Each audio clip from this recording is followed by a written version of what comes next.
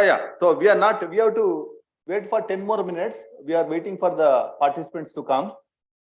Okay. It is at 9:20 India morning. So okay. we have to start at 9:30. So we may start at 9:35. Let us give 5 minutes window so that people can join. Okay, great. But yesterday panel was very good. So they told us to understand the terminology of each domain. That's the message. Yeah. The terminologies are different, abstractions are different. And that's our message. Our total message I got that you have to spend time to understand the terminology of other domain. Yes. Yeah, and they are scared to touch other domain. That is the message I got. That's interesting. Okay, for those who are joining on YouTube, I hope some people might have joined. So welcome to BDA 2022, last day. Today is the December 22, 2022, Thursday. We are starting the first keynote talk. Today's program contains one keynote talk, one invited talk, 4 paper presentations, and 1 tutorial. So tutorial 4 was presented yesterday. We could not have one tutorial in this program, in the 3 days program, because of some health emergency. So today we are going to close by 3 o'clock. After 3 o'clock, we will have tea and we will disperse. But tutorial 3 is very important. So all of you should attend. They are from Microsoft. Today is very important. Invited talk also, Arvind Agrawal is coming, IBM. So all are very important.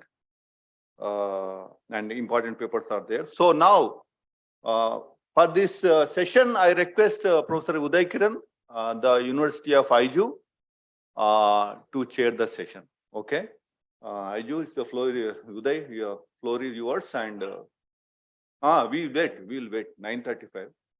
Yeah. But you can say hello, and so we are going to start at 9:35 for those online participants.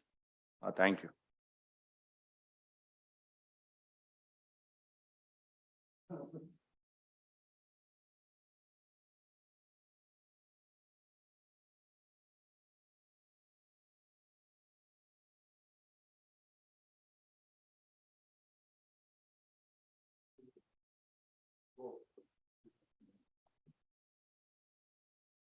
Hi, Philip.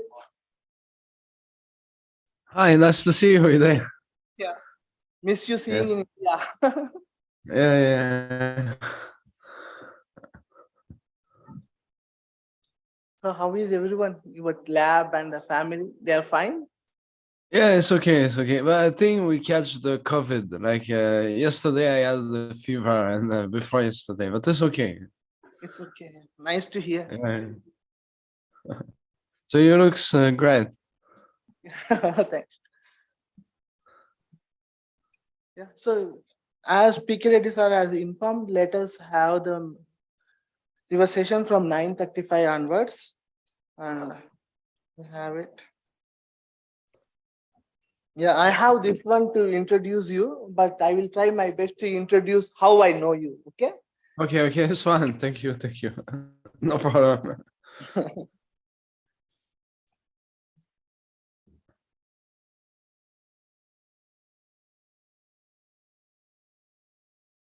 DM.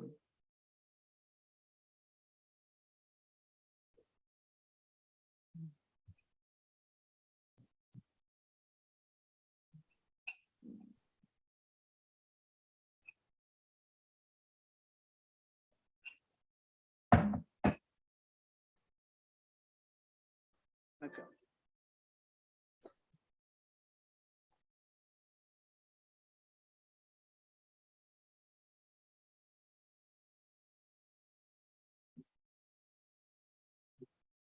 Okay, students who are here, we have still time, okay, for the keynote talk. But in the meanwhile, okay, Professor Philip is a well-known pattern mining researcher. Okay, he recently published a paper in our conference called High Utility to WEC. Okay, learning transaction embedding through high utility item sets. So, to my knowledge, I think this is the first work where we are trying to convert pattern mining into what to make, okay, new work, and it gives a lot of scope, okay, for all the students to see how pattern mining can be transformed into what to make syllabus, okay. So if you have time, please go through this paper, okay. It will be available on the BDA website. Very, very important. You can publish many papers in the similar lines, okay. Get inspiration from this paper, okay, and try to publish. Recently, Professor Philip had a paper in ICDE. How many of you know ICDE? Let's see, excluded. Okay, ICDE is the topmost conference for data engineers. It's a A-star conference. Okay?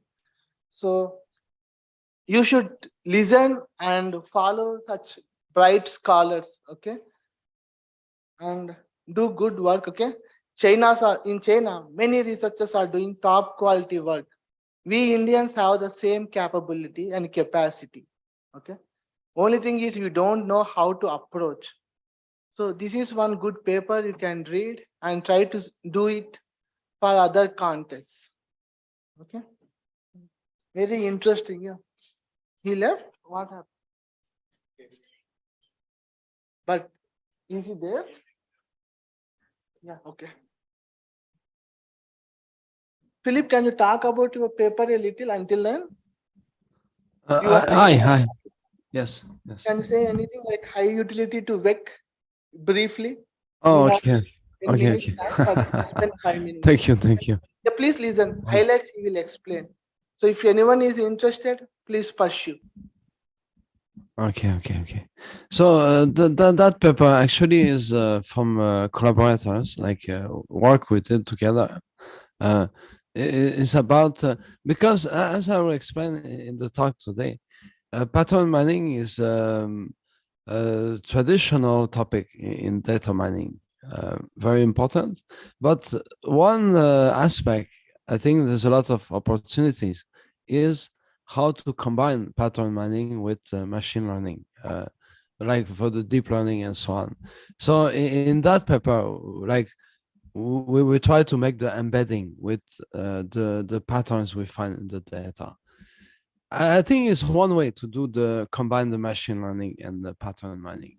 But I think that there's also a lot of other possibilities, like for students or researchers, to think about these problems. Yeah. Mm.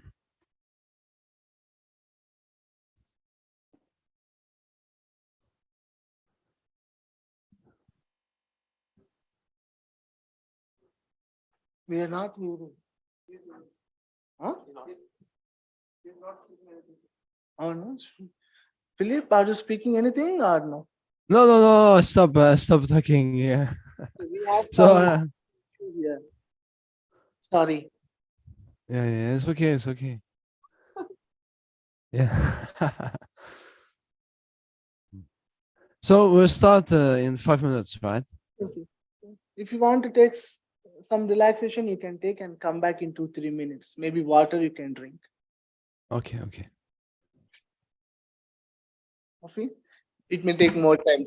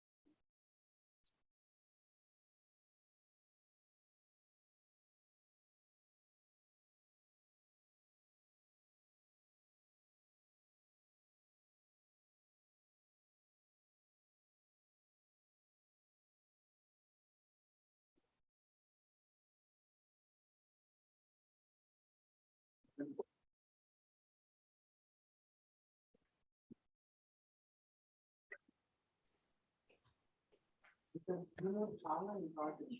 Abstraction రాకుండా కదండి library ఒకటి కదా library కాకుండా మాట తర్వాత చెప్పింది కదా ఇది ఒకటి బట్ లైబ్రరీ పెట్టేసింది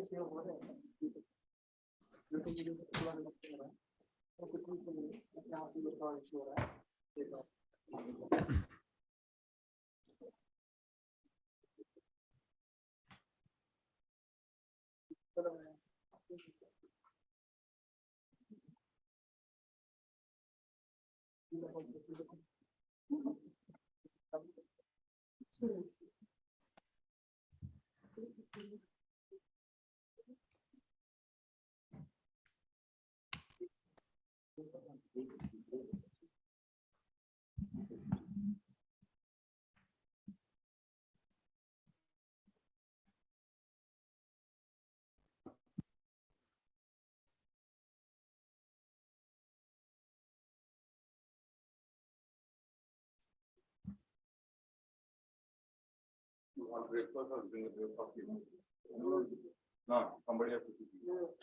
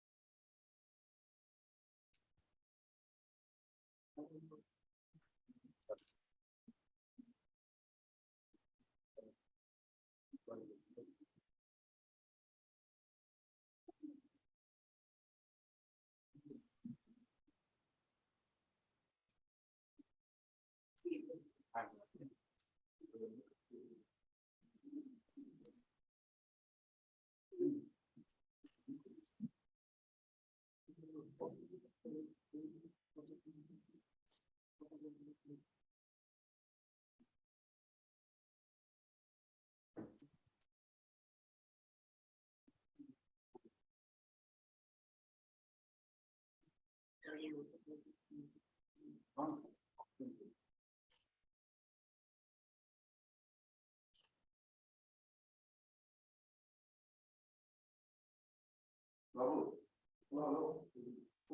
చూపెట్టు వాళ్ళు చూపెట్టారు కదా అందులో phone nobody motivation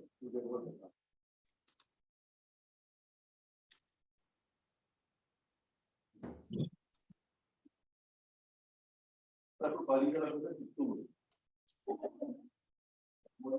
online otherwise you think that is nobody might.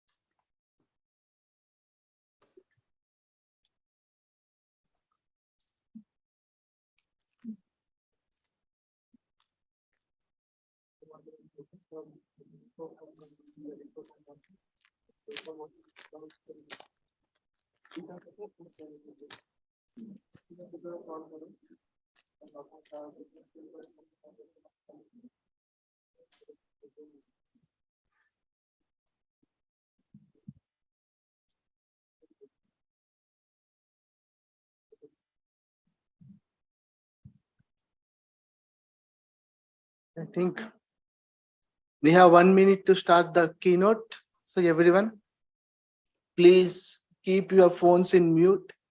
Okay.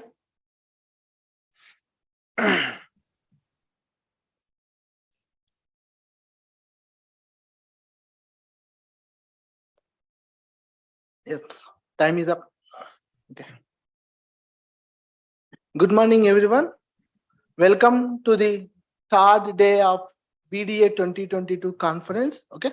I am Professor Rage Udaikiran from the University of Aizu. Okay.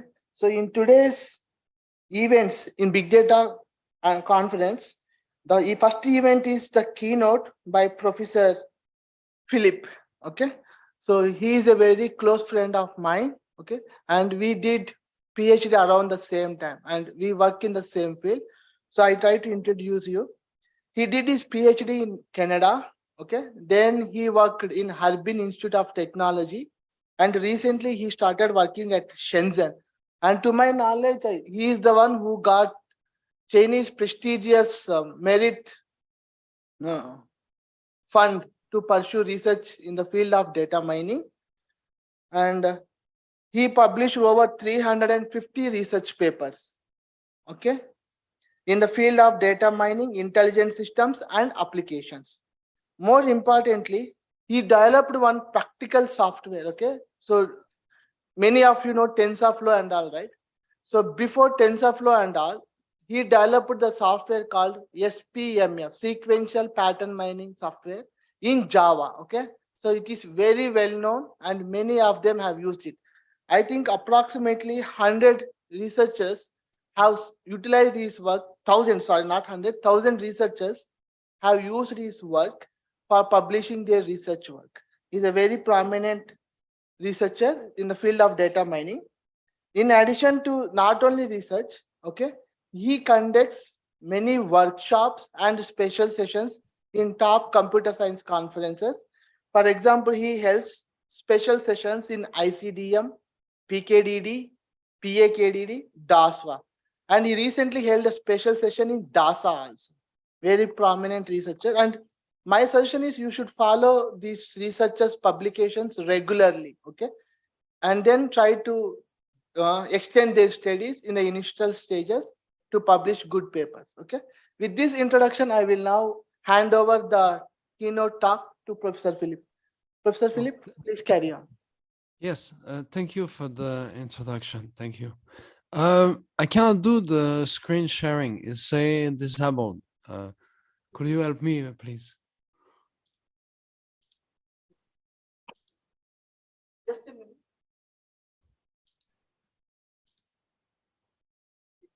We have allowed screen sharing. Okay. I think it's okay now. Okay, please carry. Okay. Thank you. Can you see my screen? Yes.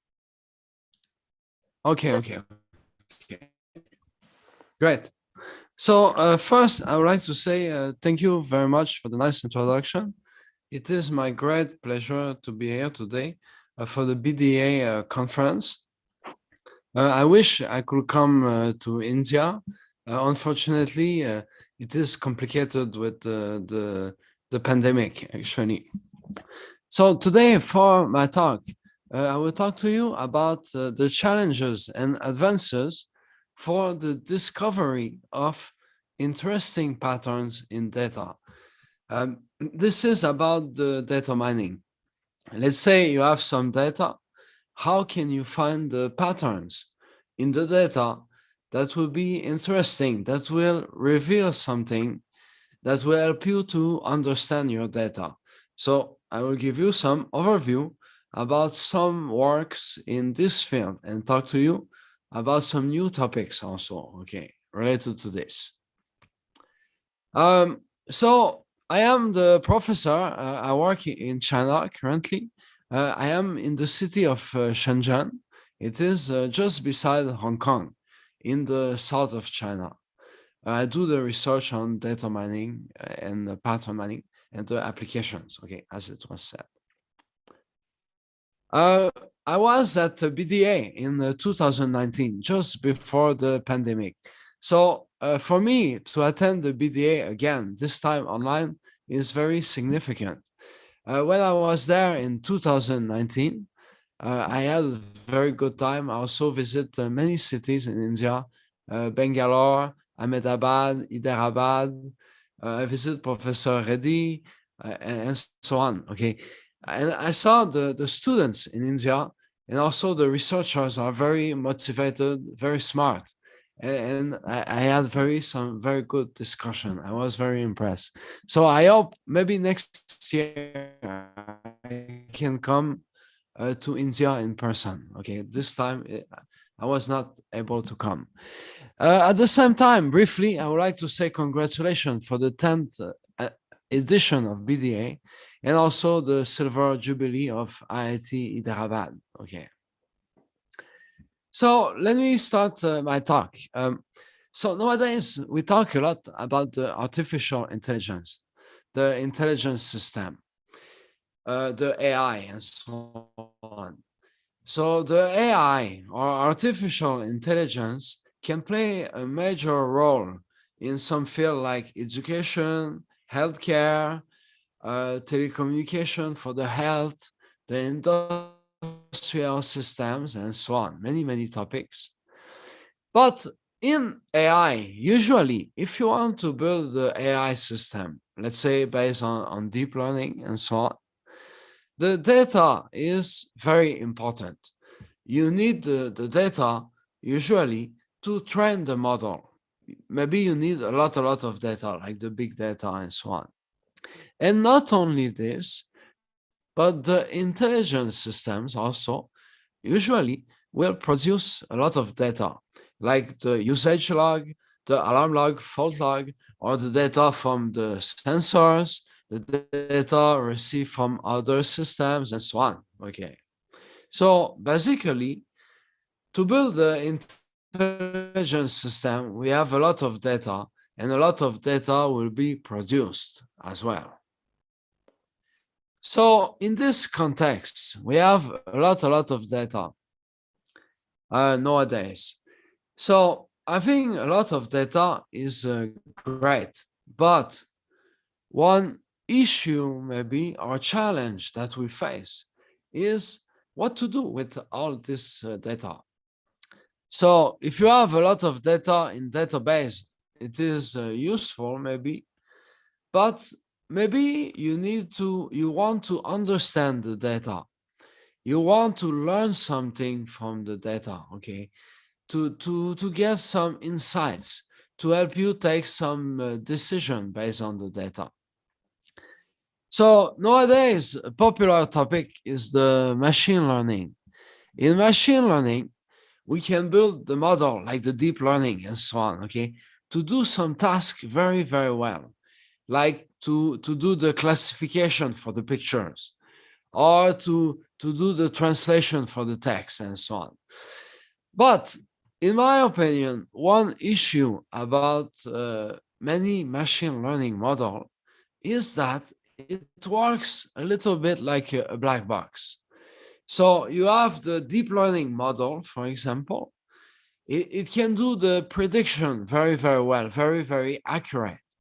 But if you want to understand how it works, understand why, okay, it will not help you because the model is like a black box. It works very well, but maybe you don't know why, okay? You train some models, it is very complex. It has millions of parameters, but it will not help you to understand the data. So machine learning, of course, is very useful, like the deep learning and so on, is very accurate. But to help you understand the data, maybe not always the best solution. So in this talk, I want to talk to you about some more traditional data mining we call the pattern mining. Pattern mining is about finding patterns in the data that will help you to understand the data, will be more interpretable by the humans. We give you some knowledge maybe you can learn something, help you to take some decisions and so on, okay? So it will be like a glass box model. So there are many types of patterns we can find in the data. For sure, it will not give you the accuracy like the deep learning and so on. But in pattern mining, the goal is more to help you understand the data. The goal is not really to compete with the machine learning, okay, for the accuracy and so on. So there are many types of patterns we can find in data. I will explain to you, I will give you some examples after. One of them is called the item set. That means some sets of values appear many times in your data. For example, if we look at the shopping data, like on Amazon, maybe we find many people buy the keyboard and the mouse together, or the cell phone with the headphones, okay, and so on, okay. So if you find this kind of patterns, it can help you to understand about the behavior of the customers. Another example I have here, maybe we find rules in the data. If there's a fault in the machine A, in a computer system, okay, 60% of the time after that, the machine B will shut down. So if you find this kind of patterns in your data, it can help you to understand the problem. You know that if there's a problem in machine B, maybe it is because of machine A. And if you fix the problem in machine A, maybe you don't have the problem in machine B, and so on, okay? So our goal will be to find the patterns in the data. Okay, so what kind of data we can analyze? There are a lot of data types, like the relational database, the graphs, the text, the spatial data, the sequence, the time series, and so on, okay? But today, I will give you some example about shopping, because it is some example that is easy to understand, okay? It is a good example. So I will talk to you about the transaction database, what the people buy in the store. Okay, so let's start with some example to understand what we can do, okay? So let's say I have a store and I have 5 items in my store, like A, B, C, D, E, okay? A is for apple, B for bread, C for cake, D for dates, and E for eggs, okay? So I have a small store and I have only 5 different items. It means products, okay? So now I could have a database about shopping we call a transaction database, like the table you see at the bottom of my slide, okay? Here we have 4 transactions by different customers. The first transaction, T1, is A, B, C, D, E. We have apple, bread, C for cake, D for dates, and E for eggs, for example. Another customer, T2, we have A, B, E, like apple, bread, and eggs, and so on, okay? So this is a small example, but if we have the data like this, we can try to find the patterns, like, for example, what the people like to buy together. So if you look at this table just quickly, you will find there are some patterns, like A and B almost always appear together, okay? That means many people like to buy the apple and bread together. This is just an example, of course, okay? But if we look at the data, we could find the patterns. that will reveal something about the customers. So if we want to find patterns in such data, how can we find the patterns? I would like to talk to you about the general idea, and then I will show you some examples. Okay. So basically, there can be millions of patterns in the data. For example, you could buy apple with bread, apple with cake, apple with bread and cake, bread with cake, and so on. Okay. There are many combinations of patterns. So actually, we don't want to find millions of patterns. In the data, we want to find the interesting patterns.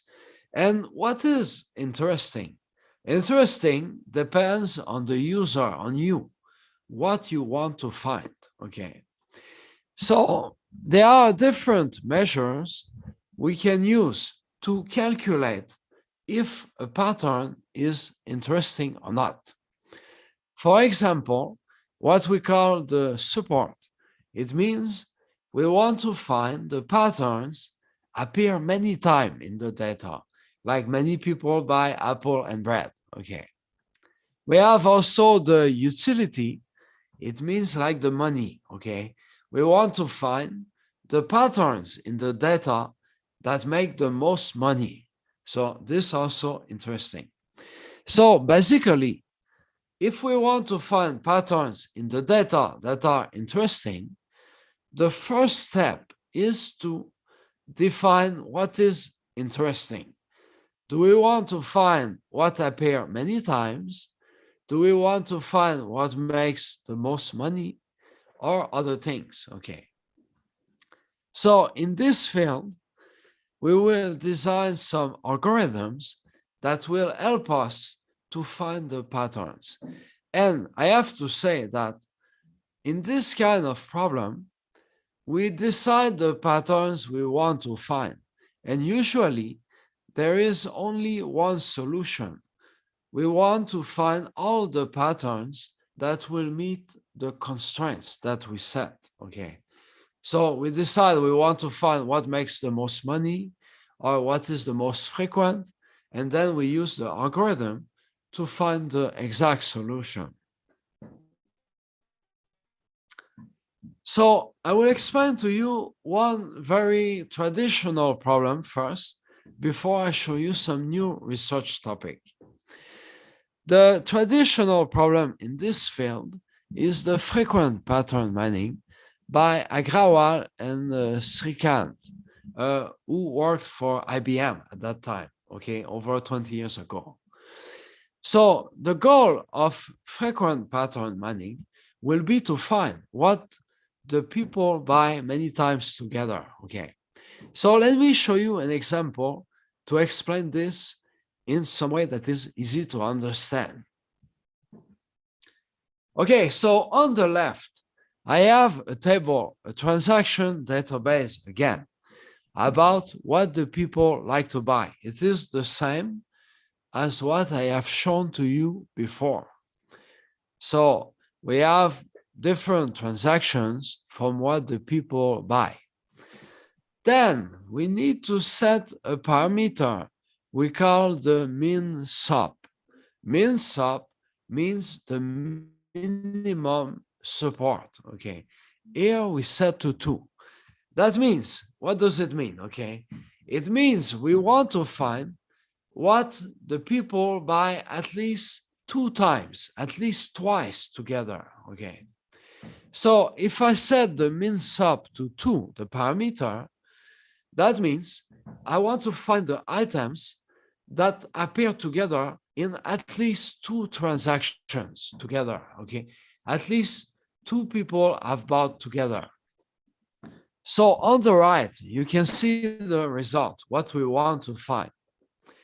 It is what we call the frequent item set. The sets of items appear many times.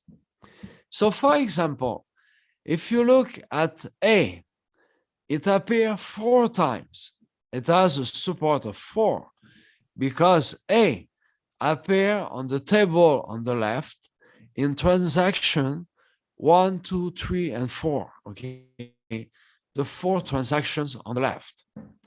If you look the item set AB in the table on the right, it has the support of 3 because AB have been bought together in transaction 1, 2, and 4. Okay, 3 times, and 3 is at least 2. Okay, we set the minimum support to 2. So if it is 2 or more, it is the frequent item set, what we want to find. So this problem is a very classical problem in data mining. We can apply to shopping, like find what the people like to buy together, but it can be applied to so many other fields also, like to find the words appear together in a text many times, or other things also.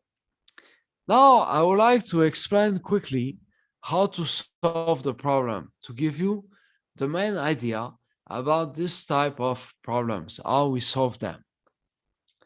So, the naive approach or the simple approach to solve the problem will be to read the database and count how many times each possible item set appears. But one problem is there are so many possibilities. Like, for example, you could have A, AB, AC, AD, AE, ABC, ABD, ABE, B, BC, C, CD, and so on. Okay, there are so many combinations. So here in my example, I have only 5 items, A, B, C, D, E. But in general, if you have n items, there are 2 to the power of n minus 1 possible combinations. So for 5 items, there will be 31 possibilities. This is not so much. But let's say you have a store with 500 items. You can see the number of possibilities on this slide. It will be huge, okay? So we cannot just look at all the possible combinations to solve this problem. So I would like now to explain briefly how can we solve the problem efficiently before I show you some new problems related to this, okay? So there is a very famous property that we can use to solve this problem efficiently and not look at all the combinations, all the possibilities. It is called the a priori property or antimonotonicity of the support. So let me give you the definition and explain briefly with some examples. So if we have 2 sets of items, 2 item set X, and X is a subset of Y, then the support of Y must be less than or equal to the support of X. Okay, so maybe not so clear. So let me explain this with an example to make this very, very clear. Okay, so what does it say? Let's say you have some item set X, like A, B, apple and bread. And you know that apple and bread appear 3 times. Now, if you have the superset of AB, like ABC or ABD, okay, or ABCD, the superset of AB. So if you have the superset of AB, it cannot appear more than 3 times, okay? So to explain again, if you know an item set X, AB appear 3 times, you know that the superset of AB, like ABC, cannot appear more than 3 times. Like ABC must appear 3 times or less in the database. Actually, if you think about it, it makes sense, okay? If only 3% buy AB, it is impossible that more than 3 persons will buy ABC, right? Okay, because 3 persons bought AB. But this property is very, very useful to design the efficient algorithm. If you know that AB appear 3 times and you want to find the frequent item set appear 4 times, you know that AB and all the supersets of AB, you don't need to look at them because they cannot be the frequent item set. And this can save a lot of time.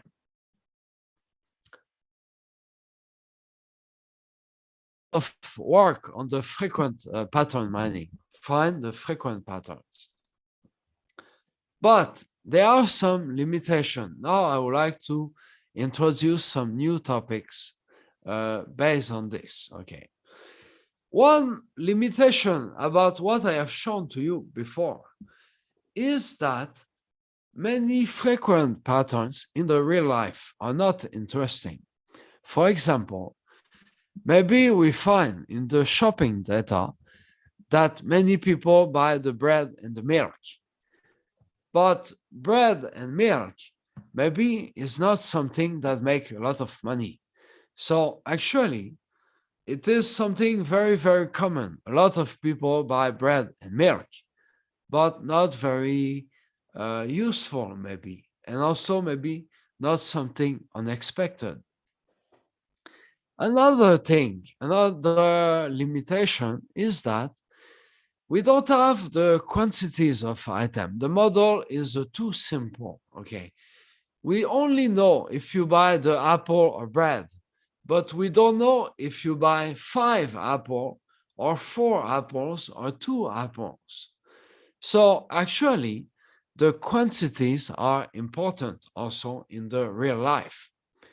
And also, all the items are considered to be equally important.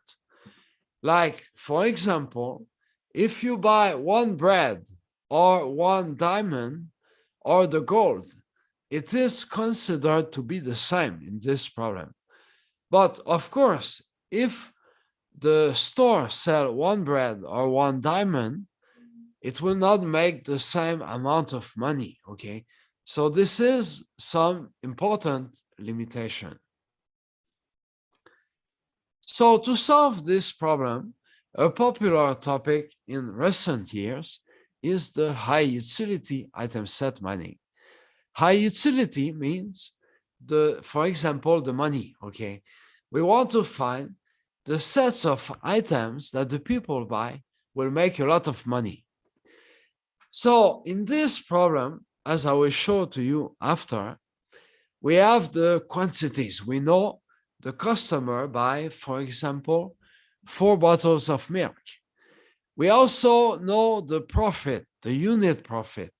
So each bottle of milk will make $1, for example, okay? And then the goal will be to find the item set, the sets of items or products that will have the high profit, the high money, okay? So let me explain this to you with an example to make this very, very clear so you understand the main idea about this problem. So the input is, again, a transaction database, the database about shopping, okay? So on the left, we have a table about the transactions by the customers. In transaction 1, we have something a little bit different from what we saw before, okay? In transaction 1, we have A1. What does it mean? Okay, A1 means 1 apple. B5 means 5 breads.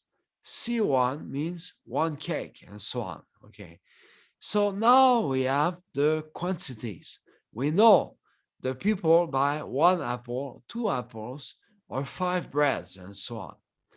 And also, we have a table on the right. We call the unit profit table that tells us the unit profit. That means for each apple how much money we earn, okay, for the store. So for example, on the table on the right, we have A5, apple is a $5. The bread, B2, the bread is a $2.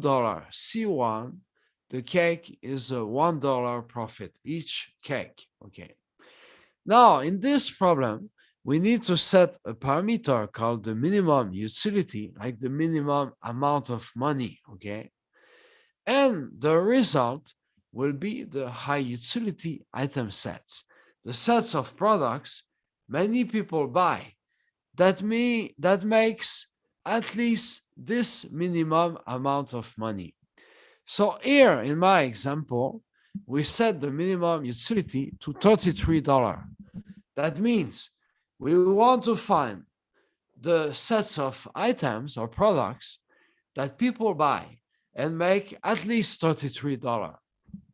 So here you can see the result.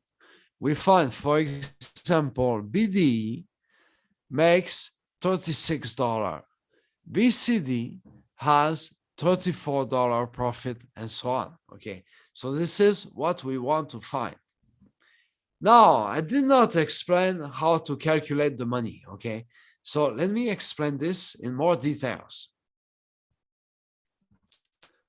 So if we take an example like BDE, okay, the sets BDE, bread, dates, and eggs, okay, BDE, how to calculate the money? So BDE means the people buy BDE together. They must be together. So BDE together, okay. So how to calculate the utility of BDE, the money? So we need to look the transaction that have BDE together, like transaction 1, we have B5, okay. So 5 bread, and on the table on the right, we know the bread is a $2. So we do 5 multiplied by 2. Then in transaction 1, we have D3, so 3 dates. And on the table on the right, we have the dates are $2, so 3 multiplied by 2. And we have in transaction 1, E1, 1 egg. And the table on the right indicates that the eggs are $3, so 3 multiplied by 1. And then we do the same for transaction 2. And we find that BDE makes $36 in our database, okay. So this is how to calculate the utility, the money. Now, I would like to explain why this problem is interesting. Actually, it is a hard problem, okay? I will explain to you why.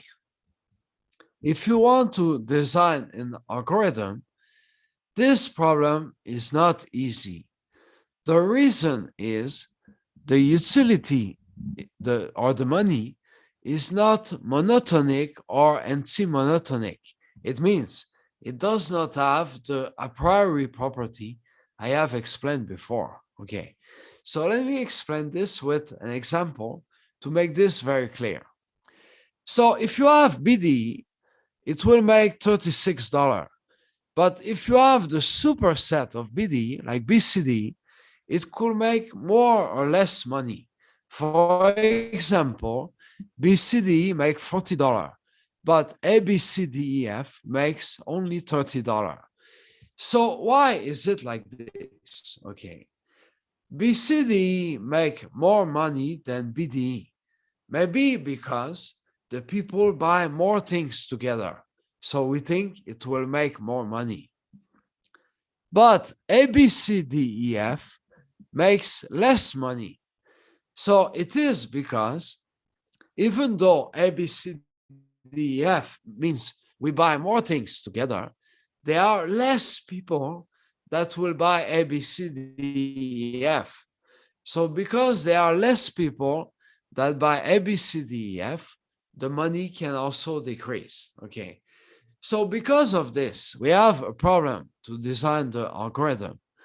If we know BDE make $36, we don't know what will happen for the superset of BD? Can they make more or less money? How to solve this problem? So there are several algorithms to solve this problem. In green, those are some of my algorithms. And briefly, the key idea will be to use some upper bound on the utility that will respect the a priori property to be able to reduce the search. Okay. So today I will not explain the details. I just wanted to give you some overview. Now I would like to show you some new topics related to this. Okay. So all of this is useful. Maybe we can analyze the shopping data using the pattern mining. But still, the model we have about the transaction, it is a little bit simple. In particular, we did not think about the time. But as you know, the behavior of the customers could change over time.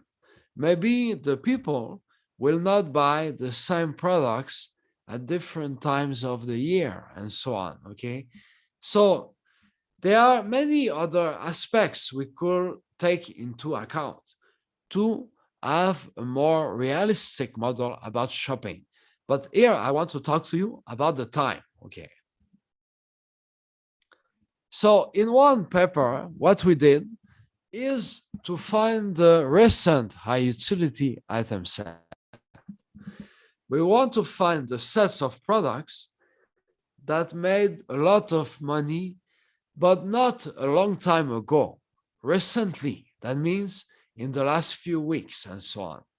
So to do this, we use a decay function and we give more importance to what happened recently in time. Okay, so we designed some algorithm for this.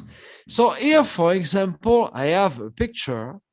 It shows, for example, the utility or the money for some product over time. This is just an example. I draw this with the mouse, okay?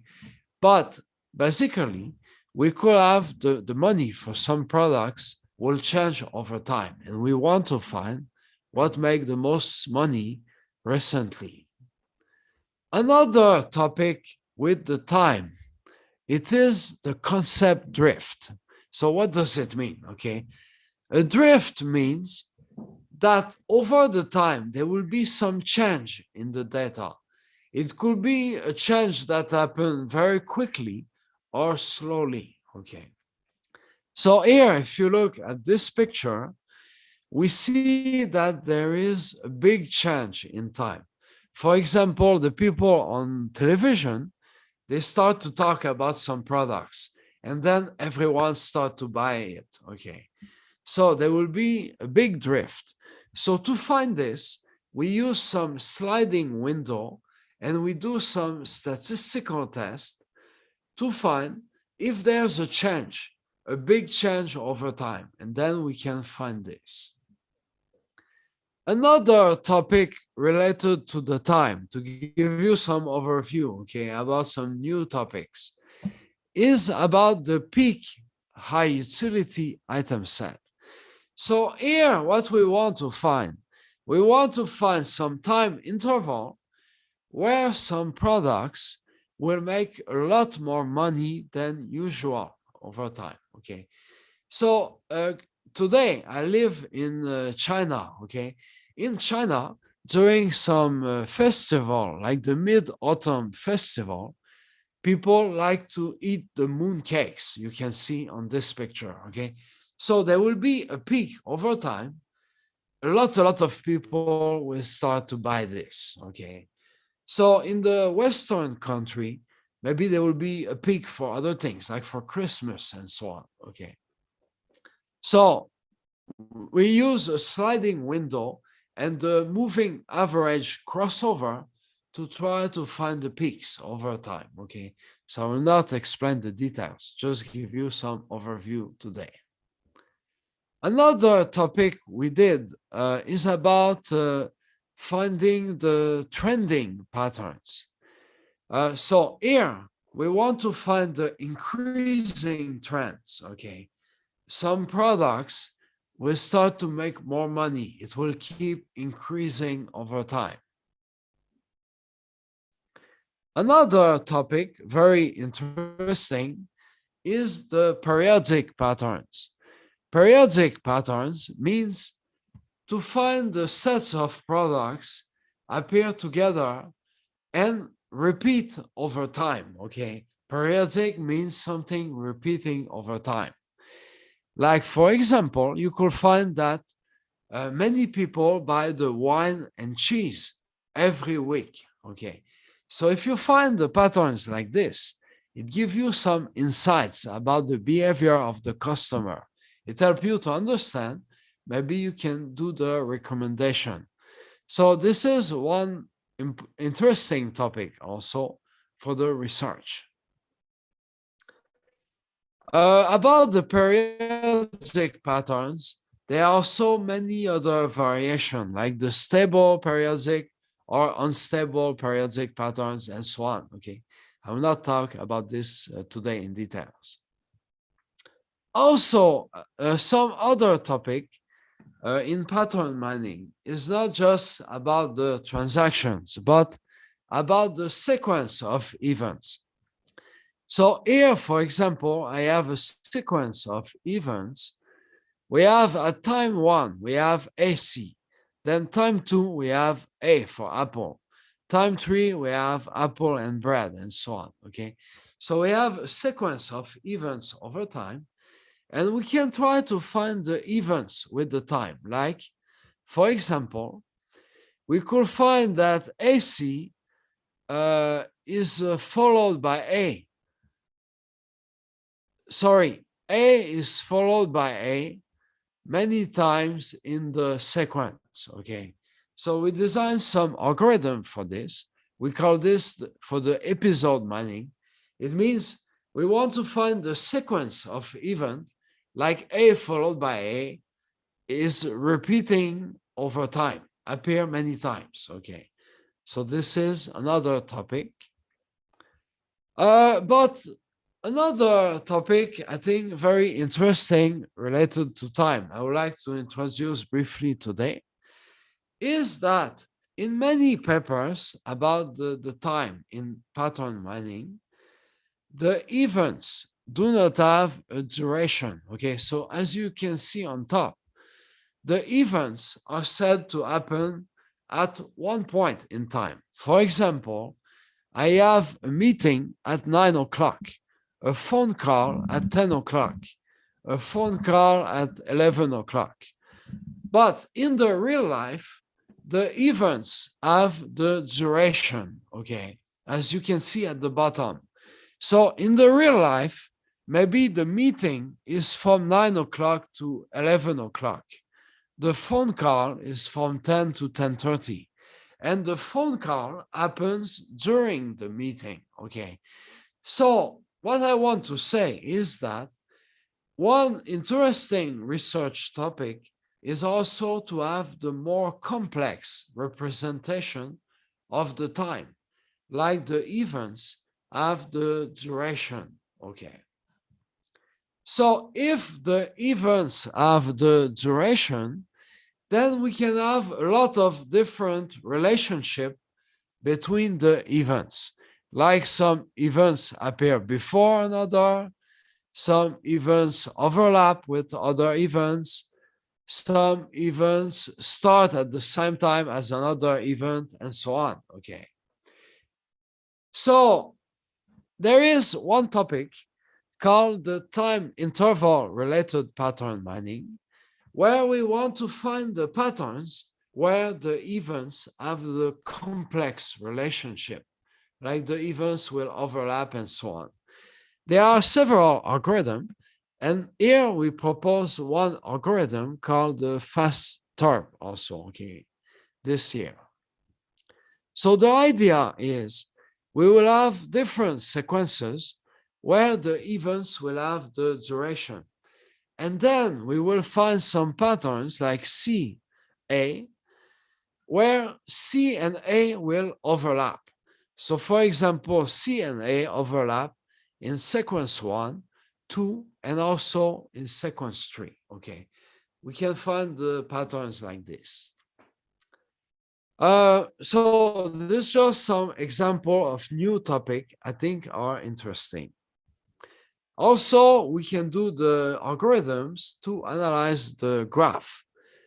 In some other work at the BDA 2019, I presented the algorithm to analyze the graph database again to find the patterns in the graph. Okay, so now I will not explain the details, but I just want to say we can analyze other types of data.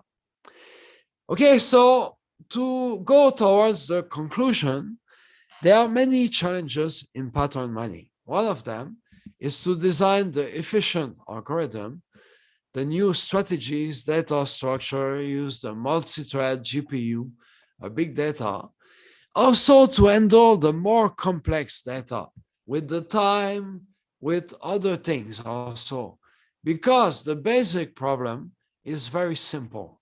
I think we need to add some other aspects to make it more useful in the real life and find the more complex patterns like the graph, the sequence, design the new measure, and also the application like the agricultural applications for the environment and so on. There are a lot of possibilities. I see some trends related to this, like finding the statistically significant patterns, the data streams, the spatial data, the graph, the sequence. These are some hot topics. Also the periodic patterns, okay, some interesting topics. And also, I think we can try to bridge the gap between the pattern mining and the machine learning. So for example, use the pattern to create the embeddings for the graph, sequence, or transactions. A little bit like what we did in the paper at BDA this year also.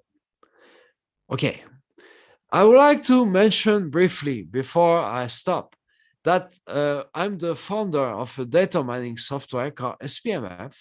It has over 250 algorithms to find all kinds of patterns in your data.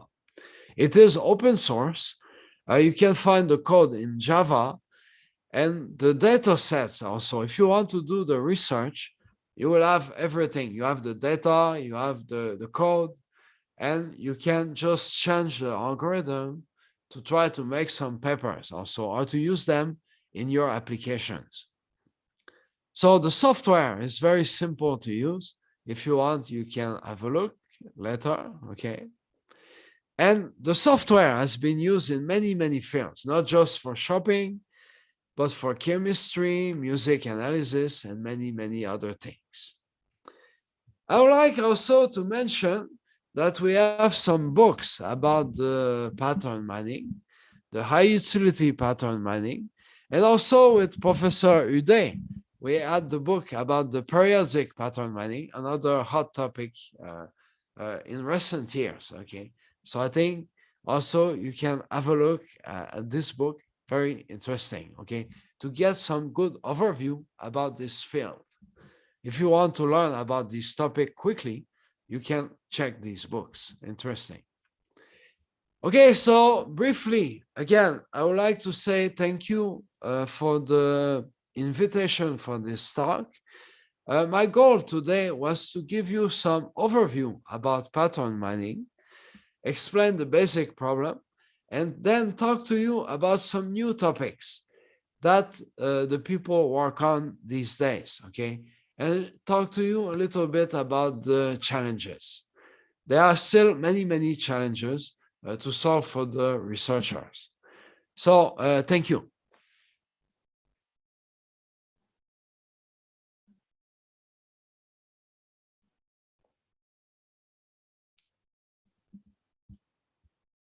Yeah. Okay. Thank you very much, Professor Philip, for your wonderful talk. So we are now open to questions. Anyone have any questions? Yeah, please. Mike.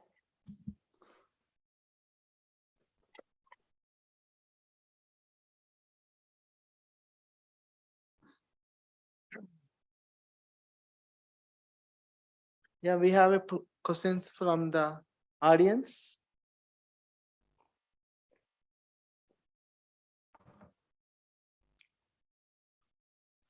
Hi, sir. It is a really informative session for me. So I have a basic question. Maybe you have already answered it, I must say. When you are discussing about the high utility items at mining, you said we can also capture the quantities. For example, A1, B4, and on so on. But most often items such as fruits, vegetables, and all, they are sold in weights.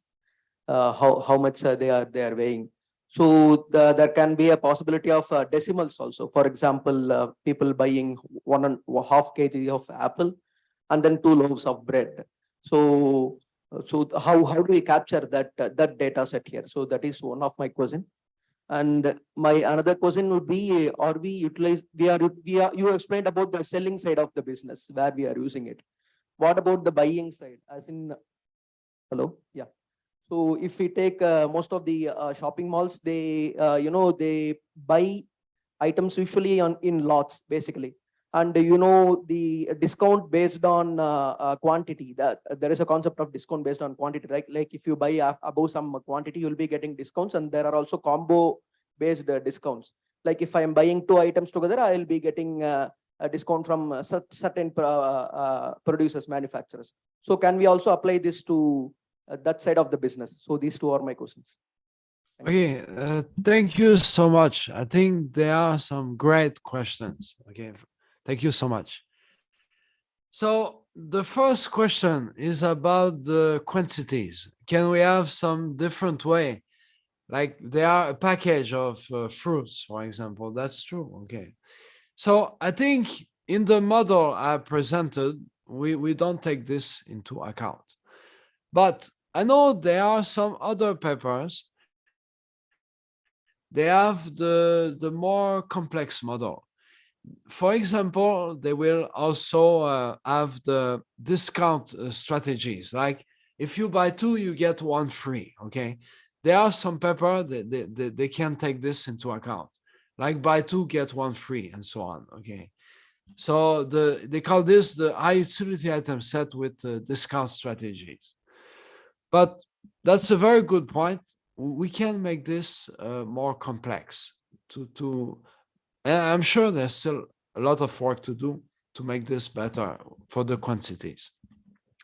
For the second question, it is about the business side. Okay, so the business will buy the products, and they will buy by lot and so on, get some. I think the business side also very important. So today I talk more about the customer side, but I did not see so many paper about the business side. One very interesting research about the business side is by the professor Anirban Mondal. For example, about the item placement, how to put the items on the shelves. Okay, so I think that's one of the few papers about the business side, how to arrange the items on the shelves. But I did not see about buying, like to fill the stock in the stores. Yes, I hope it answers your question. Yeah. Thank you, Philip, for answering the question. We Thank you, have thank you. some more questions. Yes. ఇక్కడ ఎందుకు చేస్తున్నారు?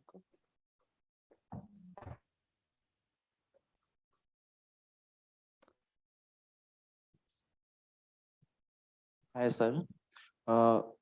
As you talked about maximize utility, I think this problem is NP-hard.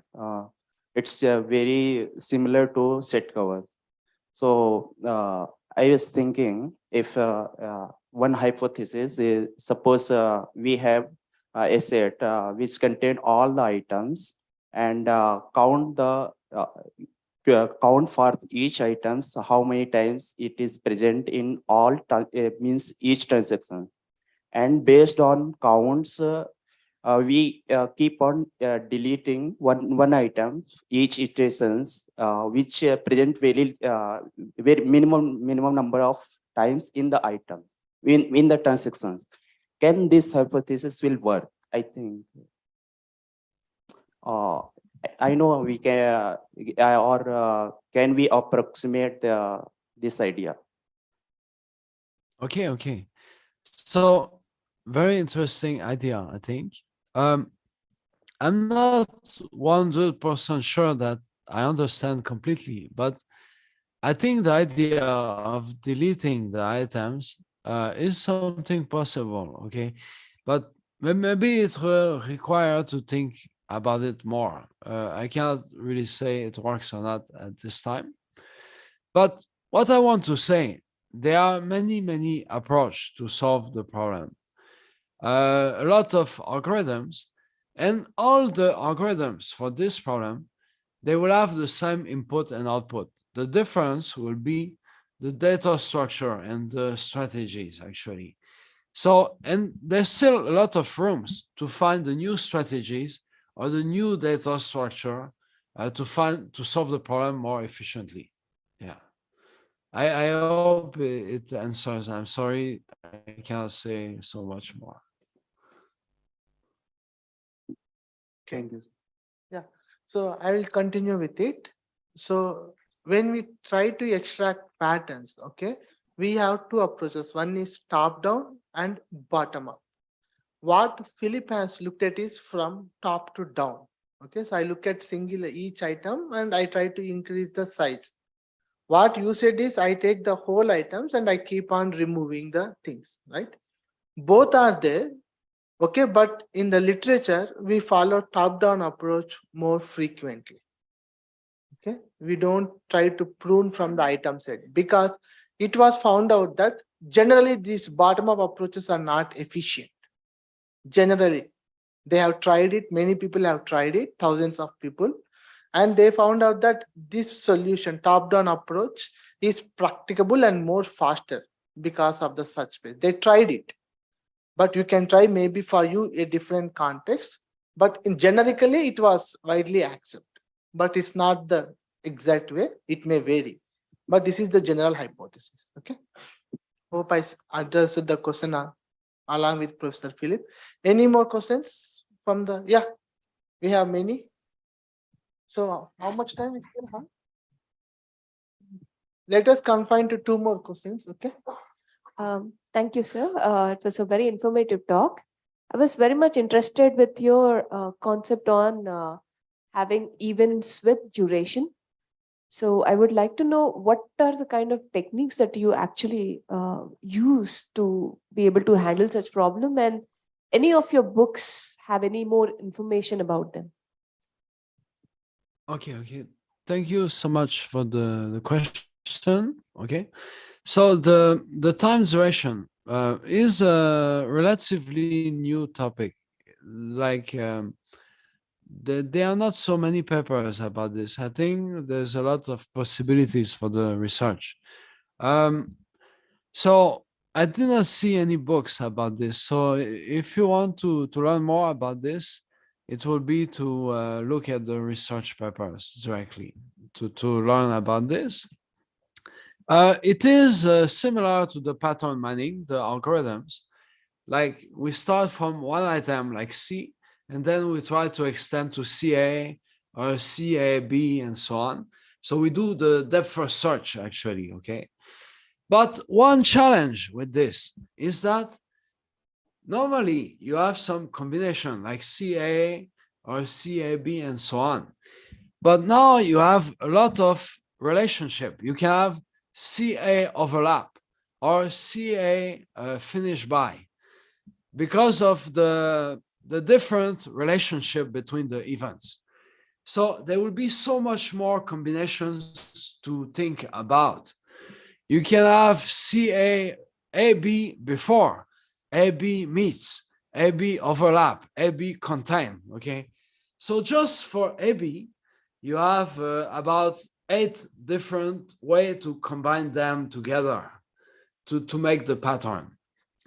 So the algorithm itself will be a search again, like a depth first search, and try to combine the different items to find. Okay.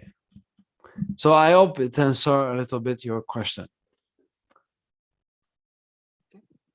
We'll have one last question. Thank you, Prof. Philip, for your informative talk.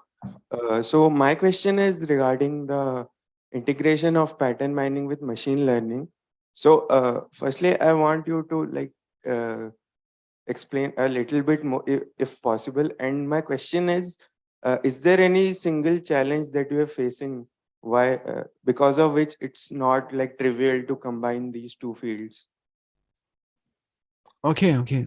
Thank you so much for the great question. So I'm not completely sure how to combine machine learning with the pattern mining. I think it is still very early about the research on this topic, but I would like to give you my perspective about this. First, what I saw is that in some company, they use the pattern mining to do the data exploration. That means you have a database with different features, and then you want to find the features that are correlated, for example. So this can help you in the data exploration phase before you do the machine learning, okay? To look at the features that have some correlations. There will be some patterns. Another aspect is to use the patterns to create the embeddings. So there's a few papers about this I found. Like for the graph or sequence, first they will find the patterns in the graph, and then they will use this to create the embeddings, to encode the graph as a vector and so on, okay? Then they can do the machine learning. And I saw a few papers, they use the machine learning to find the patterns. But there are very, very few papers. I think it is one research direction. There are very few people working on. Okay, so that's my perspective about this. Thank you for your question. Thank you. Okay, yeah. Thank you, Mr. Philip, for giving your keynote and answering the queries raised by the students here. We will now end this keynote and thank you very much. Okay, thank you. See you soon. Let us give. So we will now end the keynote and we now have a 15 minutes tea break. Please have your tea. Thank you. Okay, Philip. Okay, see you again. Okay. Okay, see you. Bye. Have a good conference. Sure. Great. Yeah, thank you.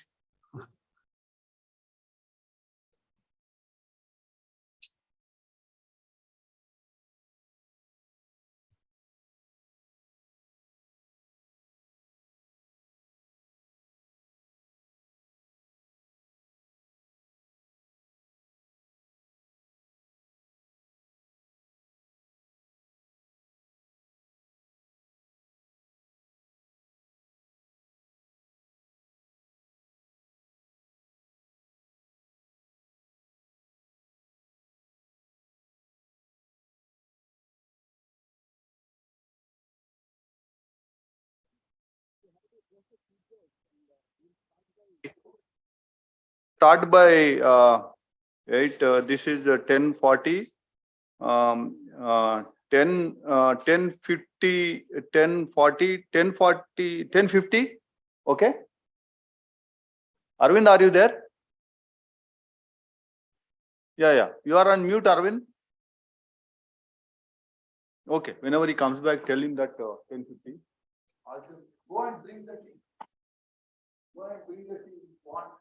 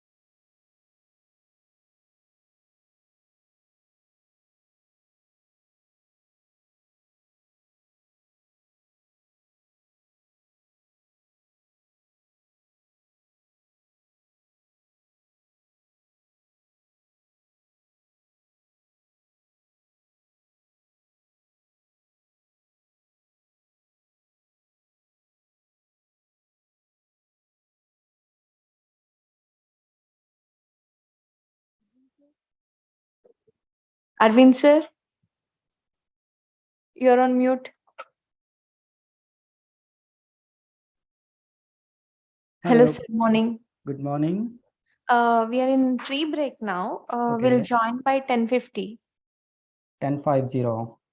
So Now can it we, is 10:40, right? More 10 10:40 minutes. right. Yeah, So can we quickly test my screen sharing? yeah, you can test Yeah. that, sir. Just give me No, one yes. second. And is my audio clear? Yes, it's clear. It's clear, sir. Thank you.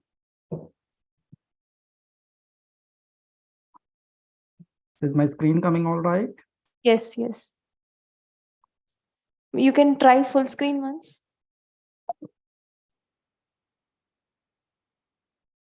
Okay. Just change the slide. Yes, sir. It's fine. Perfectly fine. Thank you. May I know your good name? I could not. I'm Mamta, sir.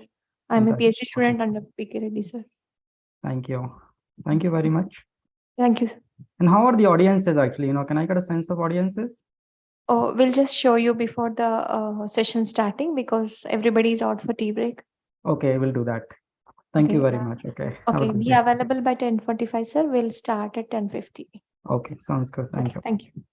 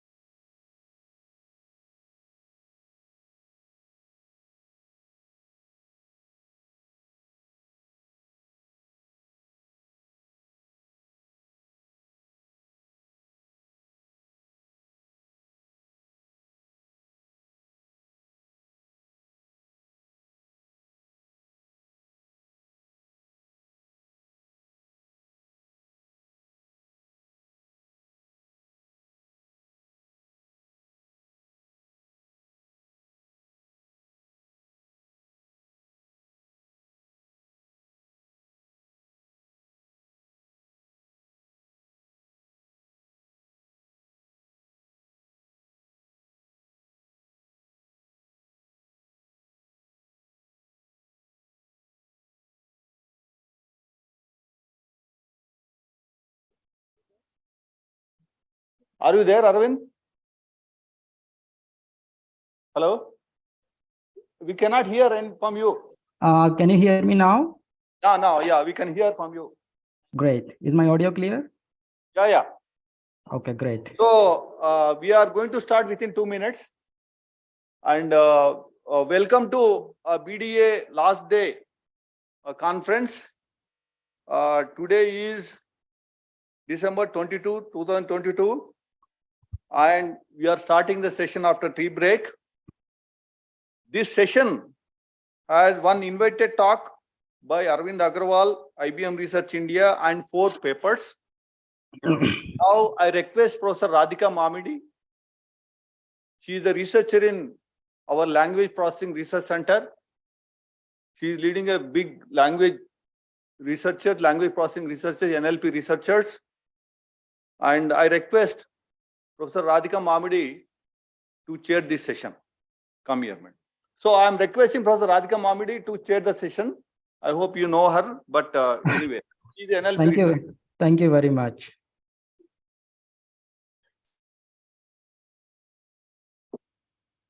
Thank you, Professor Krishna Reddy Garu.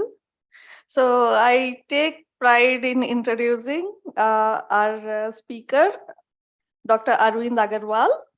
So just to introduce him, he is currently a senior technical staff member and manager at IBM Research India, Gurgaon. He completed his PhD in computer science from University of Maryland, MS in computer science from University of Utah, and bachelor's from BITS Pilani.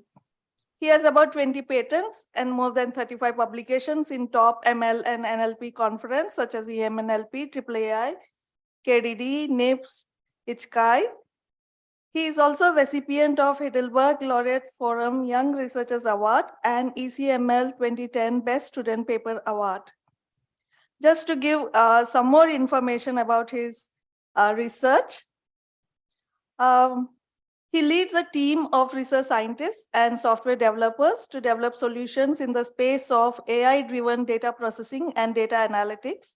Prior to joining IBM, he was a research scientist at Palo Alto Research Center, Webster, New York.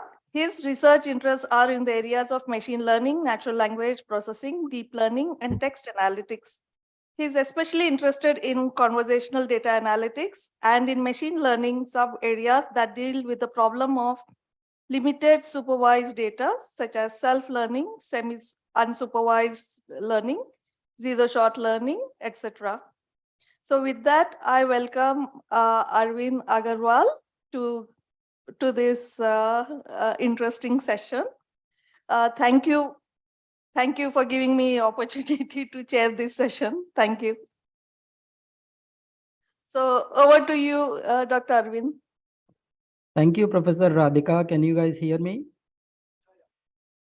I hope you can hear me. If not, then somebody please speak it up. So I'm going to start sharing my slide. I hope you can see my slide as well. Yes, we can see. Fantastic. So I was planning on talking about myself, but Professor Radhika has already given the introduction. So very quickly, right? So right now I'm at IBM Research, a senior technical staff member, and I'm also leading a team of researchers. So I'm a manager. For those who do not know, IBM Research has 2 offices, one in Gurgaon and one in Delhi, one in Bangalore. So I actually work out of Gurgaon office. It used to be in Delhi, but I think last year it has moved to Gurgaon. I have a PhD in computer science from University of Maryland, College Park, and master's in computer science from University of Utah, Salt Lake City. I have a bachelor of engineering from mechanical, and this is a question that I often get asked that, how did I shift from mechanical to computer science? But that is probably a discussion for a later time. And I see probably in this crowd, because we are in BDA 2022, probably we will not have students who are from mechanical, but in India, many a times people do want to go from one stream to another stream, and then I often get asked this question. And Professor Radhika already told about my interest. My core area is in machine learning, particularly in NLP. And within NLP, I'm interested in text mining, deep learning, and applications of text mining and deep learning to data and its understanding. So with that, I'm going to start my talk. So today we are going to talk about the advances in NLP research for automated business intelligence. Now, if you look at the title of the talk, there are three keywords here: the business intelligence, the automated business intelligence, and the NLP research, right? So we're talking about, so you guys may have seen in the last 10 years or so, the field of AI and specifically the field of NLP has moved really fast, specifically with the emergence of deep learning, right? And of course, this has an impact on the business intelligence as well. Many of the things, many of the technical problems that we used to think were not possible has become now possible with the emergence of deep learning. Especially in the last couple of years. Now, I don't know whether you know how many folks in this particular forum have been keeping up with the advances in the NLP research, especially in the foundation models, right? So towards the end of this talk, we'll talk about the foundation models, and I will also give you a very brief, very small 5 minutes or something, right? Very small case study on how the, some of the technical problems that we were thinking were not possible few years ago have now become possible with the foundation models. Okay, sounds good. Okay, so let's start the talk. So of course, the very first question that comes to what is business intelligence, right? And business intelligence has been around, almost as long as we can remember, right? At least for a few decades. Now, business intelligence, if you look at the very high level, maybe 30,000 feet aerial view of the business intelligence, if you ask, and if you also look at the Wikipedia, it will say, the business intelligence is all about getting the right information to the right decision makers at the right time. Now, what does it even mean? Okay, there are a lot of jargons here, right? Business intelligence, because we're talking about business, right? So businesses are producing lots and lots of data. How do you take that data? How do you process all that data? So a business intelligence system will have all those tools and technologies available that will help you process that data and will discover insights. By insight, I mean that something that will help you in making the right decisions. Okay. Now, again, this might be very complicated for some of you. So I wanted to take an example, okay, that is somewhat practical, right?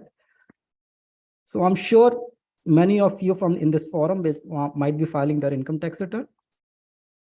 Okay. So when we file our income tax return, this is something that I'm telling from my personal experience. There's one kind of income that we have to report is the interest income. And that is the interest from your saving accounts, from your fixed deposits and so on, right? Because, there's a special section for that. And then, you do get a different, there's a limit. Basically, if your interest is within that limit, then, you do not get taxed. And then if your interest is above that limit, then you do get taxed. So how do you even find that income, right? So one way to do the computation of your income from your interest is basically, if you look at your bank statement, you download your bank statement for the entire year, and you look at all your transaction and you see, hey, here's the interest, okay, and then you add those up, right? Of course, because now everything is digital now, okay, you have too many transactions, right? So how do you even do that? One way, basically, quickly, let's do the search. So I did search, okay, in my bank statements, and then two examples that you see on the right-hand side, okay, one is blue and one is in yellow. Those are the real transaction details from my bank statements. I hope there's no personal information here. So the blue one, so what I did was, okay, I simply searched for INT. Okay, and I thought, hey, why don't we search for INT? INT means interest, okay, and I'll get all the transactions which are talking about the interest. Okay, I simply got, so in the first one, very nice, because this bank account is something that I do not use very often. So there were fewer transactions and things were all nice and clean, right? So so if you look at the very first row, it says INT and blah, blah, blah. Okay, this is an interest deposited from certain time period. The second bullet is from another bank statement. I simply did the same thing. Of course, you look at the format of the first one and the format of the second one, both are different. Okay. So from this, you can figure out a rule. Okay, maybe, whenever I search for INT, life is very easy. Okay. And this kind of system can be very easily built. You can automate the entire thing. But then another statement, when I was searching for INT, I found two more transactions, which you look at the bottom. Okay. This is talking about the Zomato International. And this is talking about the interim dividend. So it has the word INT. Okay. Now, why I wanted to talk about this example, because now we're talking about simply two files. okay?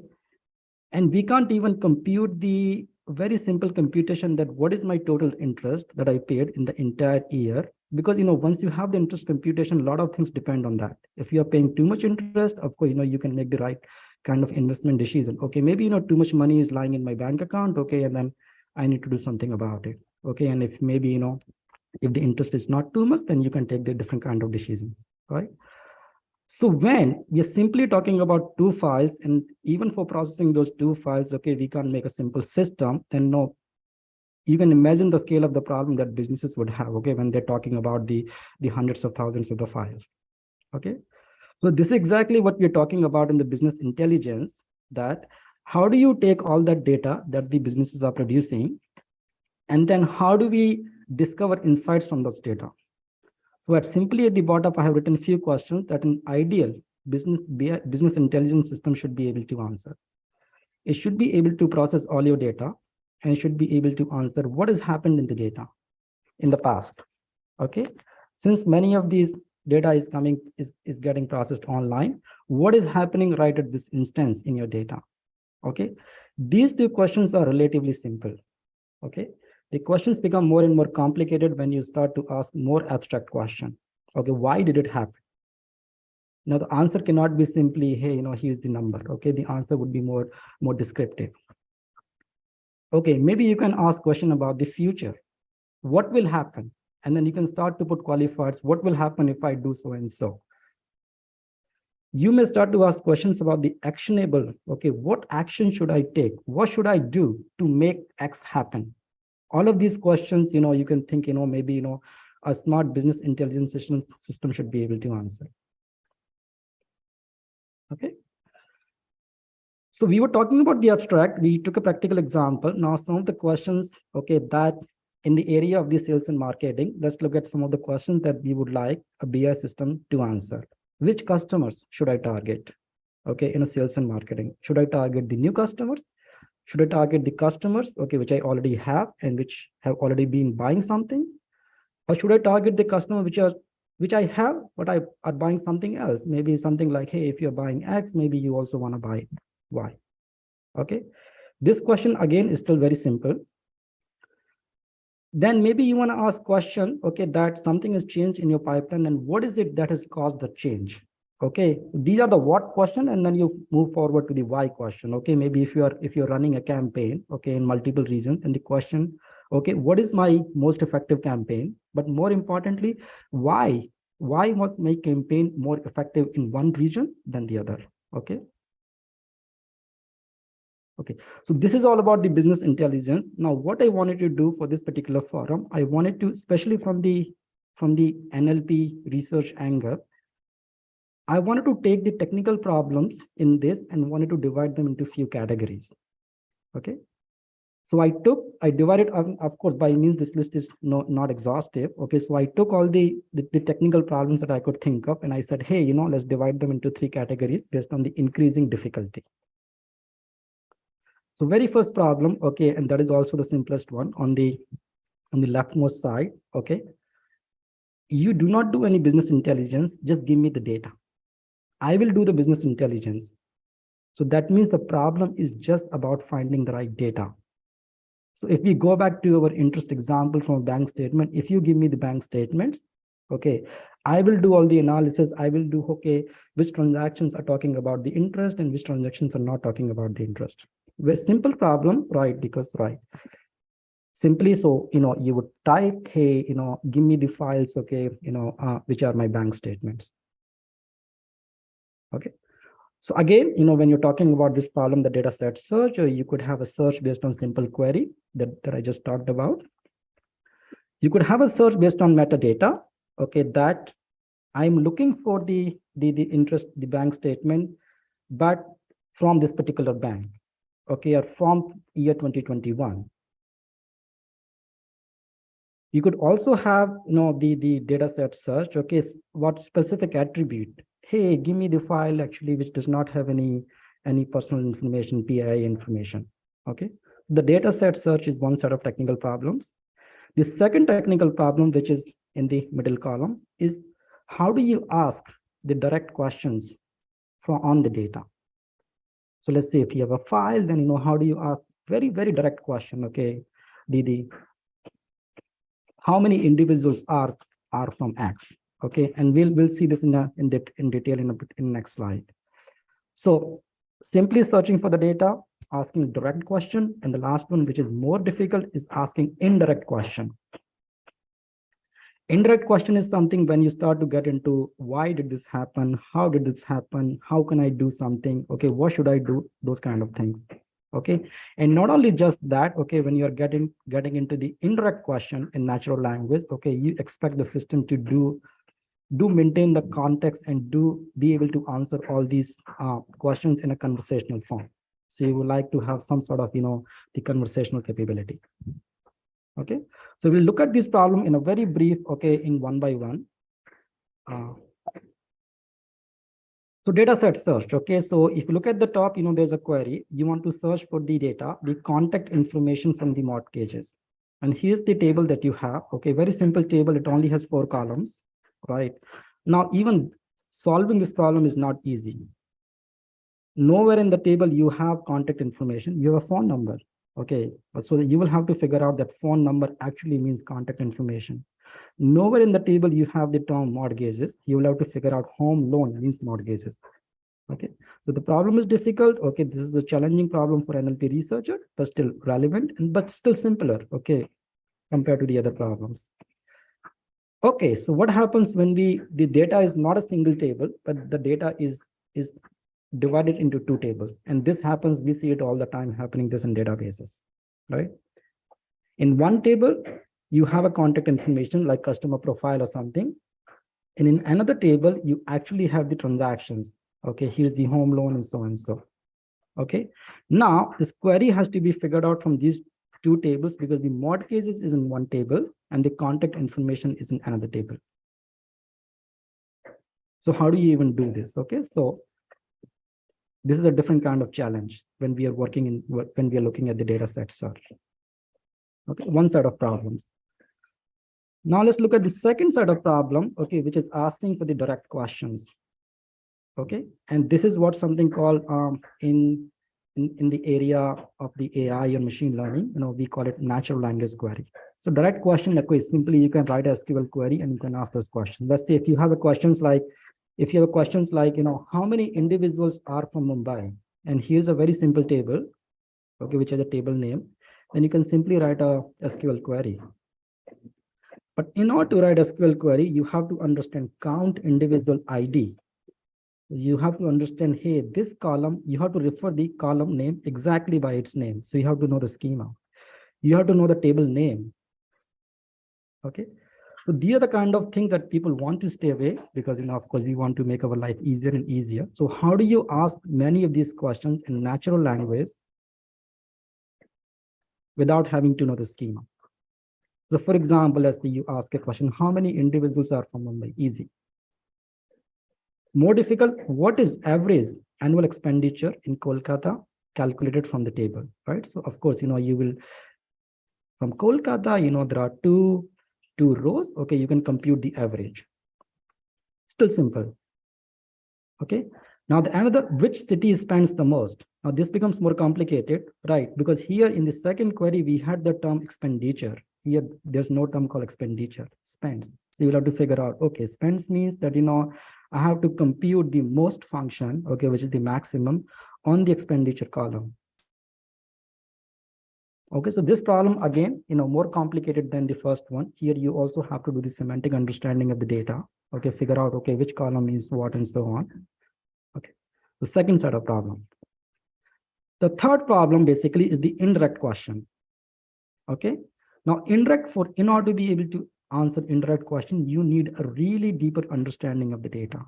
And now this deeper understanding of the data, okay, translates into many interesting NLP research problems. You have to understand what this data set is about. There's a lot of work happening into the data set description generation. I give you a table, you give me a description. Okay. The second problem, okay, I know what this data set is about at a very high level, okay, but tell me something about the content. Something data to text. Can you give me automated insights about this data? What patterns does it have? What relationship does it have? There's a lot of work happening in that area as well. If my data set has changed, okay, then tell me something about it. Okay, tell me something which I can understand, okay, in a very concise manner. How has it evolved? Okay, so a lot of work happening in that area. Being able to talk with data is something that is also a lot of work is happening in this area. Okay, so a lot of technical problem, and I will give you some flavor of technical problem. So in this, the indirect question, I simply wanted to talk about two examples. Okay, I think, so this example, look at this example where you have a table and you want to generate the natural language description of this. Okay, we may have seen the reverse problem in information extraction. You have a text, you have to extract the information in a structured manner. Okay, now things are happening, other way around, and I'll tell you why. This is all because of deep learning, because deep learning, they are really, really good at understanding text. Second problem, okay, data to text. If you have a data, look at the example on the left-hand side. Okay, if you have a data, which is a very simple table, okay, then how do you generate the description of this data automatically? And here you have a description, the description by, and this is the example has been taken from an existing paper. So it clearly says table 2 shows the mention, detection results on the test data, and so on. So you don't have to read the description. I simply want to give you a flavor that what kind of things are happening, right? Of course, we will require a much longer discussion, to be able to understand all these problems. Okay, look at the second example on the right hand side. Okay, where the input is table title. Okay, table, and then you have to generate the description around the values that have been highlighted. So here you say Craig, okay, which was actually mentioned in the title, Robert Craig. So Craig finished his 11th NFL season with blah, blah, blah, running yard, and so on and so forth. Okay. So all of these problems basically, because now look into the enterprise setting, right? In that enterprise setting, we do not have any semantic understanding of data. We simply have a large volume of data coming in raw form. Okay, just the structured data. One of the things that we would like to do that, how do you translate all the data into the textual form? And then, because, once the things are in the textual forms, life becomes easier. A lot of things you can do. You can do search, you can do, question answering, a lot of things. That's why these problems become very interesting. Okay. So now what is happening in the industry? In the industry, there are a lot of players, okay, who are working in this area. Okay. But of course, if we look at those three problems that we talked about, okay, the first two problems, okay, which is the data set search and which is the, the MLQ, many of the existing solutions can do that. But the third one is where, many folks are still struggling. Okay. So I have limited time. Can somebody please tell me how much time do I have left?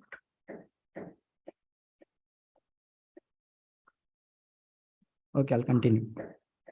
So what I want to do, I want to spend last few minutes actually, going over a case study, okay, for semantic understanding of data using large language model. So whatever we've been doing so far, right? Let's pick a problem, okay, and then see, some of the advancements that have happened in the area of NLP. Okay, how do they fare in solving that problem? Okay, so we'll take one problem example that I want to take is the data set description generation. The problem is very simple. The input is a data set, okay, what you see on the slide, okay, and then output is going to be some description in natural language. Okay, so look at the data. The data is going to have a lot of numerical values, categorical value. There would be some null field as well, okay, all kind of things. Look at the column header, okay, which is going to be the most interesting part, right? That column header could be something that makes sense, could also be something that does not make sense. Right, so we'll take all this information and see whether we can generate some description from this or not. Okay, and for this we would like to use foundation models. Okay, so before we start using foundation models, very quick snapshot of what foundation models can do. Okay, so I'm sure many of you have heard the buzz around ChatGPT. Okay, in last few weeks. So ChatGPT is a large language model, okay, built on top of GPT by OpenAI.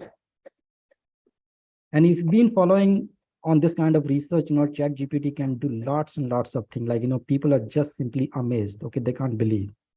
Okay, Chat GPT can do is very good at text understanding, question answering. It's very good at generating content.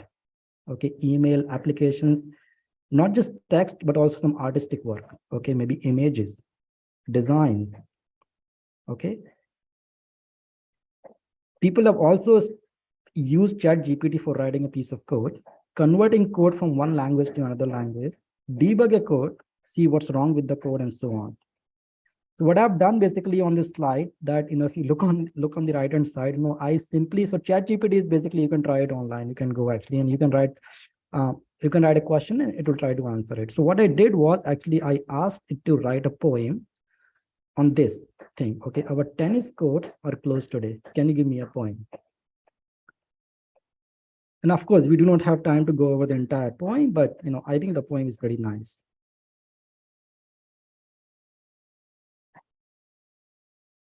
Just take 5 seconds to just read over the poem if you want to.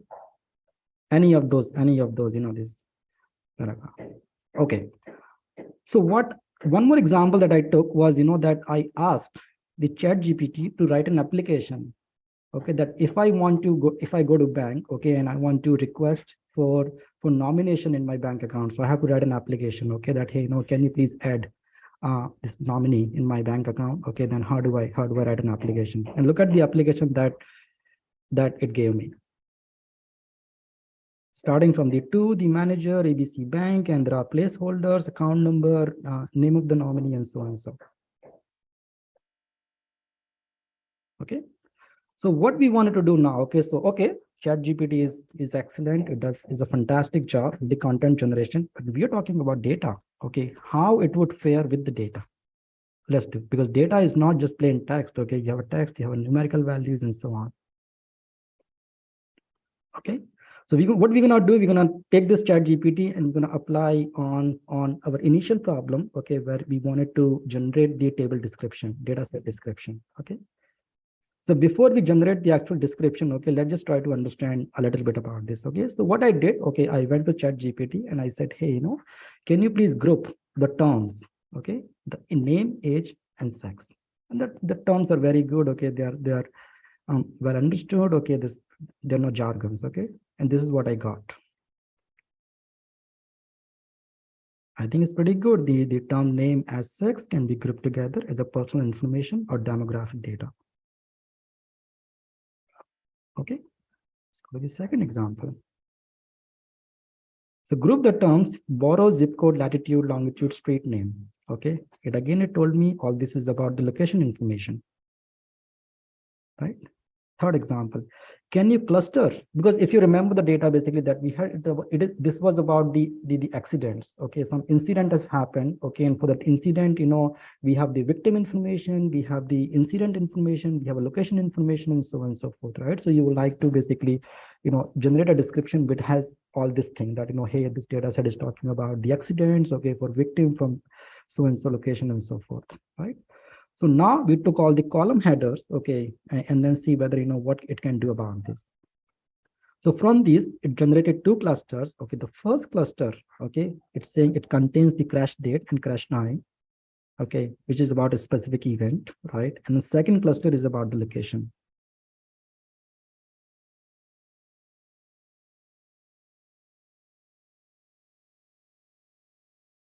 Hello. Yes. Dr. Arvind. So Yes, please. we have 5 minutes, so with room for question answering also. Sure. So I'll wrap it up. Okay, that's fine. So I'll take a few more minutes. So let's take one more example that so how do you generate a description when I give this as a column header, right? So we have all this number of persons injured, number of persons killed, and so on. Okay, and so sorry, this we wanted to give it a single name. So can you take this entire columns and can you give it a single name? I got the traffic incident casualty and gives a lot more information, but for now, basically just. Okay, now simply I wanted it to generate a description, actual description.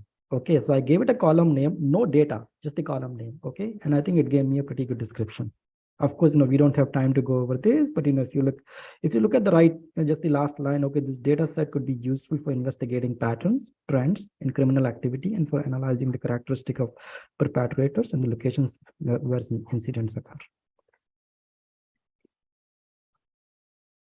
ChatGPT can also understand, some of these things. Let me skip over this example and then, right. So the last example I want to talk about, that, you can also have very specific ask, okay, can you describe this, okay, on this column header in one sentence? And it gives you one sentence. Can you do it in 2 sentences? It gives you in 2 sentences. The last example, now we'll do the problem reverse, okay? I will give the input as a description, and I will ask, can you give me column names?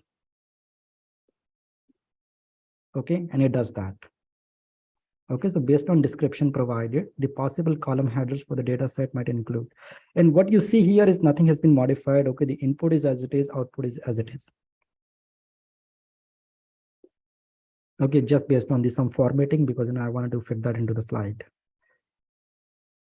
Okay, so why I'm talking about all this, I'm saying that initially, okay, because this is one of the problems, the data set description generation, that at least we were working on, and we were thinking about these very the pipeline solution. Okay, first to try to understand the column headers, okay, try to group them, try to cluster them, try to take few cluster, try to generate a description. But here none of that is required. Okay, you simply provide the column headers as an input, okay, and then you get the description as the output.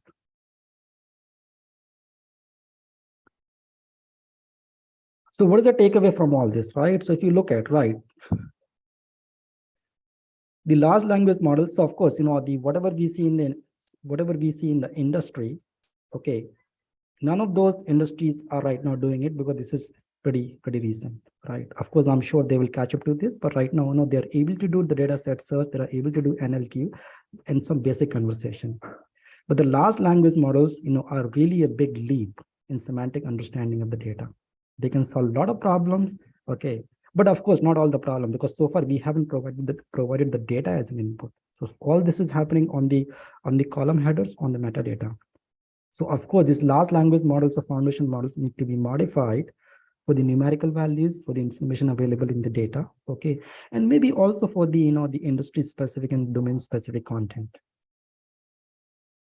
But of course, all that glitters is not gold, right? So when LLMs come with their known risk, right? So there's a chance that it might generate the inappropriate language. There could be a bias, there could be legal issues. I showed you a poem. Who knows whether it was copied or not? There could be legal issue around that. There's a lack of explainability. Sometimes it can give you information which is not factually correct. So a lot of these issues need to be dealt with, but I think we are living in a very exciting time, okay, and I'm really fascinated by all this that is happening. So with that, I will conclude my slide and I will open the floor for any questions. Thank you very much. Thank you, Dr. Arvind. That was a wonderful talk, giving insights on research where NLP is used. So over to the audience for questions. So we'll take a couple of questions in keeping the time in mind.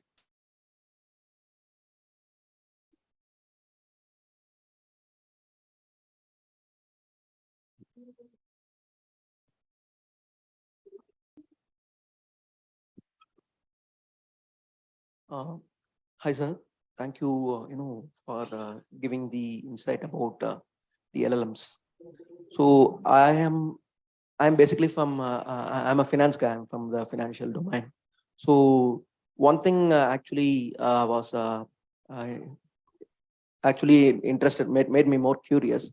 The one particular data set where the machine has given interpretation for the numbers.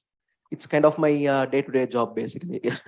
So I was interested, like whether these LLMs are available for in the financial domain. Basically, it's like whether it can give insights about the business, especially on the performance of business from the numbers which I'm giving, especially the P&L, the income statement and all. So that is one of my question. And secondly, whether this is available only for the large size companies, or whether is it also open for other small and medium size organizations? and how it affects the the creativity of the person who is actually analyzing the numbers, basically, because it will give some insights. But that should not come in between how I'm actually thinking about the reports, basically, right?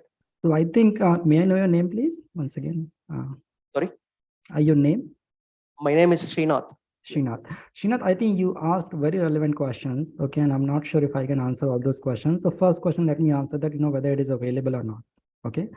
So of course, I gave you an example of ChatGPT. ChatGPT is something that has been built by OpenAI. OpenAI is a company. Okay. So of course, right now it is available for you to play around with it, right? Because they have made it available.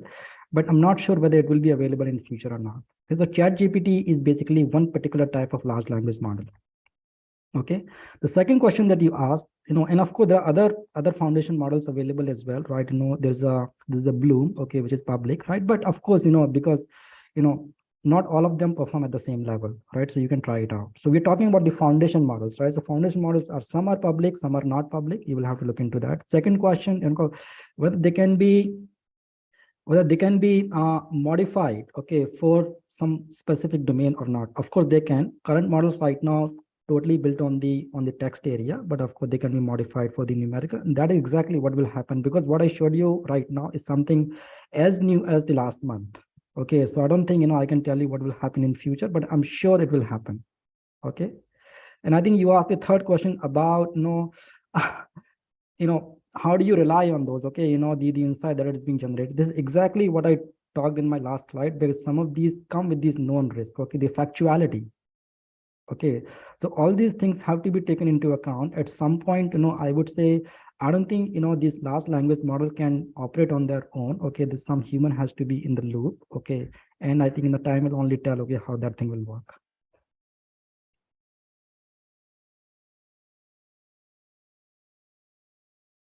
Any more question? We'll take only one question.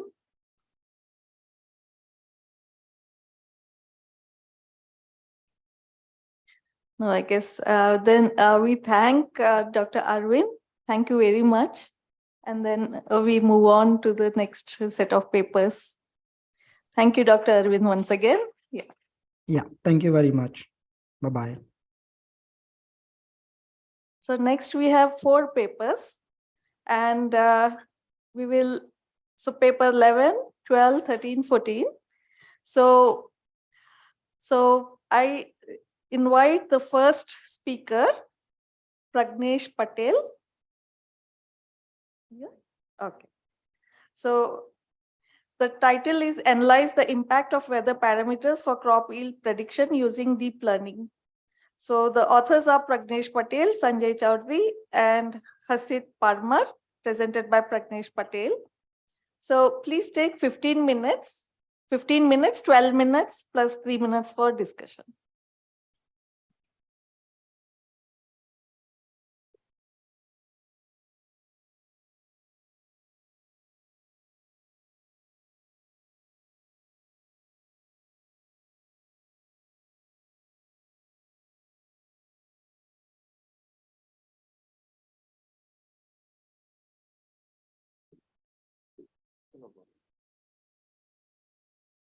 Hello. Okay. So, good morning to all. Myself, Pragnesh Patel, and I'm a PhD scholar at Ahmedabad University. So today, I'm going to present for the presentations about the analyze the impact of weather parameters for the crop yield prediction. So this is the outlines for the presentations. Then next is the introductions. That is the why we need to analyze the you can say impact of the weather parameters in the crop yield predictions. So ultimately, agriculture is one of the core sectors for the economy of our country, as well as for the many peoples who are directly and indirectly depends upon the agriculture domain. So we can say more than 50% is peoples of the India that relies on the agriculture products directly or indirectly. So that's why there is a huge impact, or you can say in the agriculture domain, so that if we are able to analyze the crop yield predictions at an earlier stage, or you can say if we analyze, or if we able to analyze how these yield predictions can be affected by various factors, then it will be great helpful for the policymakers as well as for the farmers also. So you can say the contributions, why it is important, because the contribution of agriculture is also, you can say, more than around 20% as per the statistics given by the government of India. Then here in India, we have normally two kinds of crop seasons are there, crop types. One is basically Rabi crop and second is Kharif crop is there. And the major crops that these are rice, wheat, millet, maize and pulses are there. So when we say agricultural domain, there are many different types of the problems are there. Crop yield predictions, crop mapping is there. So here, how these crop yield predictions can be solved. Here I want to analyze what is the impact of weather parameter.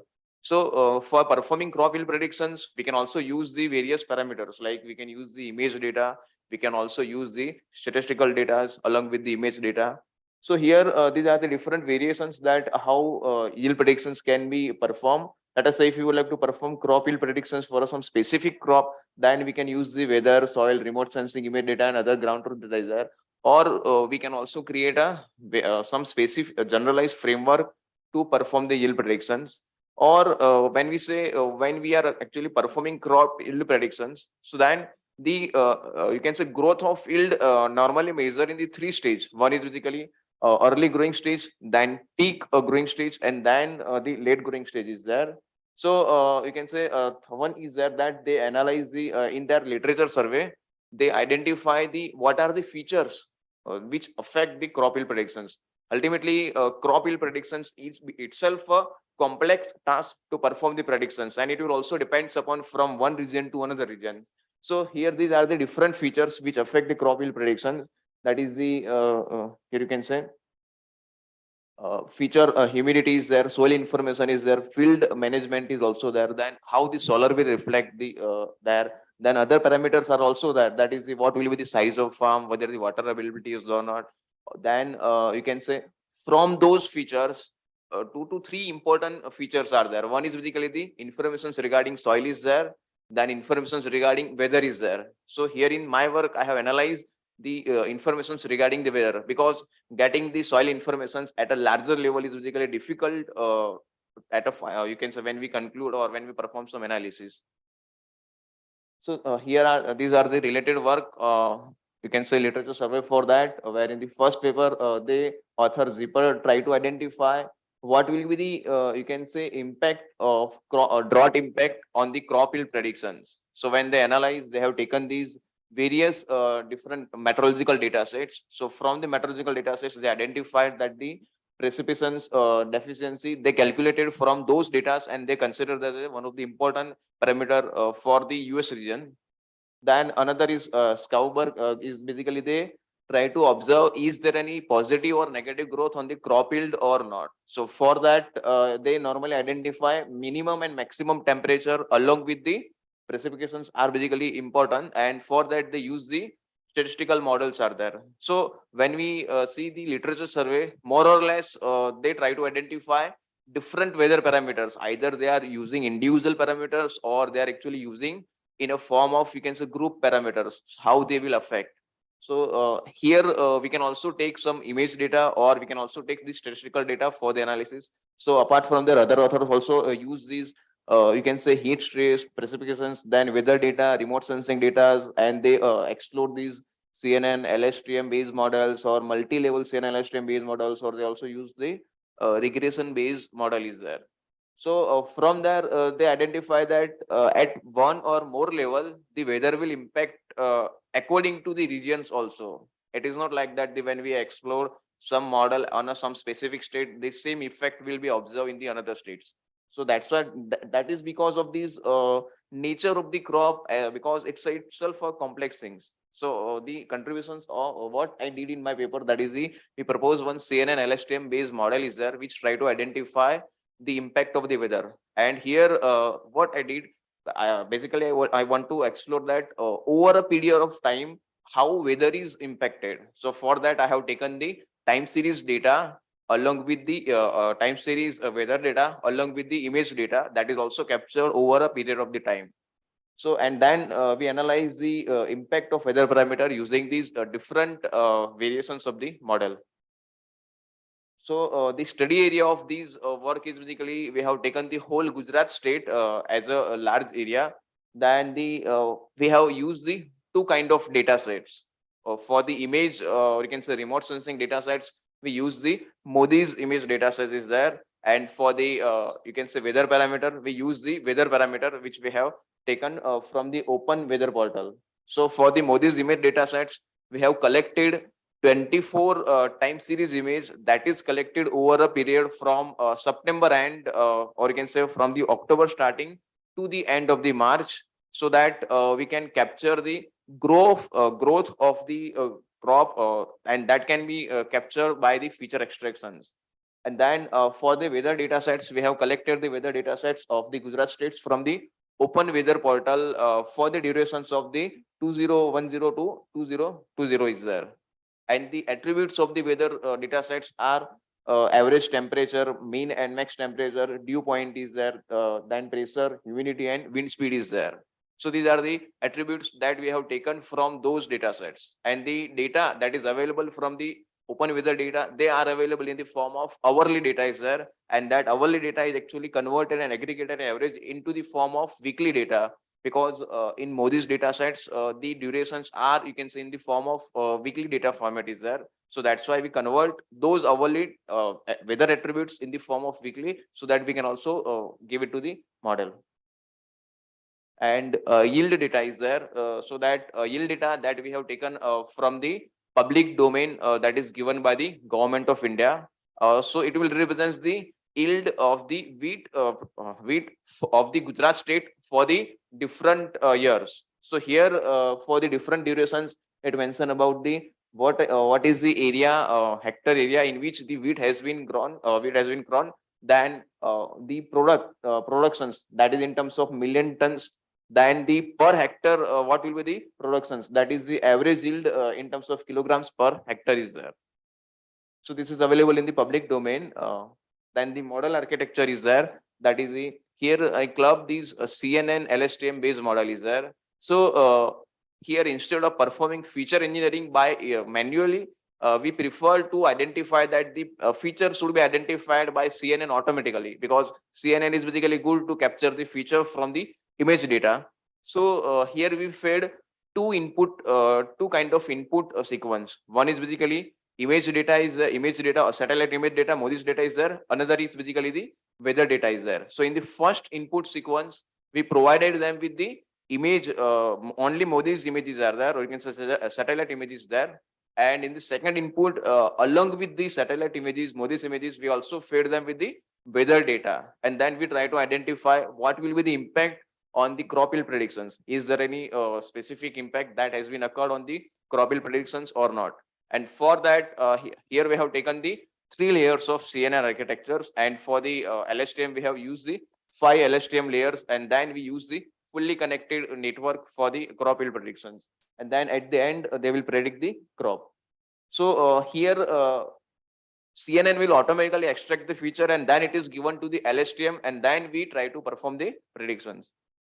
So here it is the CNN part architectures. So in the CNN layer, one convolution layer is there, which is followed by the pool layer, which is a max pool layer. Then again, we repeat the same concept, convolution, 2D convolution layer, followed by the max pool, then 2D convolution layer, followed by the max pool, and then they will generate the feature map is there.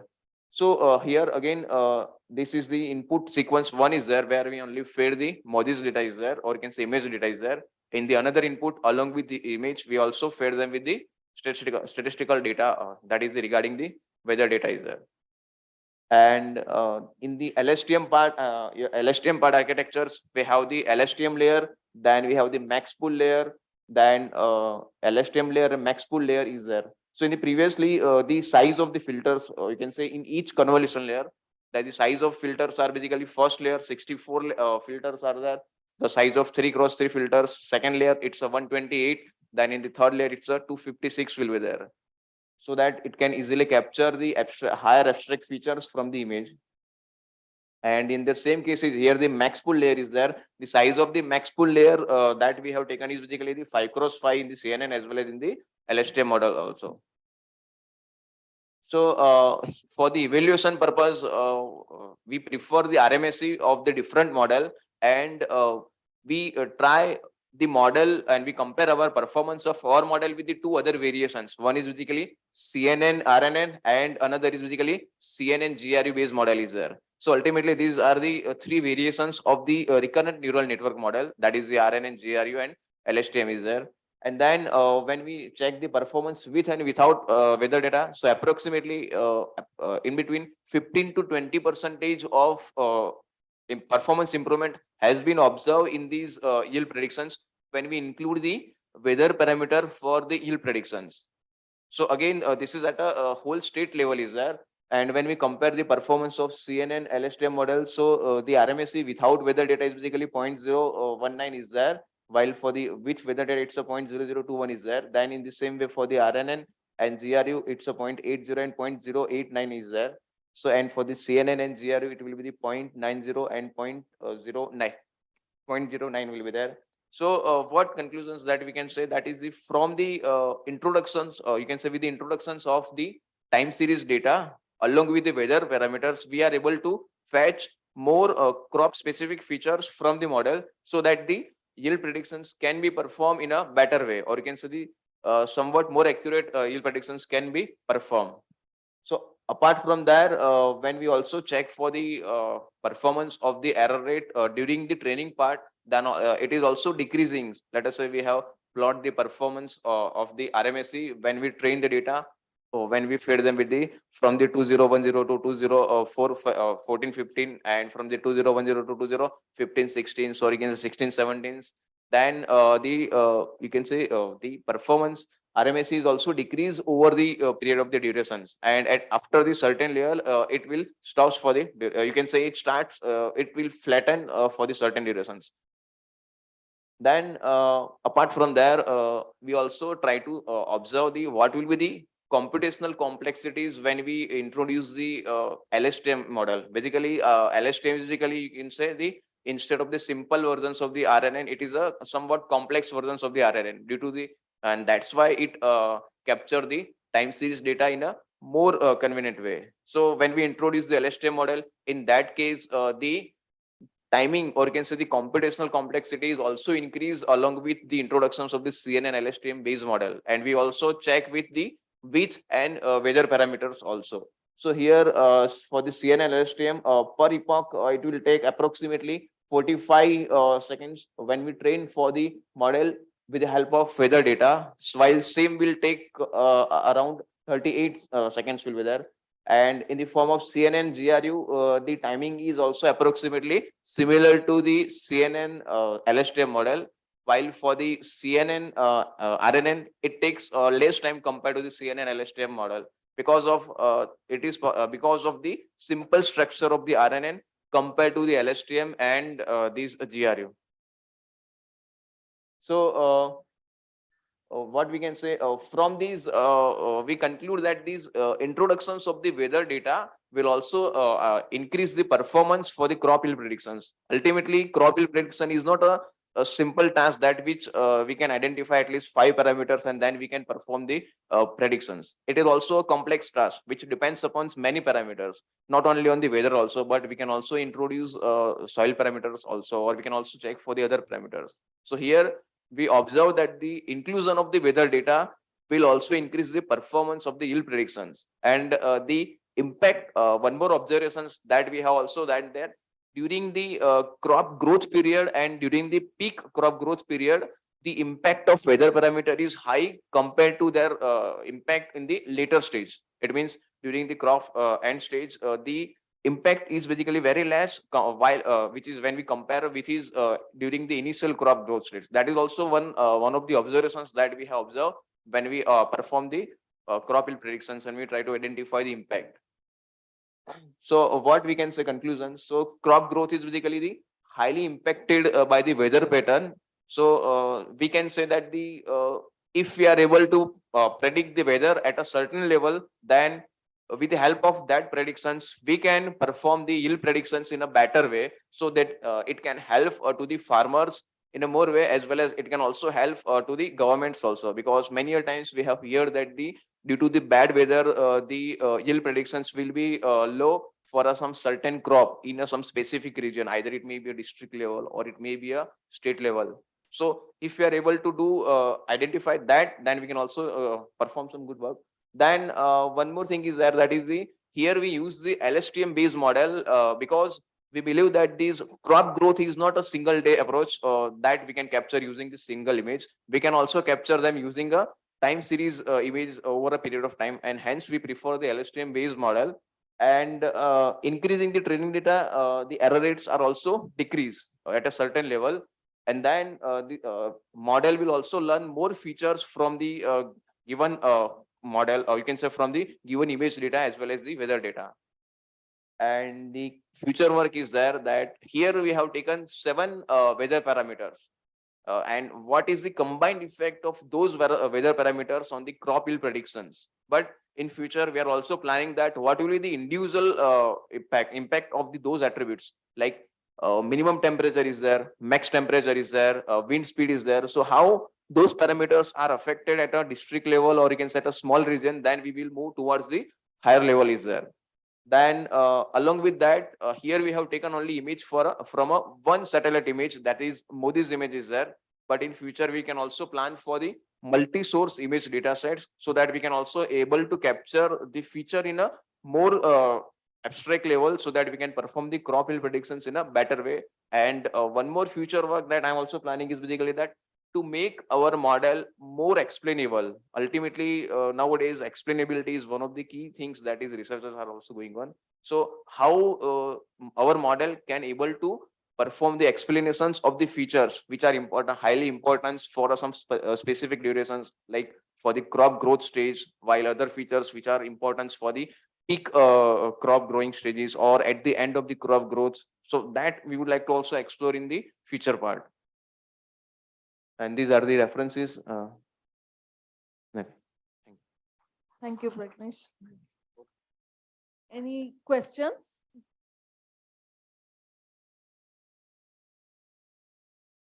Congratulations on a very good work. So I'm just curious, I think weather is one parameter, and do you think this kind of model would work across, like, so this is the statistics we collected from Gujarat and the images are relevant. So what is your opinion about using the model for other areas, like which have different soil and other things, like say, for example, Telangana? Okay, so for the weather parameter, we can directly apply those model on some specific state. But when we include this soil parameter or soil related data, which will also change from one state to another states, or even in the within the states, let us say from one district to another districts, that will also change. So we can say that if we apply in the same model on other states, then it will more or less capture this impact compared to the non-inclusion of the weather data.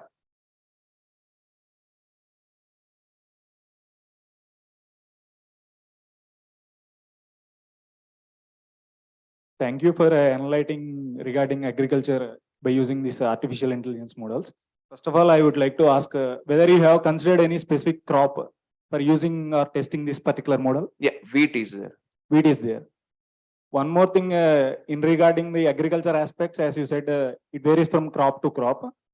The impact of a particular temperature will be different on wheat and when compared to other crops. Yes. So in case of a statistical models, there might be some particular range of means a change in the weather. If it might be predicting exactly between the range of 10 to 20%.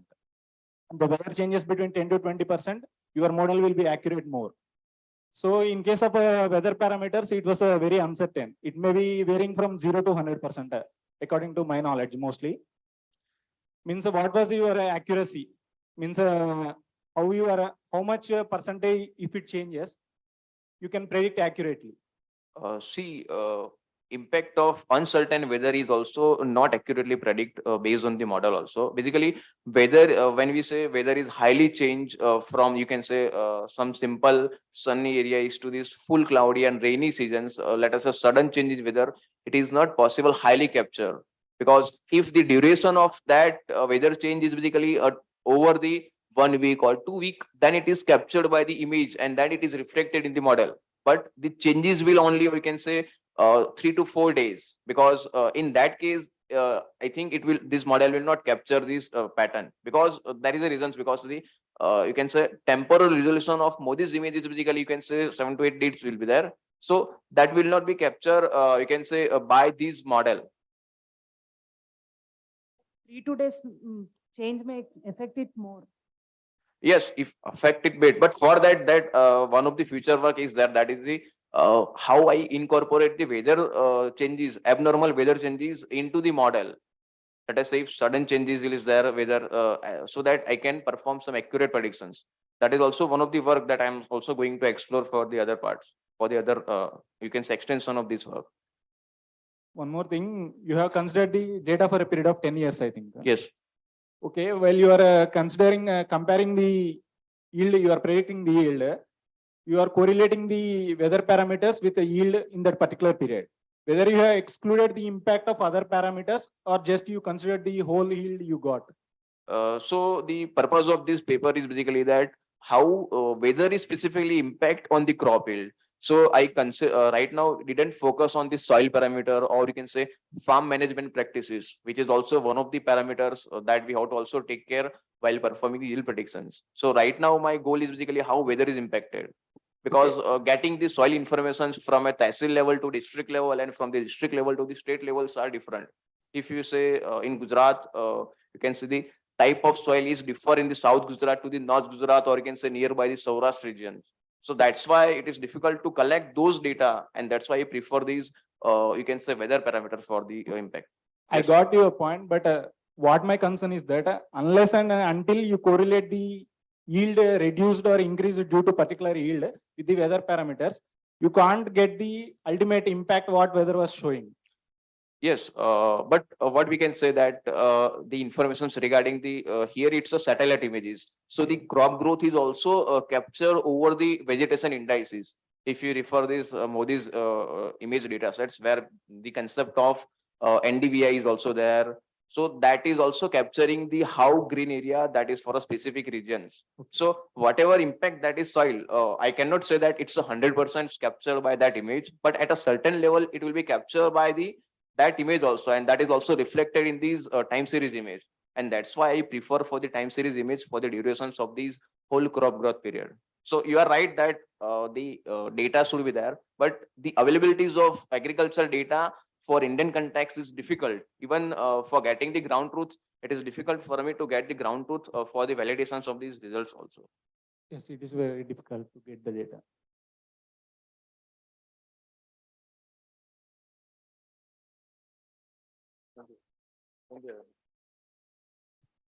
So, interest of time for the next paper and the fourth paper, we will take questions offline, like as in lunchtime or something.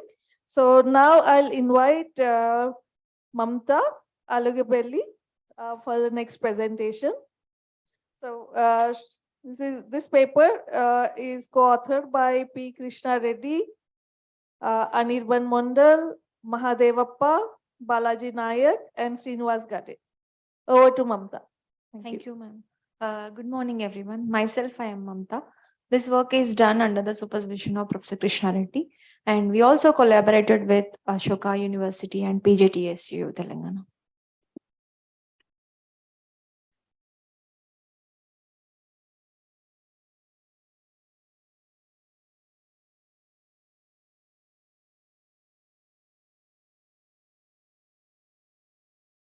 Yeah, this will be the outline of today's talk. We'll go through introduction. Then we'll see the background, then related work, then methodology. We'll discuss the results and we conclude the presentation. So we all know that weather reasons the current state of atmosphere, like we say temperature is this much. Today it's cloudy, it's raining and all. So it is represented with the parameters like temperature, humidity, rainfall. And we need weather forecast to plan our day-to-day activities, to also protect ourselves from adverse weather like floods or hurricanes, etc. And there are so many domains that depend on weather, like travel, agriculture, transport, etc.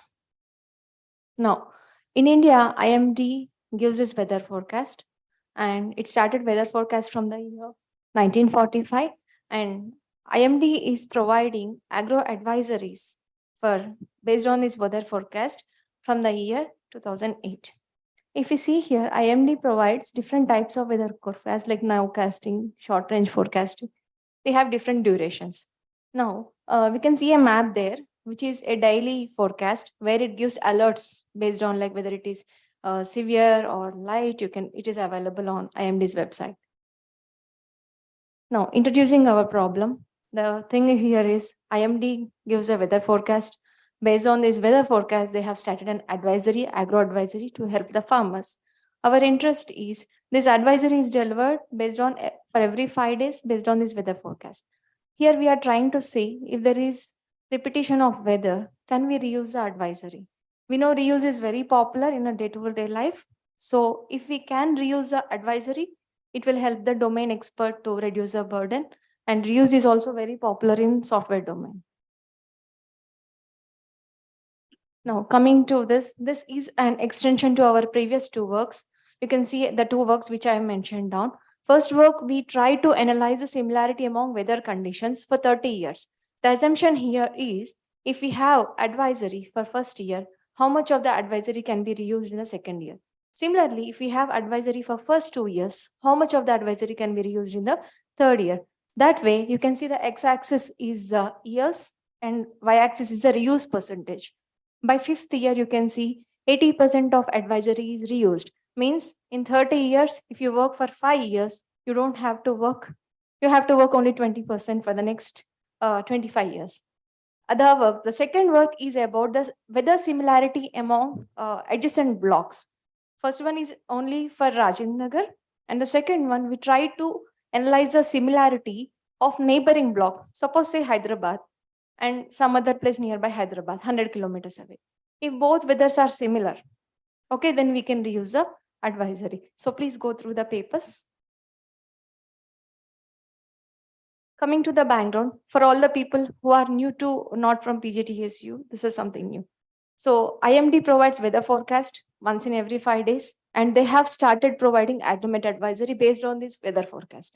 So what is the process of this agreement advisory? They get the weather forecast from IND, ICAR, and State Agriculture University. They do a lot of effort to provide the advisory to farmers. So here they have to collect the local soil information, irrigation information, and all the information along with weather parameters, prepare the advisory bulletin and generate it and send it to all the farmer portals. These are the steps followed for the advisory preparation. This is done every 5 days, once in every 5 days. Okay. Now, this is a sample agreement advisory. The first part of the advisory contains a weather summary, and the second part contains advisory information with respect to vegetables, mango and chili crops. And last part, they also provide for cattle. Okay, sorry, the image is little blurred. And coming to the next point, now IMD is currently providing advisory for 2,200 blocks at this particular time all over India. So they have to provide advisory once in 5 days for 2,200 blocks. In future, they are planning to provide the advisory for 6,500 blocks all the country. You can see the map pointing, Indian map pointing for all these blocks. So what is the complexity here? They have to prepare the advisory for 6,500. And what is the use of this agreement advisory? There are some statistics where you can see that the farmers who utilize the advisory, the 24% of farmers out of 100, if 24% utilize this advisory, the net benefit was 40,000 crores. We can't expect 100%. So if 95% farmers utilize, there is net benefit of 3.3 lakh crores. So what are different hardships in this advisory preparation? First thing, the domain expert has to really work hard to gather the information and prepare the advisory for each crop. Second, this is not saved and we cannot retrieve the advisory and we cannot reuse it, right? So we have addressed all these problems in our work. Coming to related work, there are very few couple of works. First thing is related to agreement project, where an IT-based tool is built to prepare the advisory preparation. And we observed that there exists similarity among the advisories. And in second work, there is a paper from Tamil Nadu, where they try to identify the repeating patterns and they call it as majority patterns. They place in a window. They call it as weather window. They prepare weather window for first year and they reuse those advisory for second year. The problem here is it is not generic, We cannot apply it to all over India. And there are a couple of other two works which are from the same domain. Coming to methodology, we'll see some brief information about previous two works, some terminology so that you'll understand this work. So here we formulated weather condition.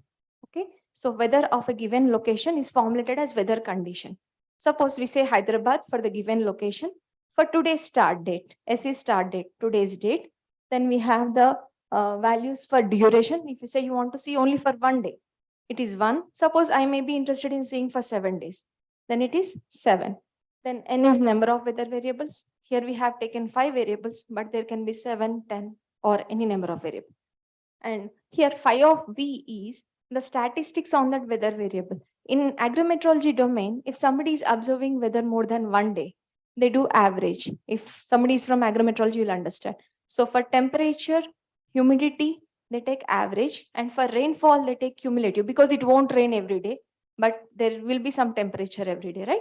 So for that, it is average, rainfall, it is cumulative. So you can see the example here. And coming to next, now our interest is, do we say yesterday's weather and today's weather are same? How do we say? We have to compare the values. For example, please see here, weather condition 1 and 6. Can we say are they same?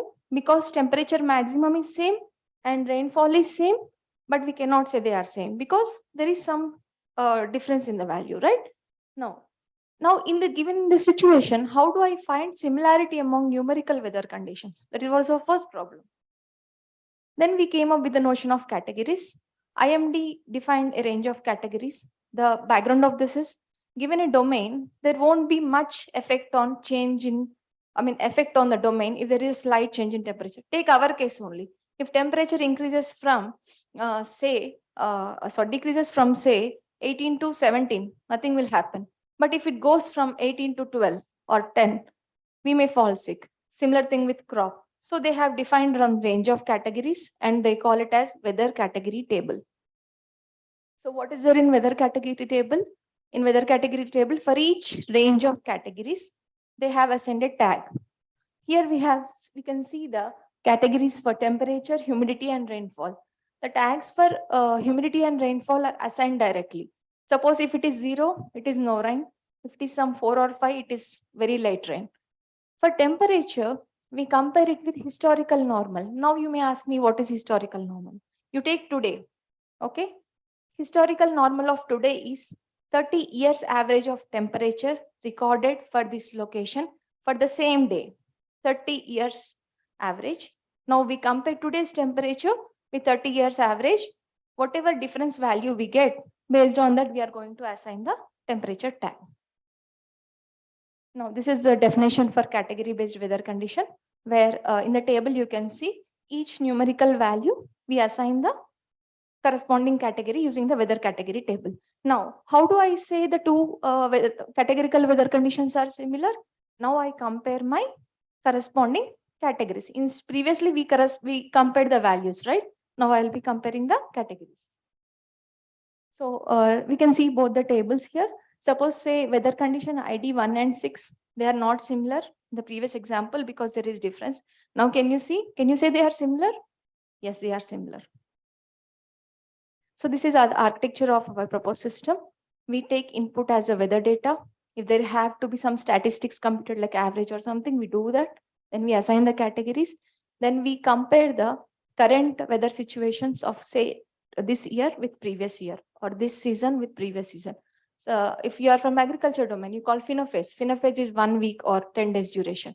Current year Kharif phenophase, say sowing phenophase with previous year sowing phenophase. That's how we compare. The experiments are done for 3 different periods. Coming to methodology of this paper. In this paper, we did 2 kind of similarities. First kind of similarity is similarity among weather conditions. Second is similarity among advisory. Similarity among weather conditions is your previous work, whereas similarity among advisory is this current work. So we can see in the table, there is weather condition and the corresponding advisory. So these are the steps which follow for the advisory similarity. It's a normal text mining bag of words method, simple model which everybody can understand. Just we take the advisory, we convert into bag of words, and I mean vector, then we convert into vector, and we try to analyze the similarity among these advisories. So we wrote one algorithm where we have taken first advisory, and we try to see how many of the remaining advisories are greater than some thresholds, like 0.9, similar to the current advisory. So we have found initial clusters with that algorithm. On top of that algorithm, we run a k-means clustering. We used elbow method for ideal number of clusters, and then we have run a k-means clustering. In k-means clustering, if you give some advisory data to k-means clustering, it will group the similar advisories, right? So that is what we did. These are the experimental settings. Like we have taken weather and advisory data for 4 years. Sorry, it was available for that only. So 4 years. Then we run both weather condition similarity and also advisory similarity. Coming to results and discussion. First experiment is weather condition similarity, right? So we took all the weather, we assigned the categories, and we tried to find how many are unique in this 4 years.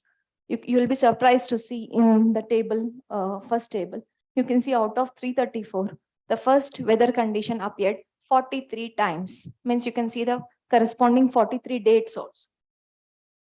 So for each date there is advisory. So there is corresponding advisory ID also. Similarly, we have taken the top 4, that occurs 43, 14, 11, and 9 times. So the second part is computing the advisory similarity and applying clustering. After applying clustering, we get some clusters, right? We can see in the table, different cluster IDs are there for each weather condition, which occurred 43 times, 14 times, 11 times, 9 times. You can see a majority of the advisories are in 3 clusters only. Though there are 6 clusters, we can see they are assigned in 3 clusters only. With this, we can say that there is similarity among advisory for similar weather condition. So here we try to show that just the detailed list of the advisory IDs with respect to previous table. And these are with respect to the similarity, that is for 0.5, cosine similarity 0.5, and this is for cosine similarity 0.6, 7, and 8. So from these 3 tables also we can observe the majority of the advisory are getting into either 3 or 4 clusters. So with this we can say that there exists similarity among advisories of similar weather condition. So this is a table for one particular weather condition, where we can see the problem highlighted is low temperature, and the advisory is given with respect to low temperature. Yeah, coming to conclusion. So this work is an extension to our previous work, where we analyzed weather condition similarity. This we say as a validation that we proved that if weather is similar, their advisory is similar, where there is a lot of scope for advisory reuse. If we build this kind of system, which will really help the domain expert to reduce the time of preparation, and they can improve the quality of the advisory, this time can be invested for some other research in their domain. Thank you.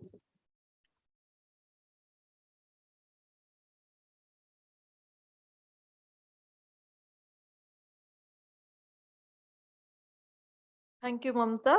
So any questions to Mamta, please take it during lunch break. So now I invite the third paper by Siki Chen and Rajke Bhatnagar from University of Cincinnati. The title of the talk is Community Detection in Large Directed Graphs. So this will be online presentation.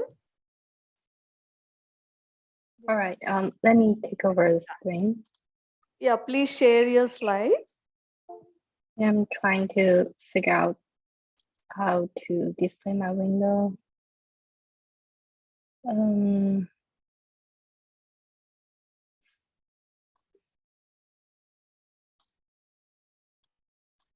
Just 1 second.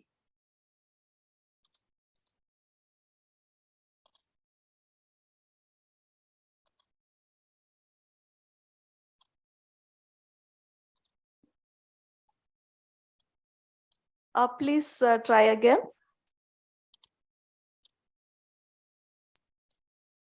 Okay, yeah. So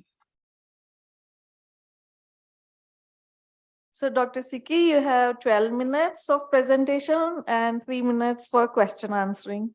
I hope that's all right. Yeah, looks like I have some issues with my settings. Dr. Rajvanakar, can you share the screen on your side? You have the slides?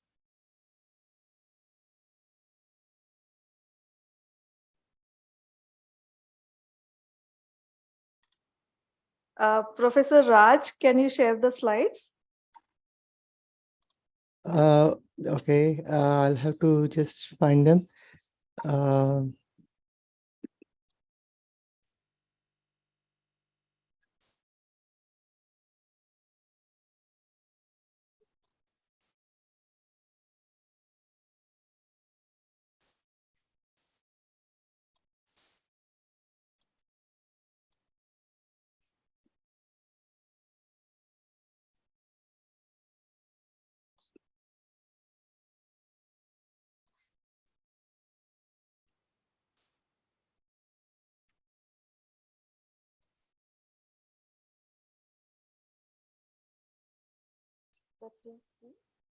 Well, Siki, they are on your Google Drive.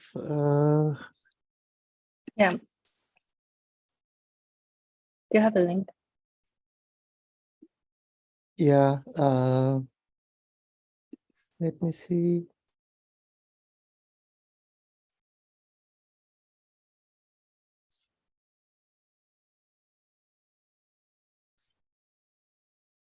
Yeah.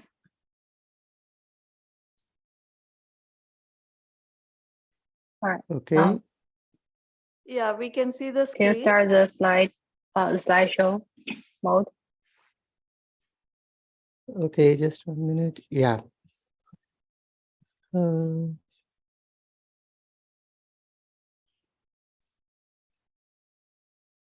Yeah. All right. Okay. Yeah. Yeah, Okay. thank you. Hey, good morning, everyone. My name is Ziki Chen. I'm from University of Cincinnati, Ohio. So today with my advisor, Dr. Raj Nagar, we are going to present our paper, Community Detection in Large Directed Graphs. Okay, next one. So yeah, here is a overview of our talk. We will start with introduction. Next slide, please. Next one. So graphs are everywhere. Many complex systems can be modeled by networks.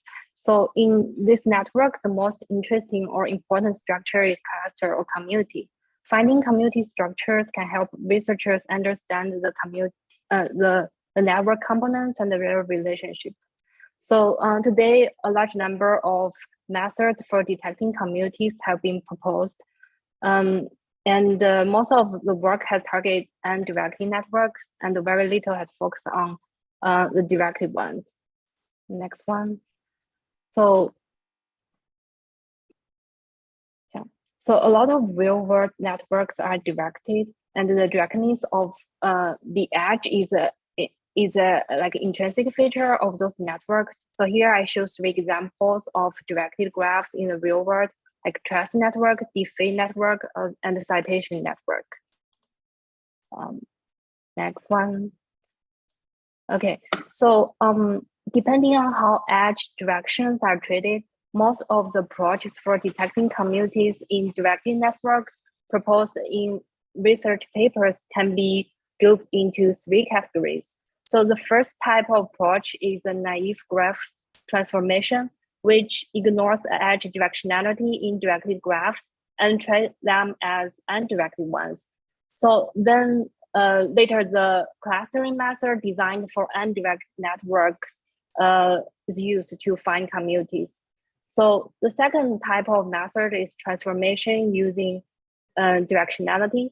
For example, many approaches convert a directed graph into a new undirected graph, which incorporates information of edge directions into the weights of the edge of the undirected network. And at the same time, some studies also have tend to generalize or extend the clustering methods two directed ones without changing the structure of the original graph. Next slide, please. So motivations and contributions. So most of the existing work actually has one or more of limitations. Like it either ignores the edge directions or they're not able to completely retain the information on edge directionality by using some transformation techniques. And at the same time, most of the existing algorithms are sequential and may not be suitable for processing large size graph data. And most importantly, none of the existing projects construct the strongly connected communities for each individual node in the graph. Next slide. So the goal of our work is to detect communities for directed graphs. So we propose a scalable map-reduce based approach, which can be used for processing large size graph data. We find communities with hierarchical structures around the core node. For example, in this graph, node 1 is a core node and is located at the center of this hierarchical community. Top are the nodes pointing to it, and bottom are the nodes that can be reached from this core node. And nodes within the community have similar importance or rankings. So this type of hierarchical community is very important in directed systems that exist the structure of flow hierarchy. So flow hierarchy can be defined as like a layering of the nodes in which the direction of the edges follow a global flow. So for example, defined network is an interaction network that models result of a game or competition.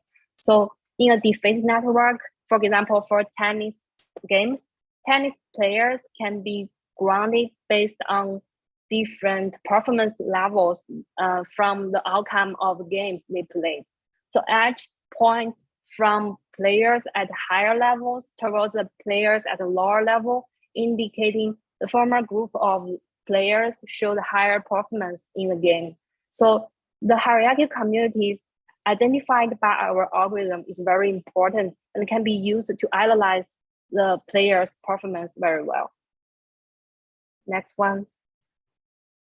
So here I use a simple trust network as example to explain the goal of our algorithm, of our approach. So trust network represents who trusts who relationship. An edge from user A to user B means A trusts A. So in trust network, more incoming links a user has, more user trust him or her. So there are two types of trust that can be found in network. So the first type is of trust is direct trust, like user A trusts user B directly. The second one is recommendation or indirect trust. So user A trusts user B and user B trusts user D. So we can see that user A trusts user D indirectly. Next one.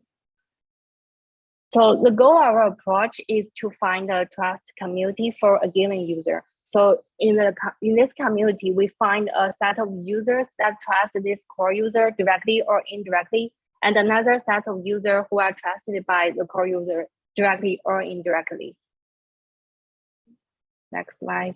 So to determine the importance or the trustworthiness of a node or user in the graph, we have selected PageRank as our ranking algorithms for 3 reasons listed here.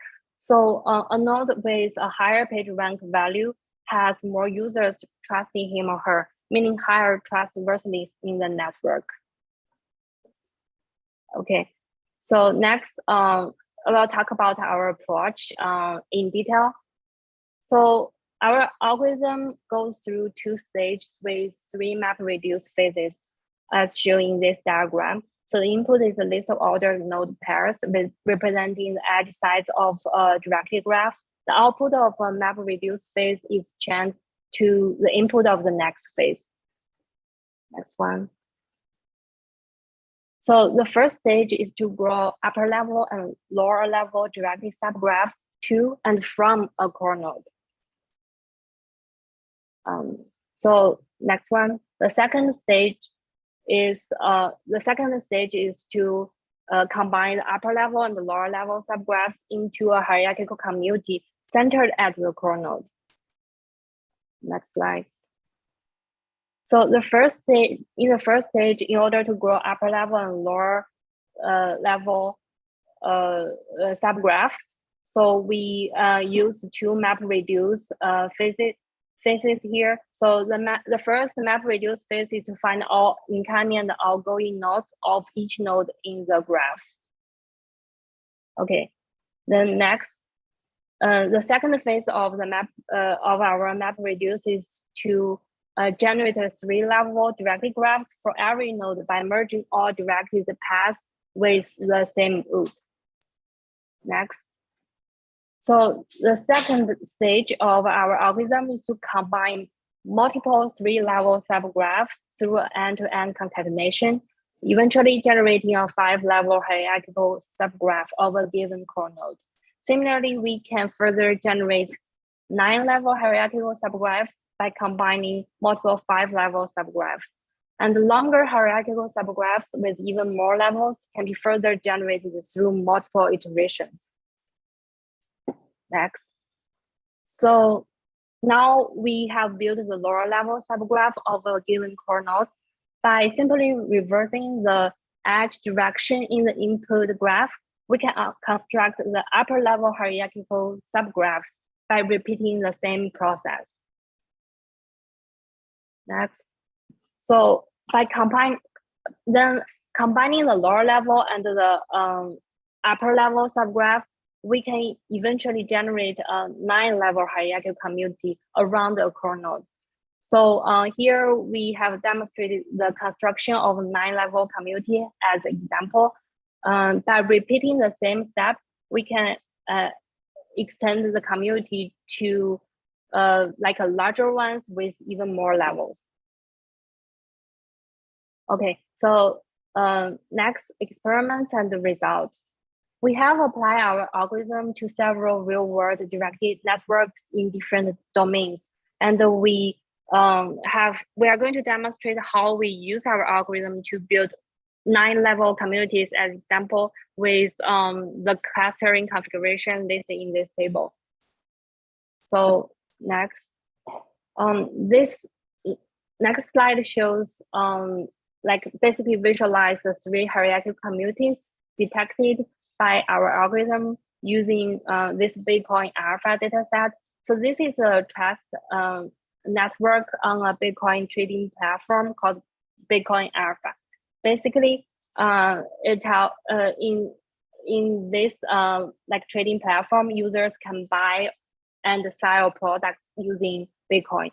So here we show 3 communities for 3 core nodes with the highest, medium, and lowest page rank scores from left to right. As you can see, the community discovered around the node with the highest page rank score is small. Highest page rank score means this user is the most trustworthy user in the graph. And the node on the right side has the lowest page rank score, indicating either the user is not trusted by most of the users or there's not enough transaction data available related to this user. So that's why we don't see any upper level like nodes in this detect community. Okay, next, so to measure the quality of the generated community, we have introduced an evaluation metric called community coefficient. Basically, it's a ratio of the actual number of edges in the community to the maximum possible number of edges in the graph. So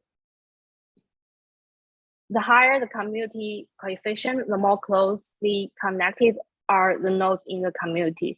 So here, to find interesting communities in this Bitcoin Alpha set, we have generated communities for every single node in the graph and measured the community size and the community coefficient of each community. So as we can see, as the PageRank score of the core node increases, the community coefficient increases while the community size decreases in general. So This is because as the PageRank score of node increases, the community associated with this user is smaller and more tightly connected. Okay. Next, we also explore the effect of changing PageRank threshold on the Discover community. So during the clustering process, in order to build a community where all nodes have comparable PageRank scores, we introduce a parameter called PageRank threshold. So for example, if a PageRank score of the core node is P, the threshold of 0.8 means that all nodes in the Discover community should have PageRank score equal or larger than 0.8 times P. Next. So we have evaluated the effect of changing the threshold on the community coefficient of the resulting community. So those two graphs here show the change of community coefficient values and the community sizes of the resulting community when using different PageRank thresholds. So as we can see, with the decrease of the PageRank threshold, the community coefficient decreases and the community size increases. This is because when we lower the PageRank threshold, more nodes with relatively lower PageRank scores are added to the community, which may introduce weak connections to the original community.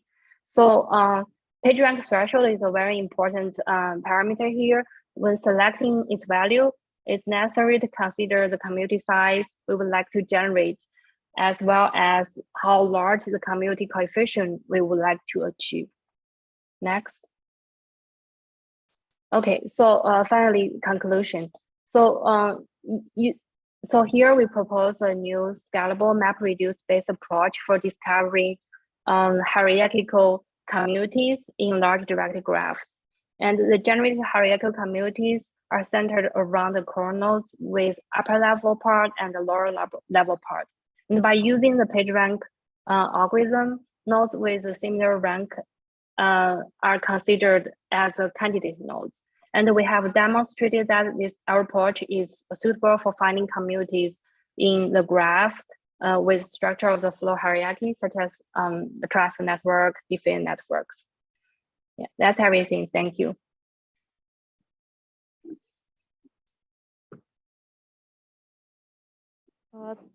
Thank you, Dr. Siki and Dr. Raj.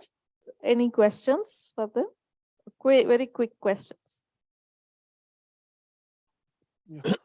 Hello, are you able to hear me? Yeah. So I was thinking that you're talking about directed graphs, but if you start thinking about DAGs, then the whole PageRank idea would fall, right? Because only important nodes would, like all the importance would flow down to the leaf nodes in that sense. If we go by that, so the idea of core node won't work, right? No, so our clustering method especially work for the communities or the graphs with the structure of hierarchy, like a flow hierarchy. So basically, we try to find communities of a core node with pretty similar rankings, right? Pretty similar importance. So when we select a core node, the community within that generated cluster will have comparable importance. So we will simply remove by selecting reasonable PageRank threshold. The nodes with the lower PageRank values will be removed, or extremely high PageRank values also will be removed from the generated communities. Okay.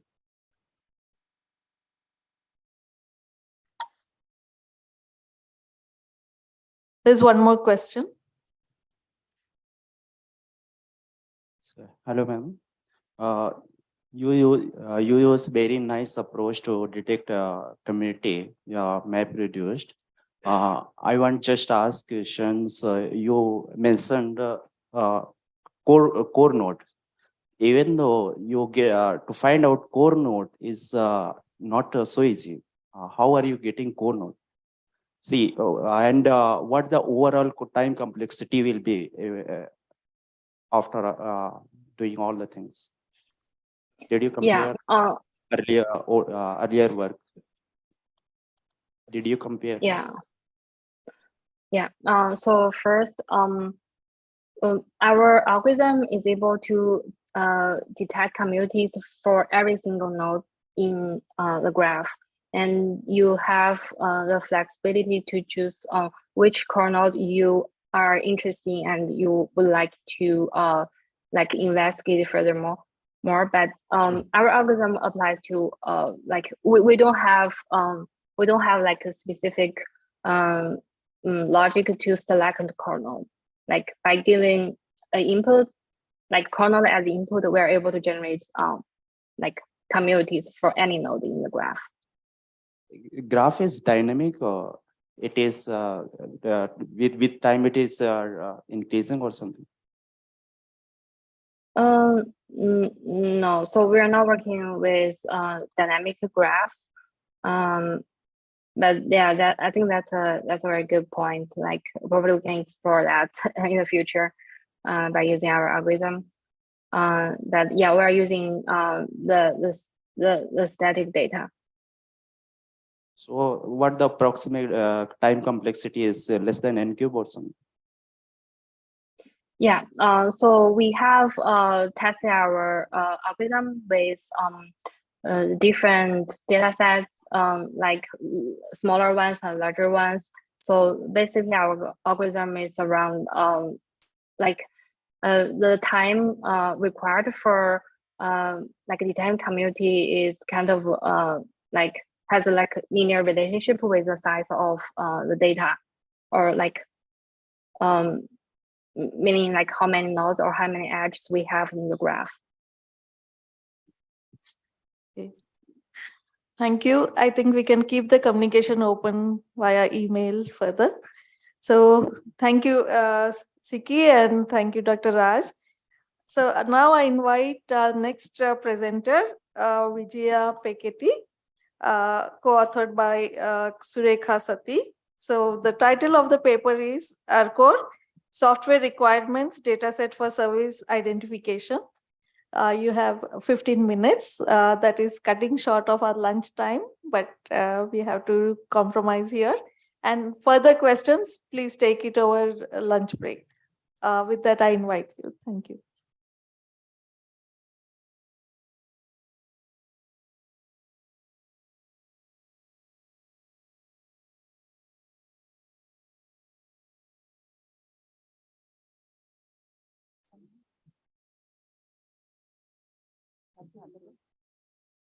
Thank you. Thank you. So this is a very short presentation. I have about 6 slides. And I would like to take more questions if there are any. I'm Vijaya Peketi, and Surekha is the other author of this dataset. This is a software requirements dataset, and I'll just get into the paper. So the motivation is like most of the architectures in software for building solutions are service-based these days. And the service are either mined or they are created or they are just contracted for the third parties, etc. And this means like there is an opportunity to build a tool around identifying the services automatically. So we studied the ML techniques that could be used for automatically identifying the services. And lastly, we try to consider existing datasets. There is a promise dataset, and then there's a pure dataset, which is pure dataset is built over promise dataset. And we found them not to be, we validated both the datasets, and we did not find either of them qualified for the work we are intending to do. So these are the 2 reasons. One is that the sources of the requirements for promise were not traceable. They seem to be not from like standard projects. Some of them were from student projects. So the final question is whether we can build a data set of software requirements which are tagged for service categories. So this is the methodology we have used. You can see two parallel flows. One is about how we have identified the labels and how it ended with the annotations. The other flow is about how we have sourced the requirements, and finally how the atomic statements out of those requirements documents have been collected. So this flow in this slide is about the label part. So what are the annotations? What are the labels? So we went to study what are the popular service categories. There are enormous number of categories, like there are about 200 service categories hosted by Azure, Google and AWS. So we chose some 7 popular categories which are currently in demand from Azure, Google and AWS. And the secondly, how do we label them? So we conducted some open-ended interviews with the architects who are practicing for about 20 years, etc. So they established the fact that queues exist. So looking at the requirement, you have a hint of the service category.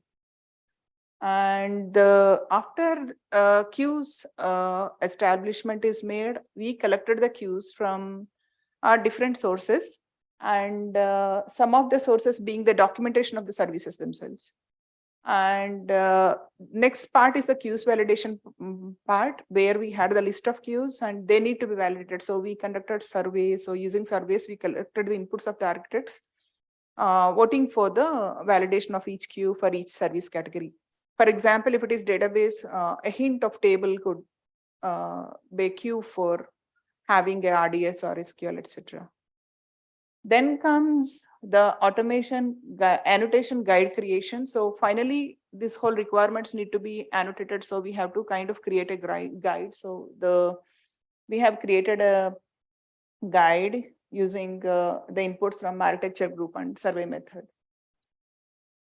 So coming to the other flow, this is about how the requirements have been processed. The SRS collection was a huge task. We identified, we wanted the requirements to be the latest, and they should not be demographic specific or the language specific to certain country, like in England or in Britain or in US, etc. So then comes the activity of requirements extraction. Once we have collected the SRS documents, we have extracted the requirements. Later on, we have pre-processed the requirements for validating against correctness and completeness. Then comes the annotation part. Annotators with experience in software engineering have been used because they have to use some software engineering knowledge also. And then comes the processing annotation part. So once the annotations are completed, each annotation has been made by 7 different individuals. So the final load needs to be made. So that activity is performed in this. Then here come the key characteristics and statistics of this data set. This is a public data set and we called it R-Core. This has been created from 11 publicly available software requirement specification documents. They are retrieved from web, and these are latest documents. So Promise and Pure seems to be a little old compared to this SRS documents. And the size of the data set is there are about 800 statements of requirements in this data set. And there are about 10 architects who have participated in queue creation and queues validation. And there are about 120 annotators, and each requirement has been annotated by 7 annotators. And this is the data set. You can observe that each of these requirements documents have been collected across different demographics, different countries, different technologies, different business domains, and different technology, different size of requirements also. So these are pretty public and anybody can try to view them. And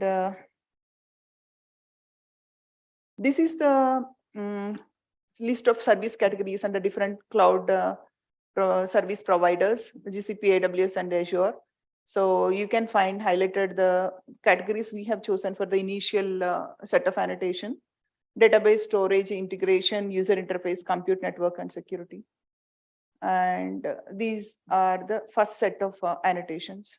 You can see the number of labels that have been requirements that are tagged for those each category. And finally, the conclusion. This is the last slide. So we have this data set comes with the general limitations like any other data set would have. There are like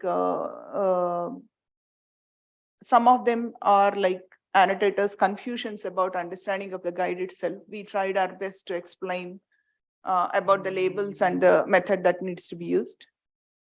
And we see some future for this data set, like people can use this, researchers can use this data set for creating ML solutions. And we are hoping to continue this work and enhance the data set for other service categories. So this work was conducted under supervision of Dr. Raghu Reddy, head of SCRC. Without his guidance, we would not have come up with any of this data set. So I thank him for his guidance. This is the last slide. Thank you. Thank you. Any questions? Hello, I'm Dr. Abhijit. I have two questions. One is about when you say you try to extract a service category. So, like, is there really need to extract it, or won't it come in the initial preface of the document actually, what service category it is? And the second question is, when you tagged these things, did you use any schema or a standard vocabulary to tag these things, or whatever categories you or tagging you have done, those codes you came by your own this one? Sure, I'll be able to answer both of the questions. First question is about the kind of service categories. How did we arrive, right? So I can say this data set is kind of reverse engineering. We actually wanted to build a tool. And for building the tool, we knew what exactly needs to be built, and we needed a data set for that. So we want a tool which can help architect retrieve services needed if we provide the requirement. So if you give software requirements as statements to input as to the model, and the model should be giving you the service categories. So it needed a lot of course, architecture has a lot of service categories to be generated right now, but we chose the top popular 8 categories that are currently in use, or mostly in architectures. And coming to the codes, we have arrived with our own, that we did not find similar work earlier. We, as part of SLR, we tried to find some, but nothing. We did not find any work that could be relevant to this part. So we had to come up with our own codes.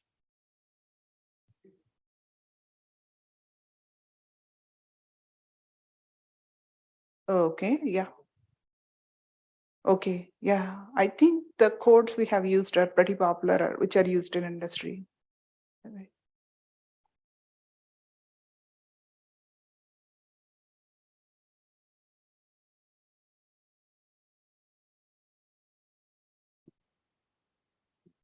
Okay. We'll just check online if there are any questions. Anybody online? If you have any questions for Vijaya, or in that sense, Mamta also.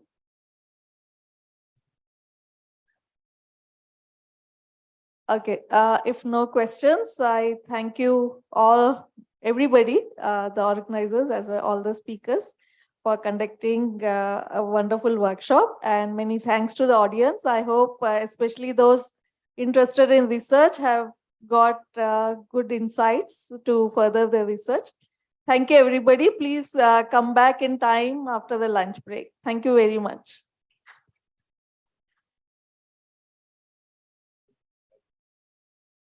Please come back by 1:30 for the tutorial.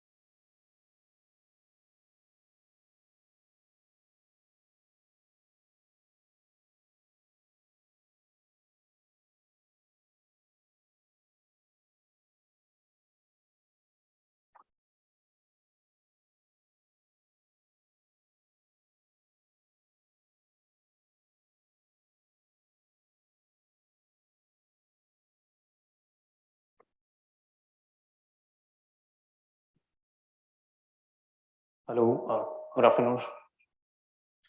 There is echo. I have to switch off one mic.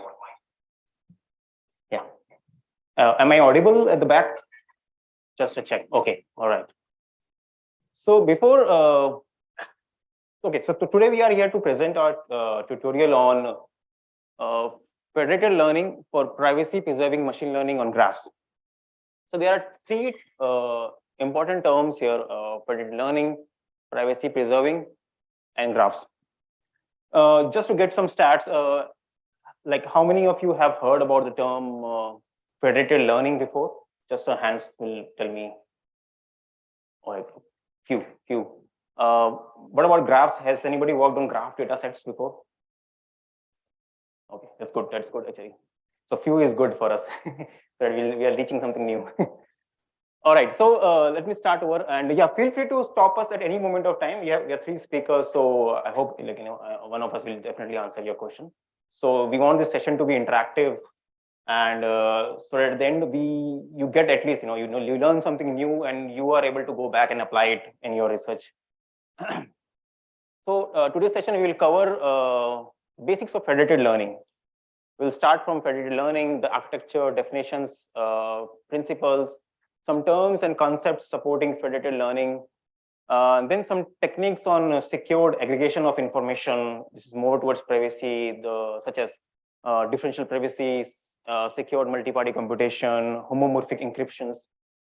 And we'll then also go through some of the different categories of federated learning which we can come up in the real world. Then we will move on to our second important session, part of the session on graphs, basically applying federated learning on graphs and graph data sets. And then finally, we will move on to a demo. So we have an interactive demo, and we will be also sharing the link with you all at the end of the demo, so that you can all play with the demo and take it as a starting point for you to work towards federated learning for graphs. All right. Let's move on, starting with federated learning. So yeah, in a traditional machine learning workflow, the way things are happening right now, or generally what happens is that we have our mobile devices which have different apps running on them. We are constantly using a smartphone, a computer. And these apps, they ask you for some permission, to upload your location, file access, and all these kind of permissions are there. And they upload this data from your mobile phones or from your any end edge devices into the server. Once the server collects all this data, the server learns or operates some algorithm on top of this data, learn on it, and then share the information back to you so that we can have intelligence on your devices. This is a traditional workflow which we have, where the data is uploaded to the online servers, which are remotely away from you. So they could be in, let's say, in the region. Let's say servers could be in India, but the servers can also be outside India. It could be outside continents also. Some of the servers of many companies are in Europe and America. So yeah, this data is basically, your data is leaving your devices and going outside to some remote servers. Now, this kind of traditional techniques, it works well. It's more controllable. But there are many associated issues or problems with it. And the first one you might guess already is privacy. So we can say that, hey, the companies many times they challenge that, hey, the data is anonymized. Your data has been anonymized and then sent over to the server. So don't worry about it. We will not learn anything private about you. But we have come across many instances where this data has been still leaked. And the reason is that anonymization is not foolproof. So one of the very famous example was a Netflix prize. There's a Netflix competition organized by Netflix for basically the participants to basically release some public data sets on movies ratings, and they asked the participant to train some ML model on recommendations. So everything was fine till now, but there was a set of some researchers on security. They reverse hacked this data, which was supposed to be anonymized, and they were still able to find out who rated which movie. Now this is privacy infringement, because there are some people who actually rated movies which were, let's say, on the on the LGBT side, so they did not like that. So that is how dangerous it is, how risky it could be. So anonymization is not foolproof. Another problem is that centralized storage is risky. So even if you store everything, the thing is that if it is centralized, everything is in the same server or a few set of servers. If there is one point of failure, if it gets compromised, everything is leaked. So there is also a breach happened in Plex, which basically it's an online service where usernames and emails and passwords were actually really hacked.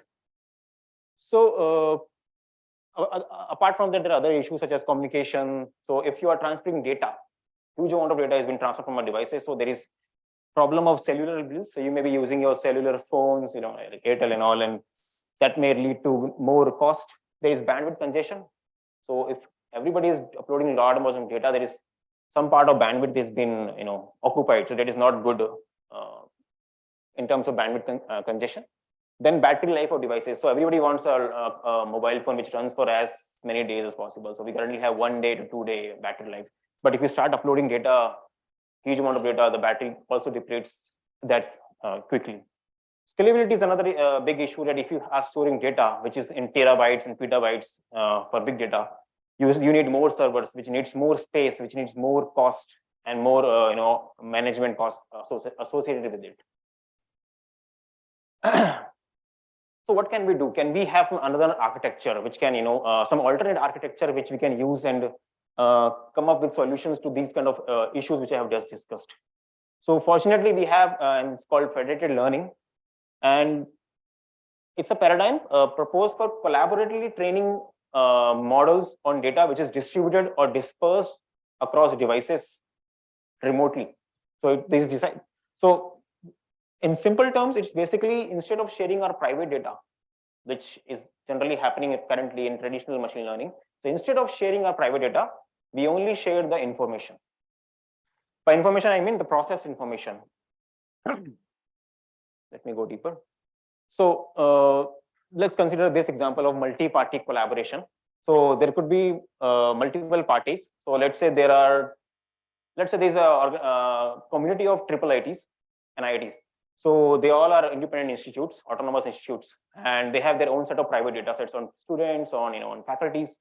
And let's say that we want to come up with a model to predict maybe, let's say, a student's progress based on a lot of features we have about student places and age and all this kind of stuff. The thing is that how can we learn on it? So if the data is distributed across different IITs and triple IITs, they can collaboratively train the models locally. So each organization like triple IT or IIT can train the model locally on their own devices and only share the updates, the information which has been learned from this model. Now, what is the information in the model or any machine learning model? It could be the weights or the parameters of the model. So instead of sharing the data, instead of a triple IT sharing the data of their students, they only share what they have learned on the model with some central entity. This central entity then collects the information from all the different institutes, aggregates them, and then sends and share back the information which has been aggregated back to the organization.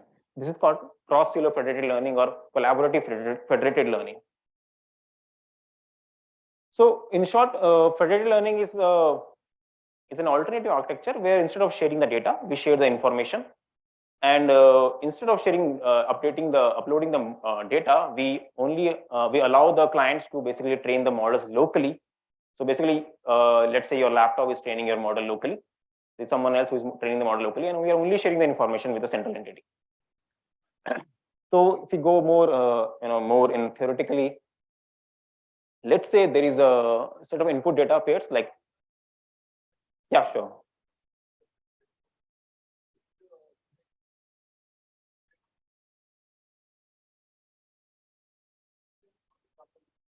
So the assumption is that the stakeholders can be independent or can be an organization. They have to sign a treaty.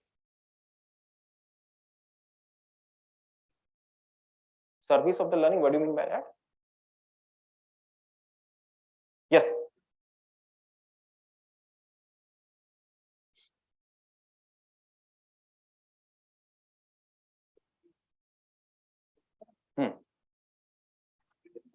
No. So, yeah.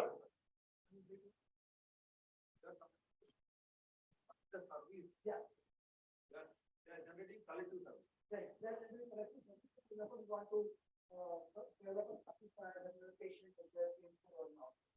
example, there's a lot of dummy generation models are there. I'm sending locations. I will send 10 other dummies, but the response received, I know what is that. Yeah. That kind of models are there. Yeah. So in that context, I'm asking, what is the service?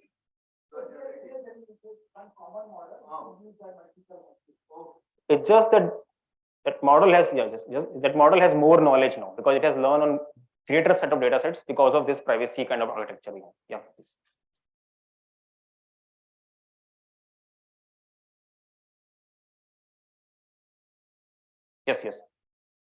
Yes. So yeah, for one example, though we'll cover it, yeah, but I can still so let's say what Rajiv discussed started with the problem of classifying image, because there are some papers on it. Image as a it's an X-ray image, it's cancer or not. So each medical hospital, let's say Medanta or AIMS, will have this set of some XY pairs, right? X image, Y label is cancer or not. But you know, this kind of data set is it's less in quantity, right? There are not many people who have. It's more biased also. Like number of true samples are less than number of false samples, which we know the problem of medical biasness. So AIMS has this data set, Medanta has a data set, some other hospitals will have this data set. So if they learn it, like locally, just without sharing the data set, they can only learn some X amount of information. But if you allow federated learning, they can sign a treaty. Hey, let's share the information only, collectively train it, and then share it back. So what will happen if any new sample image comes up, which was not there in the local data set, but was there in some other hospitals, that will be able to have better accuracy, because now we have trained the model on more number of data sets that way, but not directly. It's on information only.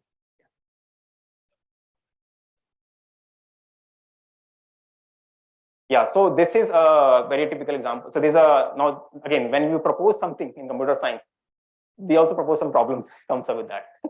So if we have an architecture which does that, then it may happen that institute had just started now, and he wants to latch on to the information, but the data is very bad for them. So for that, there are some other, they have been research going on. So federated learning is a very active research area. There are papers on finding out these, we call them kind of stragglers. They are not good for the, so we try to give less weight to those kind of hospitals. So you can have a simple, so for example, aggregation of information can be done weighted, right?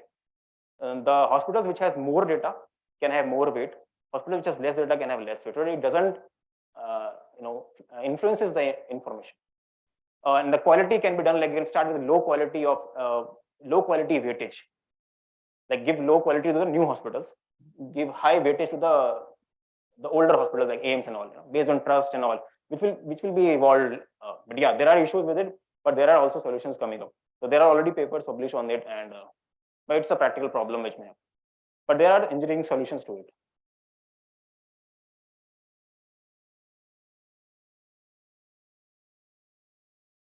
Yeah, so we will come. Yeah, like we have a demo.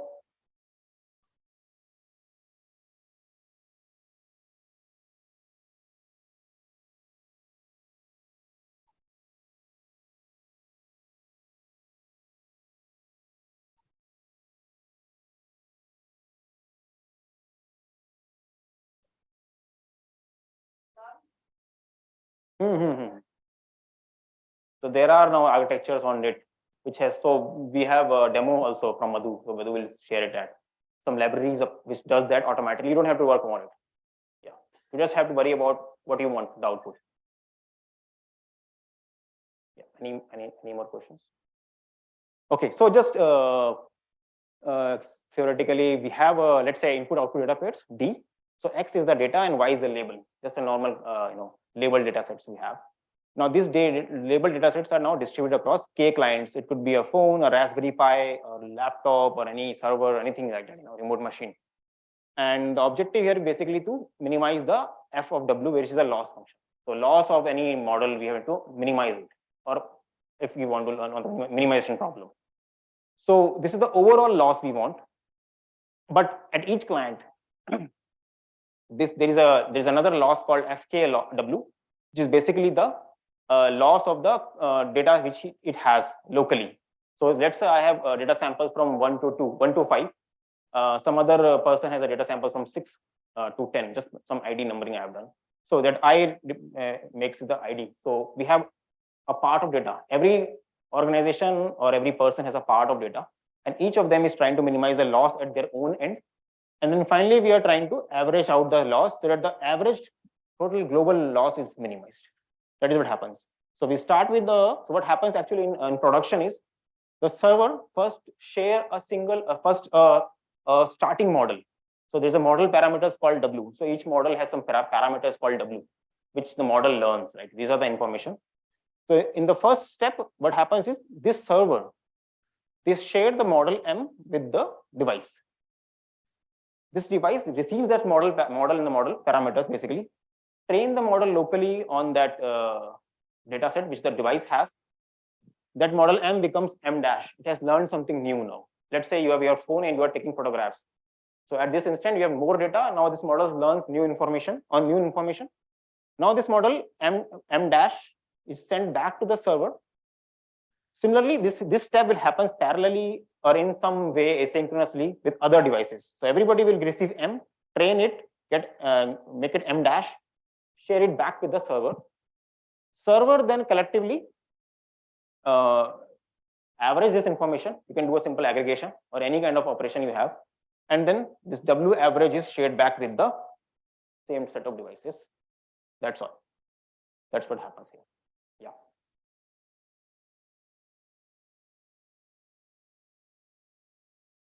So federated learning is a part of distributed framework. But like so what kind of so I just want to ask you what kind of picture you have in from distributed machine learning. So I have a form of PySpark, Spark based things. Yes, right?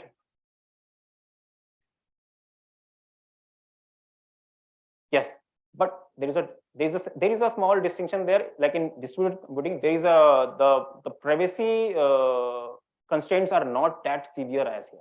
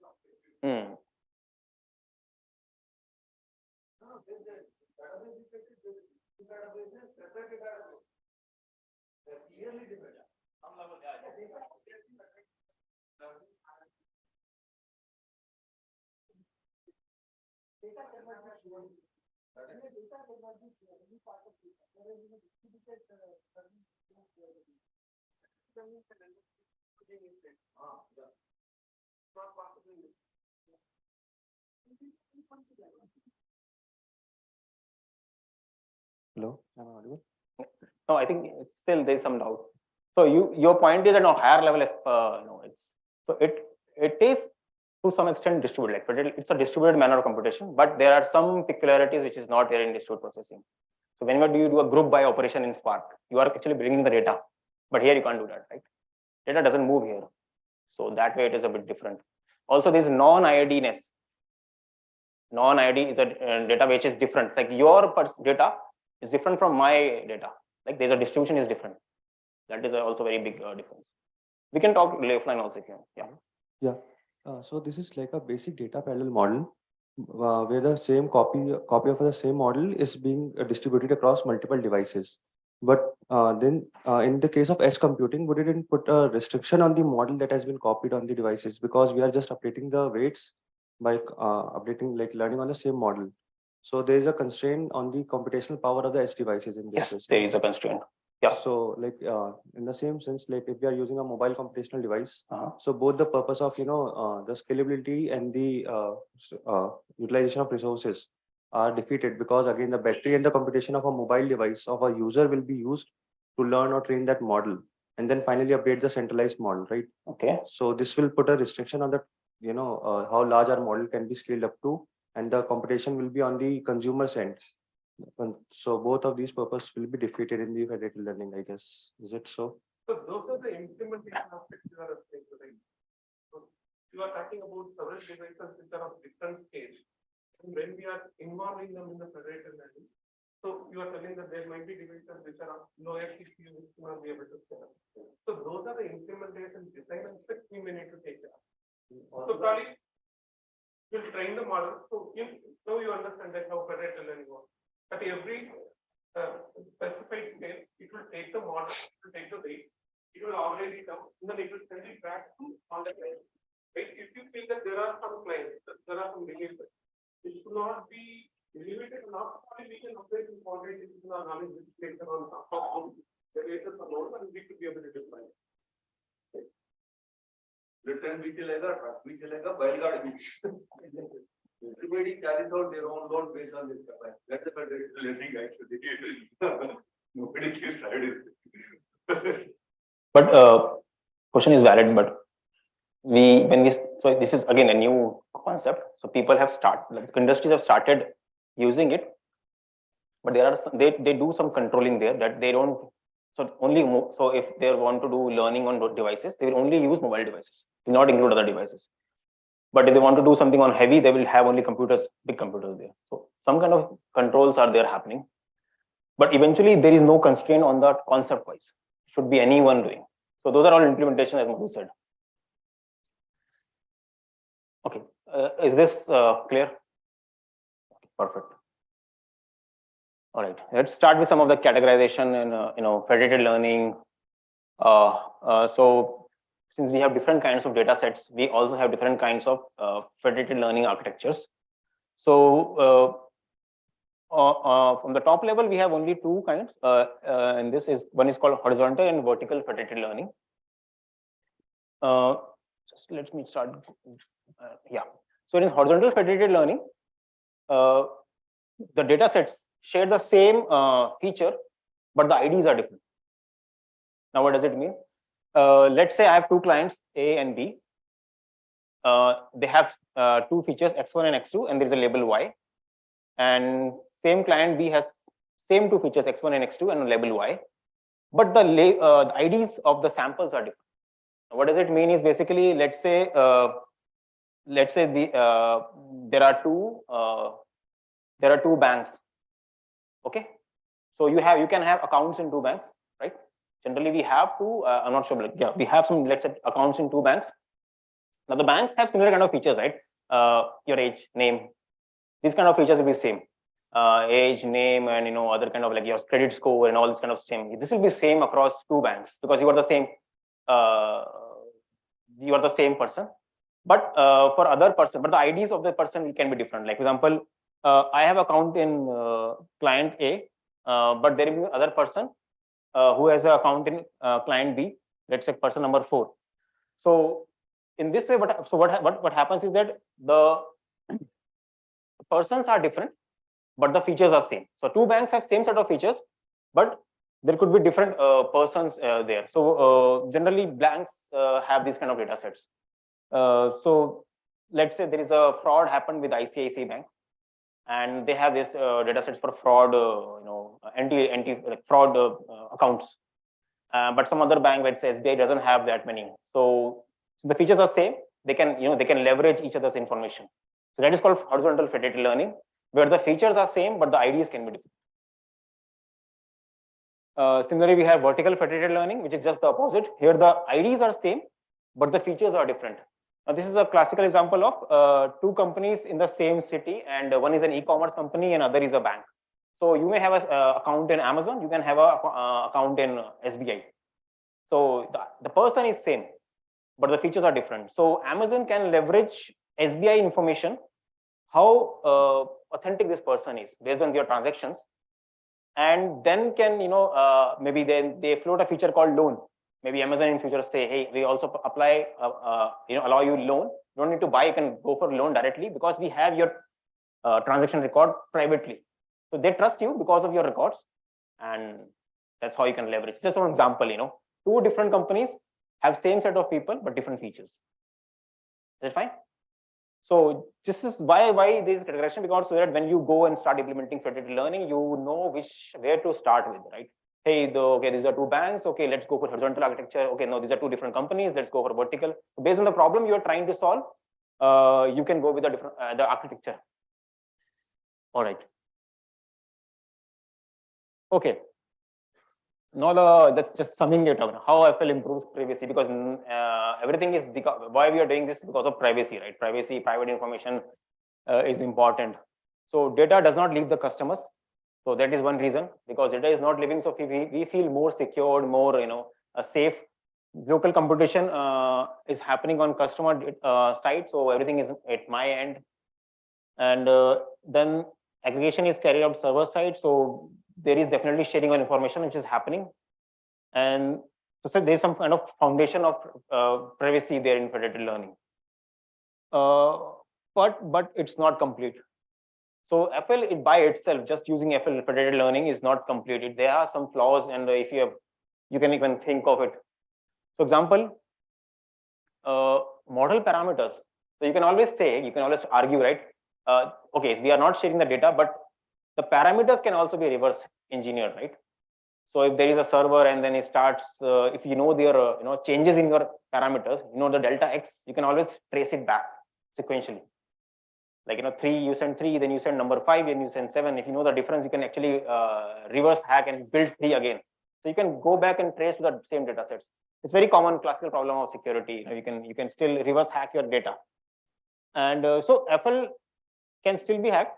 So it's basically enabling you, providing one architecture for privacy preserving, but you need still some techniques. So there are some techniques which can be leveraged from privacy preserving domain.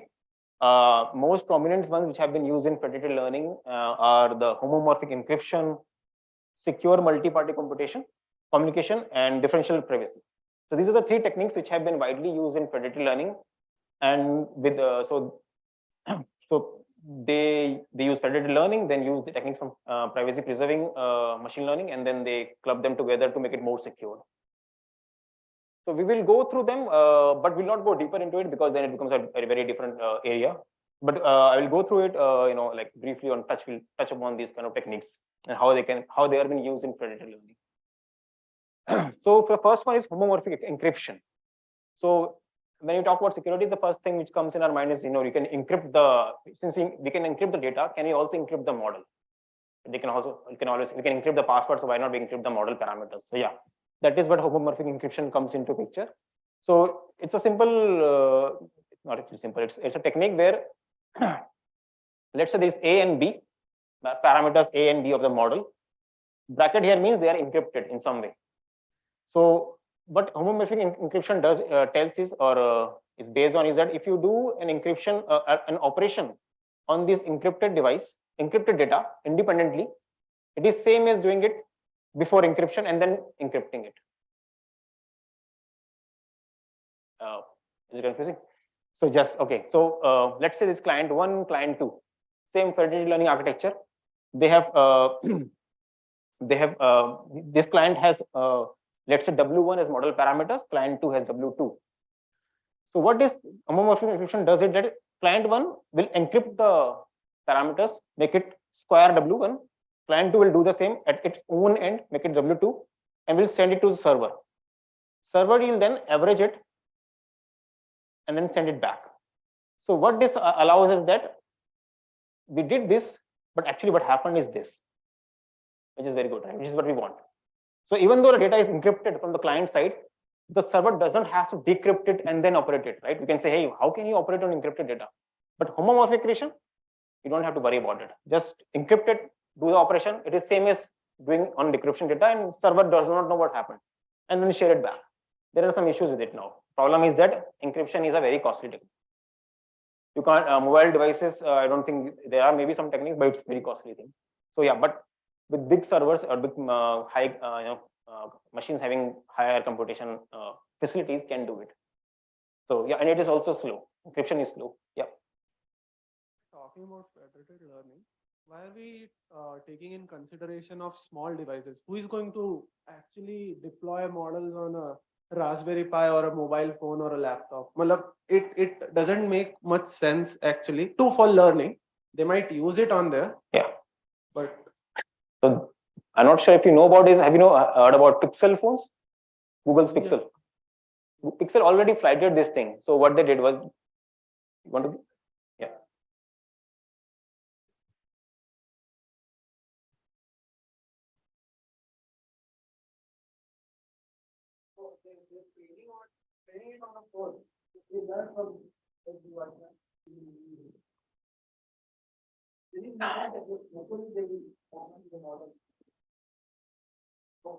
I'll show the applications also. I'll come to that here. So what I want to say is that it has been deployed. Don't worry about that. We'll come to that later. Another, so the second technique which has been used in federated learning is called secure multi-party computation. It's also it's a very interesting technique actually, and so just try to focus because it's a bit tricky also.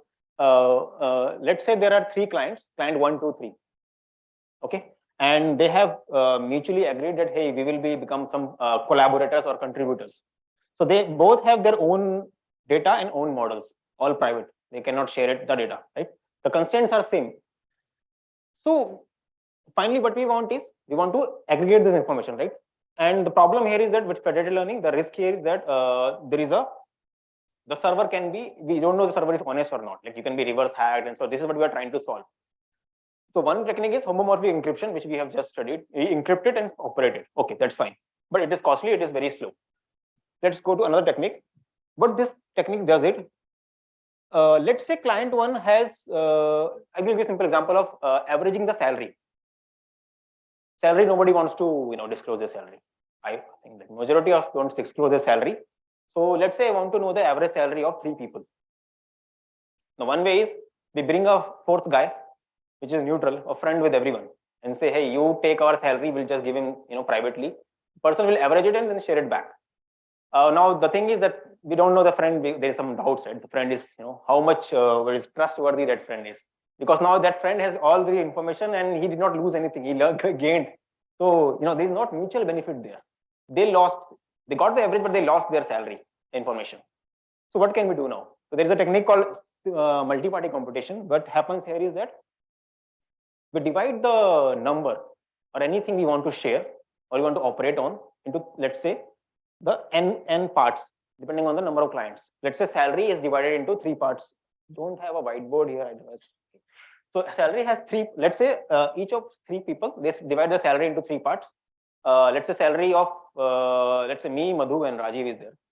So my salary is 100, Madhu is, let's say, $80, and Rajiv is, let's say, he's our senior, let's say $200. Double. So, okay. So let's say these are salary 80, 100 and 120. Or sorry, 200. And so what we do is, instead of sharing the exact salary, what we do, we divide our salary randomly into 3 parts. I divide my salary 100 into some 3 parts, 20, 60, 20. 3 parts. Madhu does the same for 40, 30, 30 and 20, and Raji does the same 100, 20, 20. Some 3 parts randomly using some prime number technique. Now what we do, I will share my 1 part of my 2 parts of my salary division to Madhu and Raji. So let's say I give from my 150 to 40, 20 to Madhu and 20 to Rajiv, 60 I keep with myself. Same Madhu does and same Rajiv. They share their 2 parts with me. Now, so same way here. So these are 3 parts, red, yellow and green. We share 2 parts with other people. So I get the 2 parts from Madhu and Rajiv. Same Rajiv got their my parts and Madhu also got. Now if you mean this, now you share, now if we all mean this, do a joint mean on these parts, it is same as meaning doing the average of the, you can try it out, it will come out same. So we don't know what was the partition, we shared it, we also averaged it, we shared the information and everything works fine, it's all done. So it's a very interesting technique. There is no computation, what you say, load here, because it's just division of part and addition and average, but there is communication here. So more people are there now. If we include n people, there are more communications happening. So communication side, there is load, but computation side, it goes down. So it's always a trade-off, right? Third technique is differential privacy. Yeah. This information, not data. Again, federated learning, we share model parameters, bits and vectors. Data is never shared. So till FL, we are sharing. We have come to the point at FL that we are sharing parameters. But now parameters sharing is also a problem, right? We need to make it more secure by using these three techniques. Is it fine? Perfect. Okay, so in differential privacy, it's a very different technique where instead of sharing and encrypting, what we do is we add some noise to the data or to the parameters basically. I should not say that actually, to the parameters, and we inject some noise in some, let's say, some distribution and so each model they train, each device they train the model locally, inject some noise in it, share it to the server, and then server averages it and it comes back. So that's is about differential privacy. You can go deeper into it, but you need to this is another interesting technique. So yeah, so now it comes to the point that where it has been used, and has it been useful or not? It's just a theoretical thing. Yeah. So this is what Rajiv was telling you about. Next word, keyword detection in Gboard. So if you have Google Android, there's when we type anything, there's a next word comes up, right? In the Google board, you must have seen it if you have Android phones. So don't you think this is a very good example, a case? So let's say you are typing something. Whatever you're typing, if you upload this typed information directly to the server, don't you think it's very private information to you? You're typing something. You with your family, your friends, and all. And if you are uploading this data, your words directly with server, this will be very, I don't know, I am not feeling very safe here. So this is a very classic example. Hey, you want to edit the next word. Now Google has a challenge. You can't see the data because people are now very, earlier they used to do it when the privacy was not very important. But now, because of European GDPR and all this privacy thing coming up, also India is also now becoming very active in this kind of stuff. So how can you learn it? So Google, they introduced this federated learning, and this was the first application they shared widely. And yes, you can learn the model. Yeah. In the interest of time, we'll move forward. And so medical and sensitive data set I've already shared, and then there is a fraud detection in banks. So this is one application I would like to share more deeper. So there's a company called VBank. It's in China, and they introduced this federated learning for the banks. So they worked on the problem of anti-money laundering. So what happens generally in banks is there are people who take loan, but they default it. They don't return it. So bank doesn't know. When you come to him, suppose you are a new person, they don't know if you will be doing the money laundering or not.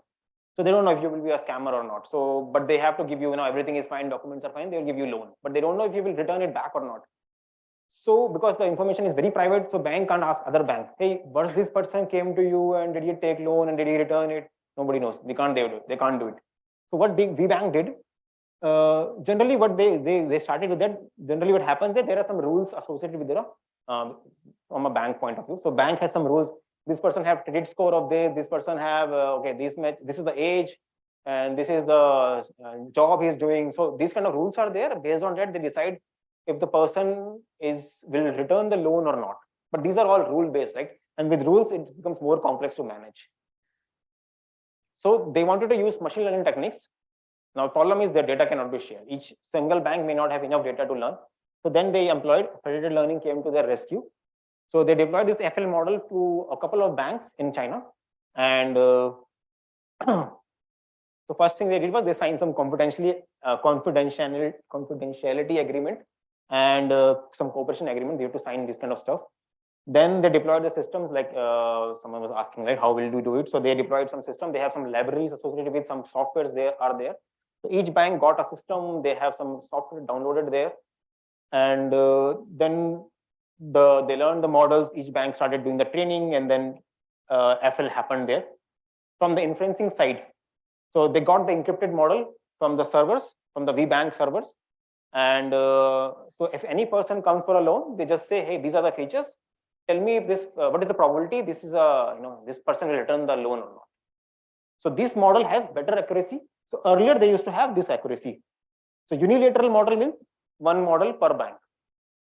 So let's say ID numbers, they have been anonymized. So let's say these are the actual labels. Like one means they are scammers or not. So earlier with the rule-based model, this was the accuracy they had. After applying federated learning from other banks, the accuracy became 0.99. With 0.99, what do you say, accuracy, they were able to classify this person is a fraud or not. So very classical, very good example of FL was used. Graphs. Okay, finally coming to graphs. So any questions up till now? I just want to, because this is all basic federated learning. Now we'll move on to graphs, so new things will come up, and then we'll come to demo. Any questions?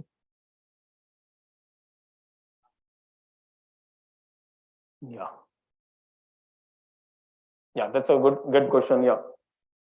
So so it may happen that the question is that what if one of the parties is basically let's say a noise, right? It's a total noise. It's trying to degrade your model. So generally these things happen in controlled environment. If for such applications like bank and all, that's fine. But in mobile devices where anybody can latch on to this, right? He can say, hey, I want to participate in federated learning. Let's use my mobile phone also. But this mobile phone can be a noisy mobile phone. So in that scenarios, there are there is, as I said, there's active research going on in these kind of scenarios. There's one paper on gradient-based learning. I can share it with you later, but there's a paper on gradient-based learning where they tried to know the gradient information. So what they did was they tried to cluster it. So what happened was, let's say there were 10 clients, 2 were noisy.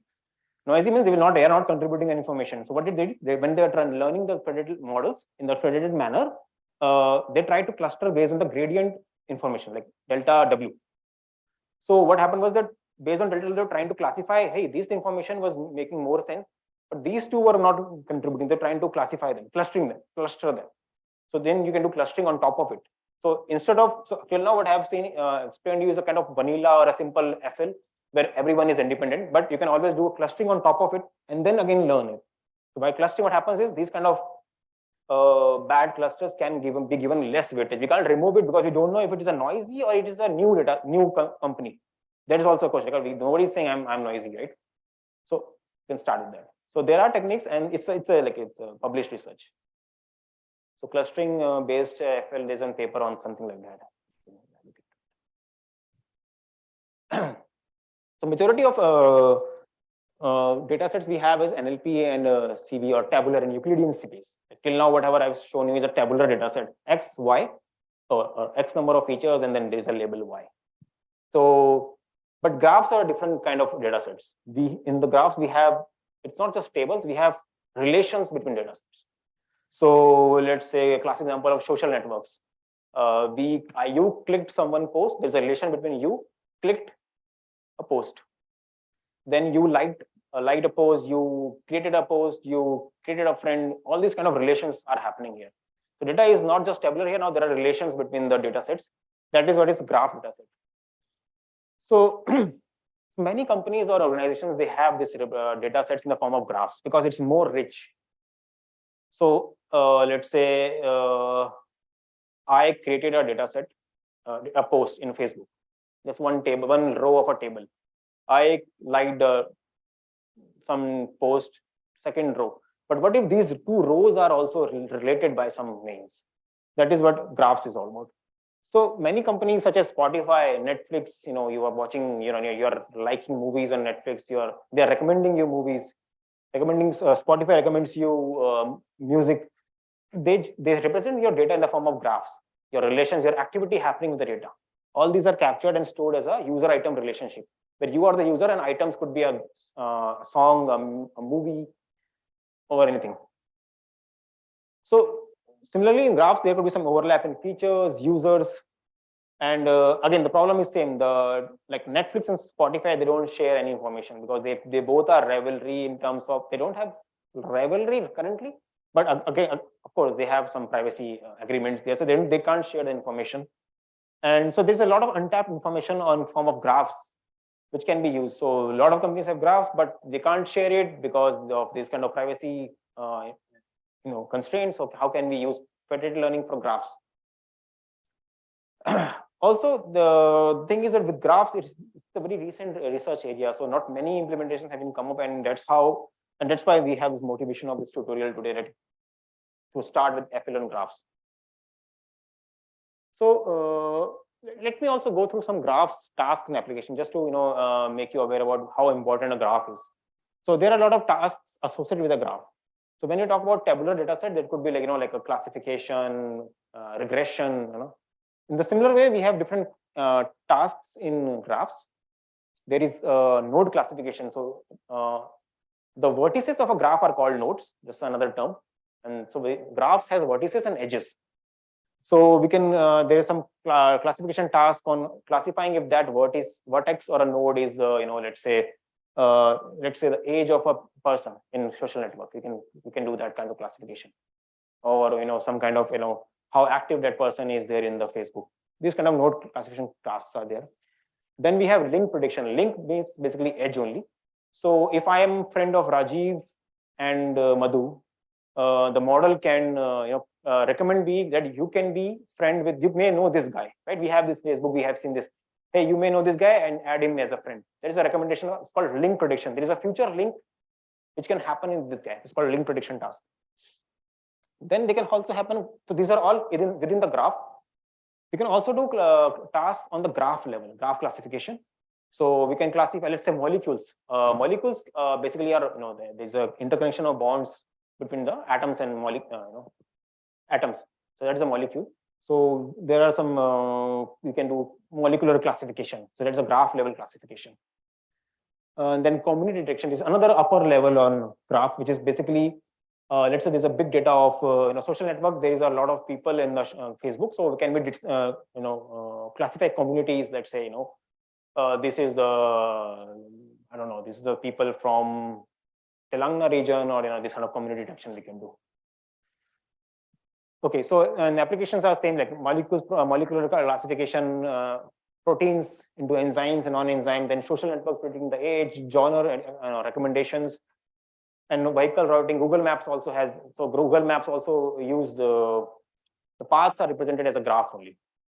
So yeah, so there are many applications and importance of graphs in our real world applications. So okay, let's talk about categorization of federated learning. So similar way we have. So federated learning on graph can also be categorized, but there are some other categorization here. So in broad, there are two categories: intergraph and intragraph. So intergraph basically, there are different graphs. So this is a very classical or typical application in pharma industries. So each pharma industries, they have these molecular structures, and they can they generally do some more machine learning on top of them, on top of this molecular data set to classify that about the molecular properties. So intergraph FLG comes into picture when such pharma industries which have their own local graphs. So each graph is basically a molecule. There's another pharma company B and C, so they have molecules in the form of graph, and then they can do some kind of federated learning on top of it. This is called intergraph, and it generally happens for graph classification tasks. Second is intragraph, which happens within the graph.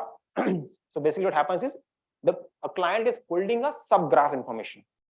So, and within that intragraph, we have two another categories, same as before. It's called horizontal and vertical federated learning, FLG. So in horizontal, again, the same class example of banks. So two banks can have different IDs, but similar features. So that there can be some relation between them. So that is called horizontal, and vertical, it's like a totally different data set. Like there is a financial institution, there is a social graph. So they have different features itself.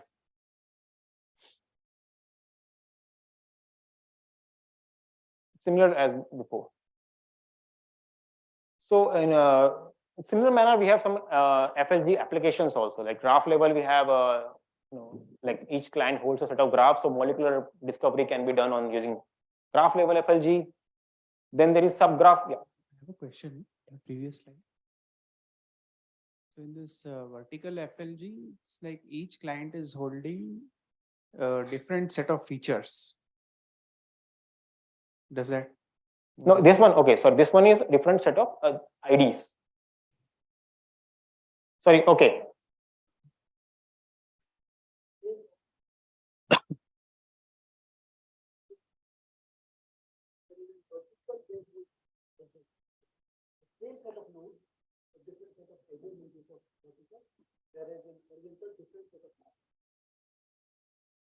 Can you give an example of vertical FLG, a practical use case?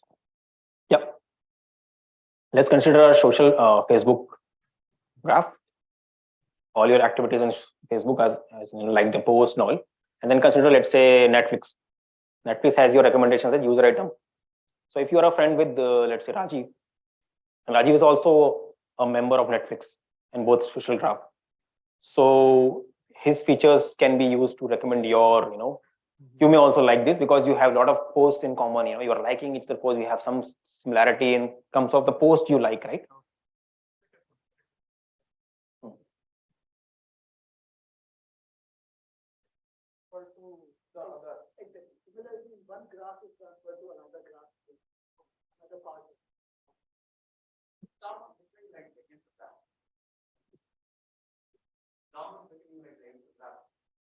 No, in the graph, even the nodes and everything all are different.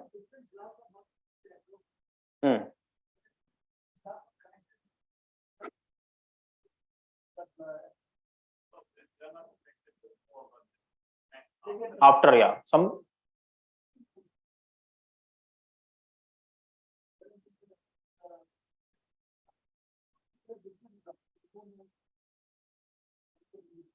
It can be common, we don't know, but we are not utilizing it. We are doing graph level classification.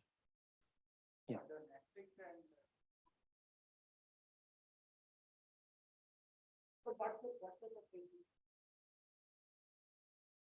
But again, that's the thing. That's a beauty, right? We're not sharing data again. We're sharing information. Okay, that practically it's not there. I'm just giving you example, yeah. But yeah, can be. That's what.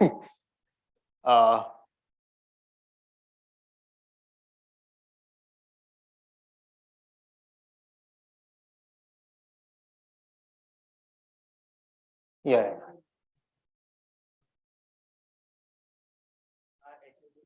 Because the features are same. The features could be edges. So yeah, this information is there, but they are actually not connected.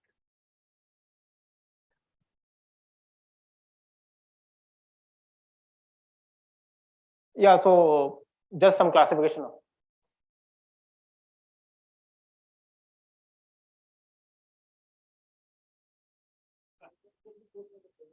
Yeah, it's almost done also. This is the last. Oh, okay. Yeah.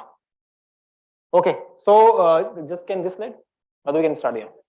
So I'll just go with this. So finally, we want some kind of averaging or some infrastructure for graphs also. So what can we do for graphs?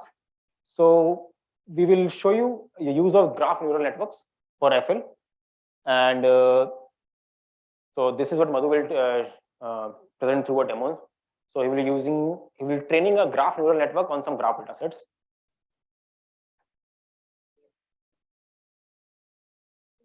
Yeah.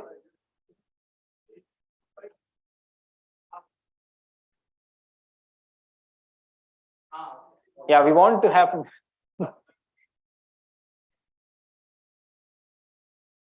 So it's in 1 hour is not enough. Yeah, we wanted to make it interactive, but it's a trade-off here. So okay, so I'll just tell you what you all missed. Okay, this is the slide. It's on graph neural network, so you can take a look at it. It's all information is there. So graph neural network, but we'll share the slides. Yeah, we also have a demo, shareable demo link, so don't worry. Yeah, we'll share the slides. You can use the link.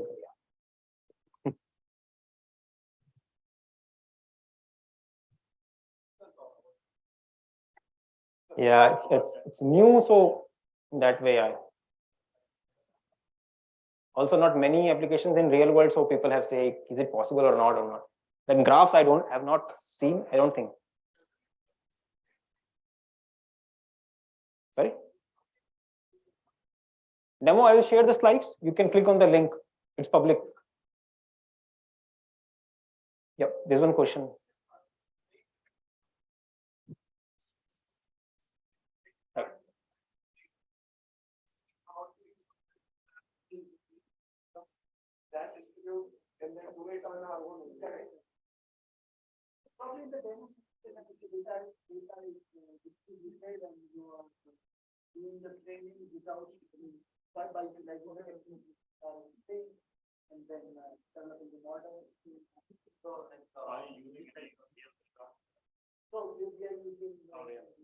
So yeah, instead of different machines, it's different threads. They will not share the information. Just you will just create a separate data structure for it. Simulation. Yeah. The local devices training will go on the local devices first. Then after the weights are shared again, the second time training happens. 2 times training. Yeah, it's cycle happens. Continuous. So again.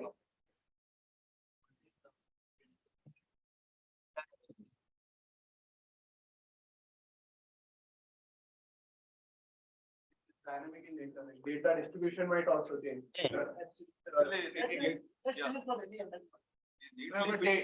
It's like it's continuous, right? They are always sharing.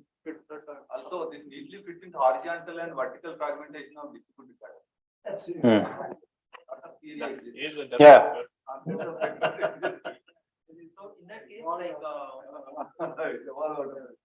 It's evolved from there. It's right. Really leaving the roots and No. That's I think computer science. We tend to do these things.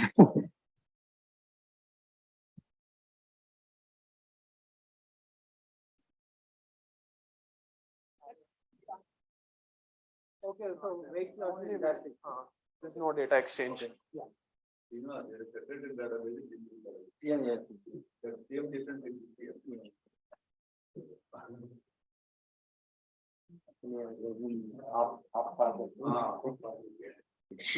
Of knowledge and business. Yeah. That's what I was trying to just go through this document, right? Get the slide. Yeah. I will have some impression.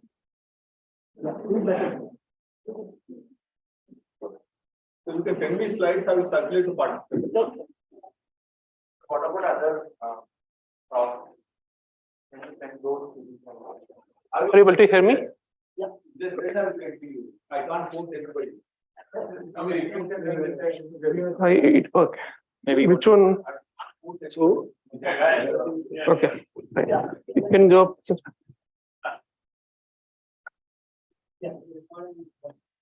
So you are able to hear me? Okay. And able to see the slide. Okay. So let's now come to the application part of federated learning, whatever we have seen so far. Okay. So just to summarize what Tushar had talked about, it is nothing but there is a server which has a basic model. It sends a model to several clients on a regular interval. It collects the model parameters and then performs some average on top of it. It sends them back to the clients and then continue the run, right? So when we talk about graph, right? I mean, you saw that we are intra-graph task and then inter-graph task, right? When we say intra-graph, we are talking about node classification, link classification. When we talk about intergraph, we are talking about graph attribute classification and other things, right? So before even we go into the challenges of graph, right? I mean, I would like to emphasize, I always used to emphasize is the beautiful journey of deep learning, right? So when we talk about deep learning, it emphasizes on automated feature learning comparing to classical machine learning. So when it starts reaching out to the image domain, it starts leveraging the existing classical methods present in image domains such as convolution, and then it starts coming up with CNN and other things. Similarly, when it reached out to audio, I mean, or natural language, it started using the Zipf's law and other conventional and basic philosophies present over there in the audio and the natural language domain. Similarly, when the deep learning entered into graph, right? So graphs, previously we used to have something called isomorphism test, right? So isomorphism test is the one which is used to compare whether the two graphs are identical or not, right? So if you look into GCN, GNN aspects of the deep graph learning, so they are based on the philosophy of the message passing, which is present in the isomorphism test. But how is graph different? I mean, the deep learning's inclination is always towards learn something in its natural format, right? When we talk about graph, it is completely natural, right? If we look into all the aspects surrounding us, they are hierarchical in nature. If we take social media or the enterprise level hierarchy, wherever we are going, we are talking about graphs, right? But when we try to conduct a marriage between graph and then the federated learning because of privacy and other things, they themselves offer different kind of challenges, right? So for example, we talked about bringing the model parameters to the server and then averaging it out and sending them back. Is that applicable for all the tasks associated with graph, right? For example, if we take node classification, right? So in node classification, we are talking about message passing and then passing the embeddings from neighbors, right? That means the server may need to also collect the node embeddings and then perform some average on top of it and distribute it. Similarly, when we talk about link, edge detection, what kind of relationship I have with Rajiv or I have with Tushar. So when we talk about it, we are also bringing in the adjacency metrics into the picture. Okay, when we are referring to graph classification, it is exactly similar to the other conventional data we are dealing with, where we are bringing the model parameters. So when we have all those challenges with us, we are looking for a modular framework, right, which helps us to perform a lot of experiments, ablated study on top of federated learning. So that is where, so we listed down the components which are required as a part of federated learning before we go into the demo aspect. Can you scroll down? And then again, please feel free to interrupt me whenever you have questions, right? So if you look here, the training always, the framework always starts with data. So we have the data, and then similar to our conventional deep learning, we are looking for transformation, splitting the data into train, test, and validation, and then a data loader class, which is the inherent property of PyTorch or PyTorch geometric or DGL or whatever it is. Okay, and then the sufficient learning framework to back it out. Okay, so now we have PyTorch geometric, we are having TensorFlow, graph learning, and then we have DGL. So we need to have this one. And then talking about the kind of architectures that we could be able to have in the framework, something like GNN, message passing neural network, as Tushar talked about, and then decoders and encoders, right? And on top of it, what kind of federated algorithm that we are talking about, right? When it comes to the graph, we are talking about federated averaging, federated sage, and fed GNN, right? And what is the trainer all about? Is it at the graph level, or is it at the node level, or is it at the link level? Okay.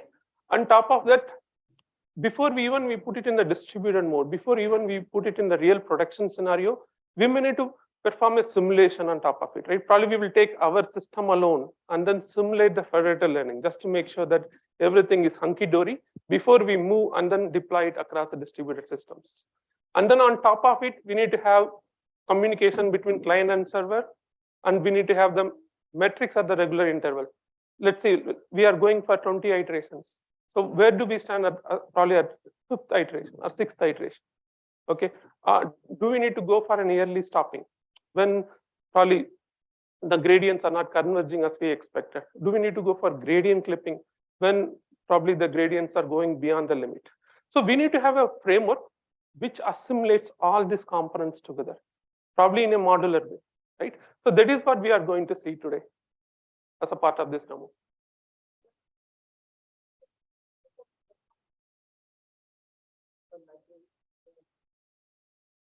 So yeah, the one good thing about this notebook is you can do the installations and everything in the notebook itself. So you just need to have probably Git, if you have it with me, and if you have it with you, and if you are planning to run it through Collab, you don't even require Git. You can just run it as such. Yeah. Yeah. Can you just go up slightly up? Yeah. So what are we going to see as a part of this demo, right? So we bifurcated the demo into two.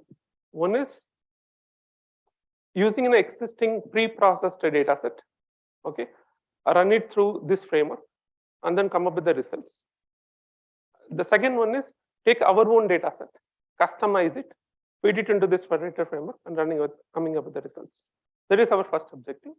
And second objective is when we go for a federated learning, and this is a simulation, we are not going to run it across several clients. We are going to have different simulated clients within the system, and then we are going to see the results. So, but in a real scenario, when we go for federated learning, will it compromise the accuracy, right?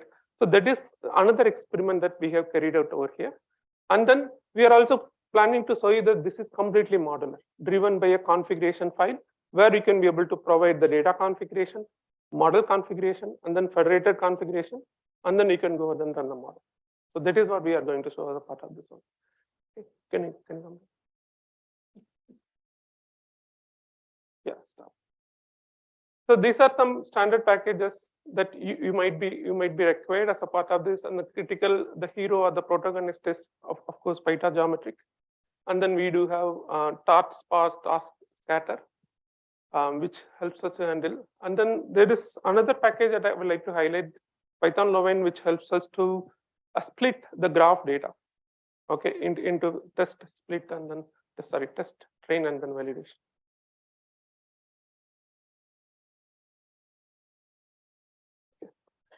So the framework that we are leveraging is called federated scope. Okay, they do have a couple of data sets in every level. So when we talk about graph, there are three kind of tasks that we are normally adhering to in a supervised training platform. One is node, another one is link, another one is graph. Right? When we go for unsupervised, probably we can go for a clustering of the graph nodes and other things. And node and link are normally transductive in nature. That means given a graph, we would be probably splitting the nodes within the graph. It is more of an intra-graph. So that's why I'm referring it as transductive. Graph is more of inductive. So we will test on certain group of graph, and then we will try to apply the model on the graphs which are reserved for testing and then validation. Yeah, can you come down? Yeah, come down. Okay.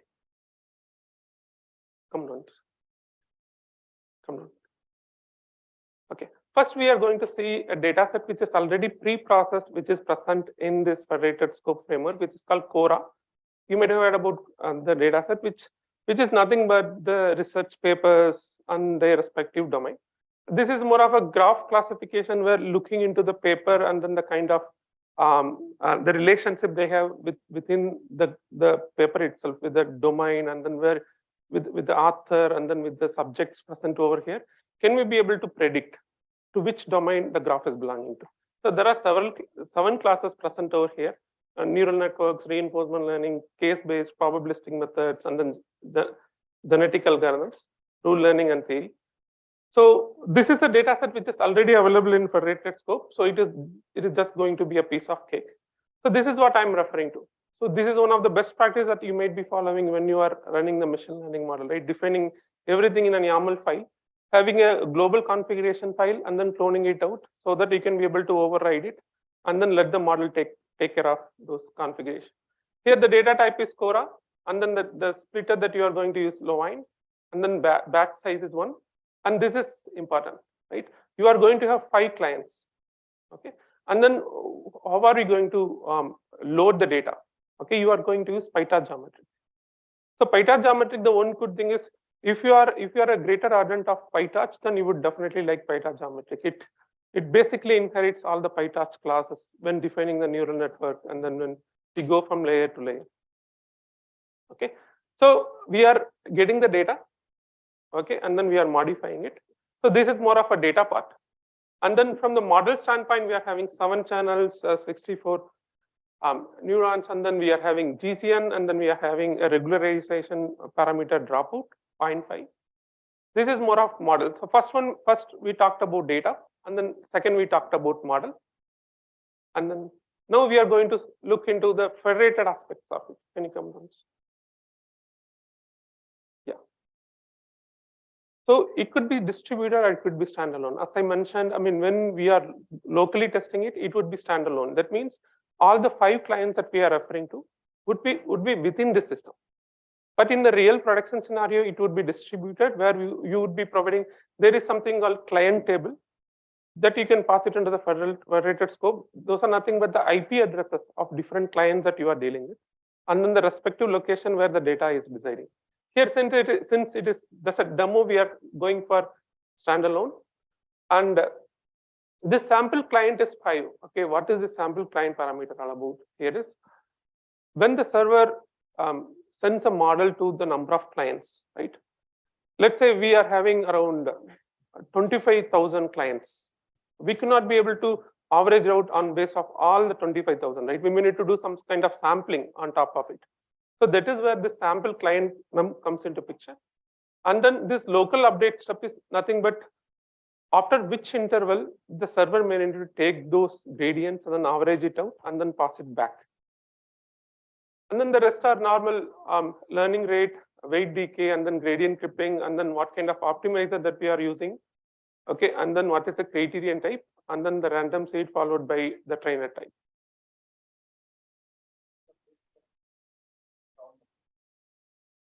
Sorry? Yeah, the total round number is nothing but similar to the iterations that we have, right, in typical deep learning. And then the local update step is nothing but after which iteration the server may need to communicate back and then get the updates and then pass it on.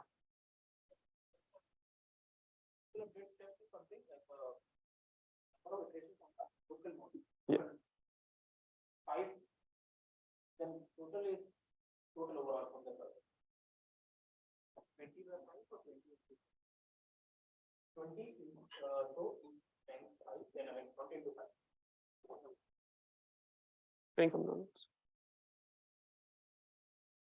Important because it is dependent on the data and yeah, come down. So now we are going to have two different validations. One is having the client number as 5, run the model, measure the accuracy, and then have the client number as 1. That means when we say client number 5, it is going to be more of a simulated federated learning. When the client number is 1, it is more of a normal learning, right, in a single client. And then we are going to validate the accuracy to see there is no performance degradation when we go for federated learning. Okay. Yeah, so if you look here, we have run the first part, and here I am updating this client number as 1. Previously it was 5, now it is 1. Okay, it ran again, and the results are being stored in run results single client. So basically what we are doing over here is if we go through the logs, the server creates a model, it sends it to all the clients. Okay, at regular interval, it receives the gradient from the clients, it averages it out, and then it sends it back. See. So this is from single client, right? So here the metric that we are using is test accuracy. If you look here, it is 0.645. Okay. When we go for federated learning simulation, it is 0.652, which is slightly better than the test accuracy that we are having for single client. So this clearly shows that in the federated learning, there is a common concern that there will be a performance degradation, but it is not the case, right? So far, what we have seen over here is we have taken a pre-processed data set available in federated scope, and then we did that. Now comes the data set that we own. Let's assume that you are having group of graph data sets, and then you want to run it through this federated scope platform, right? How do you customize it? How do you transform it in such a way the federated scope can understand it, and then you can go ahead with it. So the data set that we have taken here is there is something called OGBG code 2, which is more of Python AST, abstract syntax trees, right? So what are we going to classify here? We are going to classify whether the AST is optimized. When I say optimized, from the big O complexity standpoint, both time complexity and space complexity, and whether they are having better practices, and then whether they do involve any kind of C Python methods from the optimization standpoint. Semi-optimized means there are still, it is not clearly documented, and then some.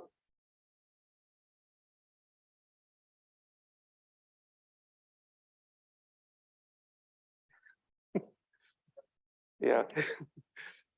So something like there are heavy usage of list and then redundant functions which are not being invoked. And then unoptimized is completely unoptimized, and it is not even PEP incompatible. So we are talking about several graphs, 453,000 graphs, which are falling under these 3 categories. we are going to customize those graphs in such a way we are going to load them. Okay. You could very well ask that this is coming from Stanford Open Graph benchmark. So it would be already having some graph attributes embedded within it. So probably let's say you want to create a toy data set on your own. Okay, let's say 15 to 20 toy graph data sets, and if you want to use it, I would say you can go with NetworkX. There is a greater Python package called NetworkX. Create your nodes and edges in NetworkX, and there is a utility provided by PyG, PyTorch geometric, which converts the NetworkX into PyTorch geometric data. Okay, so there is a utility provided within PyTorch geometric. Once it is done, PyTorch geometric has a wrapper called data loader on top of data, which will take care of prefetch and other optimization aspects of when it feeds the data into the training process. So convert them into data loader and then assign a client number. So this is what happening when we are pre-processing the data. Take the data, convert them into PyTorch geometric data object.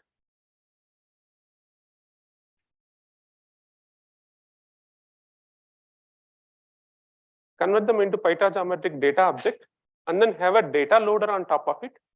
Okay, and then split them into train, test, and valid, and then assign a client number to it. So that is what basically the data pre-processing all about as far as federated scope is concerned. So if you look here, can you come down?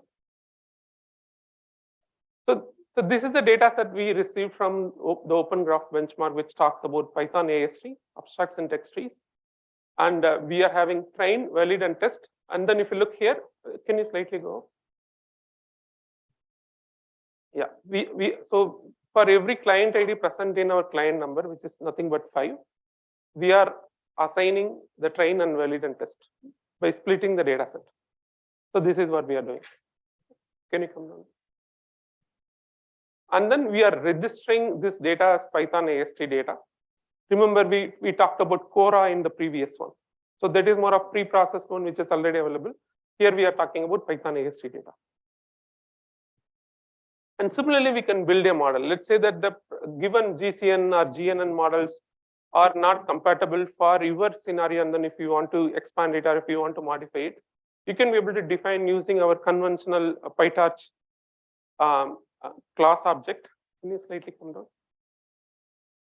Where you could be able to inherit the superclass TorchNN, and then you can be able to define and then forward, where you are basically building the layers over here. And then towards the end, you are building it. So you are basically building the class, and then how many channels are there, how many hidden channels are there, and then what are the maximum depth, and then the dropout. And let's say you are registering it as PyAST-GCN. And then similarly, you can be able to create the trainer. Let's say you have come up with a new set of trainers instead of mini batch or node batch or full batch. Let's say you have come up with your own set of trainer. Can you come down? You can be able to define it. Okay, can you come? Now again, we will remodify the configuration file based on data model, trainer, and then federated. So similarly, data. Okay, we are going to use scaffold to split the data. Again, the data loader type is PyTorch geometric. Okay, and then it is standalone, and then we have 5 steps, and then let's say we are going for graph attention over here. Can you come down? Yeah. Come down. Yeah. So here again, we are going to have a two-way approach. One is using the 5 clients, and then single client, and then we are going to show that there is no degradation in model performance. So again, we are getting the data over here from the configuration. So what it does is it goes to this configurable file, and then it identifies the data that is registered. In our case, it is PyAST data, and then it invokes a method we originally defined. Remember where we are getting the graphs from the Open Graph benchmark and then convert them into PyTorch object. So it assigns it to the variable, and then it creates the run. Okay, again, I'm modifying the sample client, client number as 1. I'm rerunning this entire step over here. This step is basically a centralized. Yeah. federated. Yeah.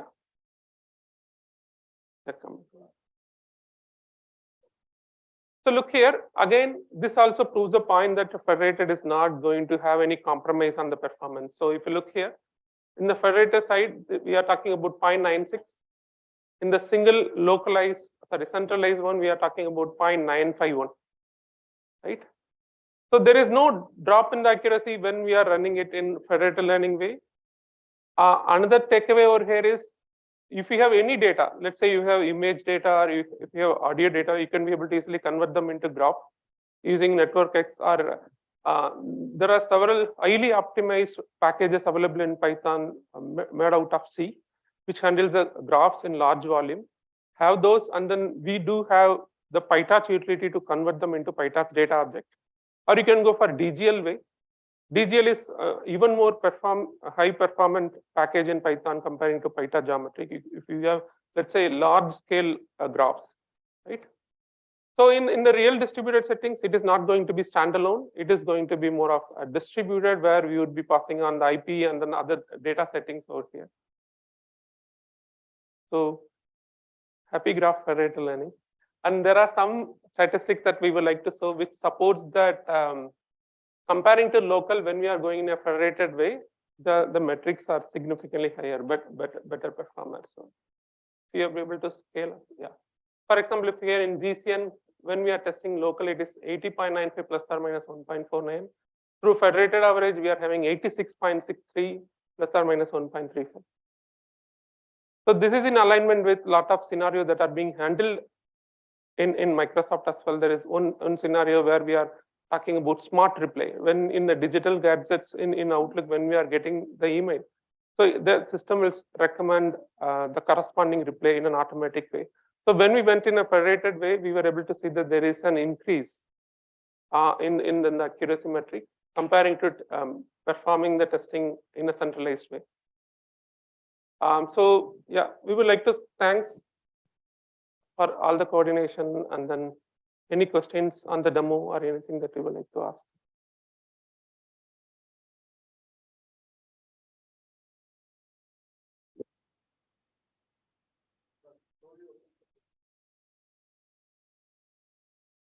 So that is yours. You have the collab with you.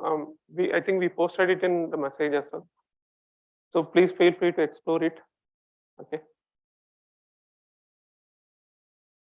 In Zoom, I guess, right? So the link.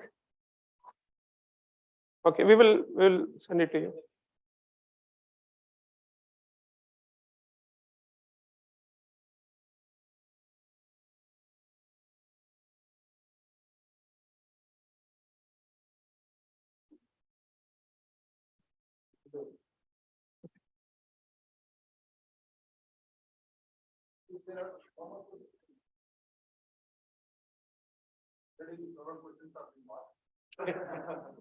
So let us give a big round of applause for the speakers, and such a wonderful talk and very nice demo. And as a token of appreciation, I would like to hand over a memento to the speakers.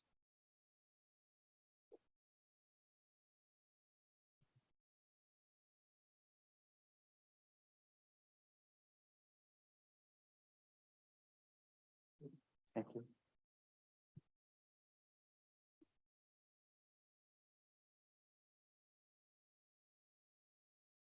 So over to Professor P.K. Reddy. So machine learning expert in IIIT. Okay, Naresh Manwani. So if you want to work in machine learning, he is the person. Deep learning, machine learning, whatever you see. Okay. Yeah. So thus we come to the end of the BDA conference, and I think there's a tea, and we request you to have a tea, and you can collect the certificate, whatever you want to leave. Before that, thank you for participating for last 4 days. And what is your experience? I want to know. We tried to put up a quality program, high quality program. All our high quality invited talks, keynote talks, papers were selected by strong program committee. Panel is eminent. On our side, we made all the efforts to put a high quality program. Don't worry if you don't understand all. At the end of the conference, you leave with some keywords that will linger for a long time in your brain. Even some of them you pick up, some of them may not pick up, you need not worry. So if you have any comment or any feedback, whatever the problems you might have faced, it is due to me only, okay? So because a lot of things are going on, and I'm the NAC coordinator here. So NAC preparation is going on. So a lot of work, that this, everything. I hope your stay was safe and it is convenient. Those who are staying in the hostels. And I hope you moved through IIIT Hyderabad. You visited some of research centers. You enjoyed this trip, but we want to a quick comment, feedback. You can give comment. So you are asking a lot of questions. Oh, what is your comment? Somebody can circulate. About program, general program, what do you think?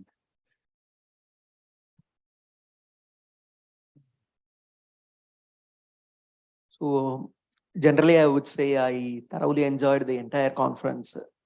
Where are you from? I'm basically from Chennai, based out of Chennai. So I moved to Hyderabad here before 1 year. Okay. So to briefly speak about me, I am not from a IT background. I am a finance guy out and out. I am a working professional. So it's like I'm trying to use my knowledge to pivot into tech. So that was the main intention of coming to this conference. So the takeaway I thought when I actually came here was like, okay, I will take, I might not, I'm sure I might not get the 100% of whatever that is delivered, but at least if some 10, 20%, if I get some ideas, maybe I can work on that, and maybe I'm also planning to do a master's in tech.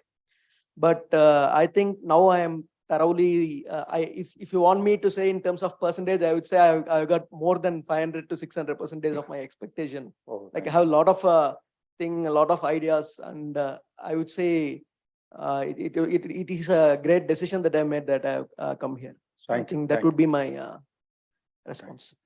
So somebody first time attendance students, what is your feeling before the conference, after the conference? So we are holding the conference for you, next generation. So learn how to organize the conference, you have to learn how to publish research papers. I expect that from next year, BDA, I expect a research paper from you. We consider BDA as a avenue for submitting research papers. We want to improve the quality, more papers, more quality. So anybody from you, first time those attendants, he wants to comment. Good afternoon, sir. Yeah. So this is myself, Dr. Lakshmipati from Geetanjali Engineering College, sir. I am working as professor over there. So the sessions are very well, sir. So I didn't expect this much. I had been attended 2 to 3 conferences in different places. The best conference, I would say, sir. So sessions, everything, organizing of everything is very well. So from my side, I am having some request from our side. So we would like to work with IIIT people, like in any area. So if they are working on any kind of a problem or any kind of research is going over here, if you have any opportunities so that we can involve into it, so that it would be like collaborative learning, so that we can show to our NAC or NBA people, so that we are working with premier organizations like IITs, IITs. They don't work for NAC and MBA. We work for country. Yes, sir. So For NAC, MBA, that see, is. If I wanted to work with you people, means I have to convince my organization. Otherwise, they don't let us come and sit with you people. So actually, I will take it from here. So all the chairs are from IIIT. Dr. Naresh Manwani, Radhika Madam, Bapiraj sir. All the chairs are IIIT faculty. I made sure that at least you might have encountered about 10 to 15 faculty from these guys. All are from IIIT. Avinash Sharma, all are middle level faculty, junior faculty, and senior faculty I exposed to you. And the other faculty members, Vikram Pudi was chairing the first session. Everybody is from IIIT only. That was the purpose. I put those names as the chairs in the website. You check their websites and they can be contacted. And Devapri Kumar, he said that he is welcome to sponsor any project. He's the head of Devapri. He said that he is welcome. Anybody can work with him. He gives money. So come again, sir. His name, sir? Dr. Devapriya Kumar. Ayab, Ayab, our sponsor. So, okay. So I think that the purpose is served. That's why I intentionally kept the chairs from IIIT. All the chairs are from IIIT. Okay. Thank you. Any from new students? Yeah. She wants to comment. We want to hear from the younger generation because we are becoming old now. How long we will continue? Then you have to take up the lead.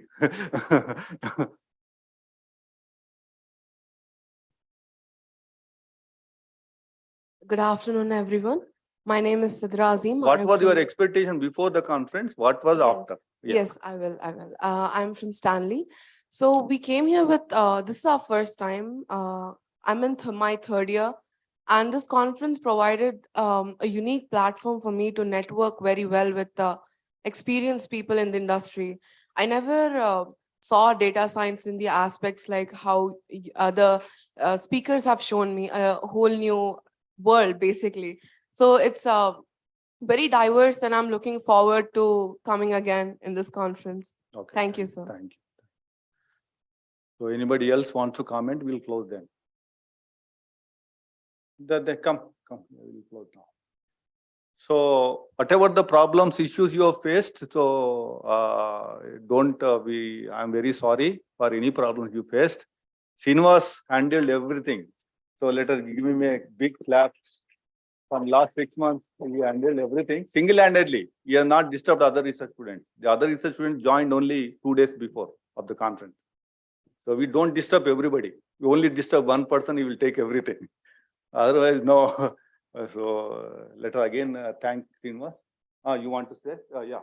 Dr. Sanjay wants to say? No, nothing concluding. So I'm just basically here to thank PK Reddy on the behalf of the steering committee that he made an excellent arrangement, his team, and of course all of you, because if you are not there, the conference is not going to be there, right?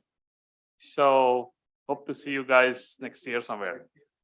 Next year is in IIIT Delhi. Okay, so thanks again. Try to explore the opportunity to visit Delhi and see the New Delhi. New Delhi. What is going on there? We don't know. A lot of things are going on. I don't know. Delhi might be developing too fast. I request you to visit Delhi and submit the papers to BDA. Thank you. I declare the closing of conference. Thank you very much. Have a tea and leave. Thank you.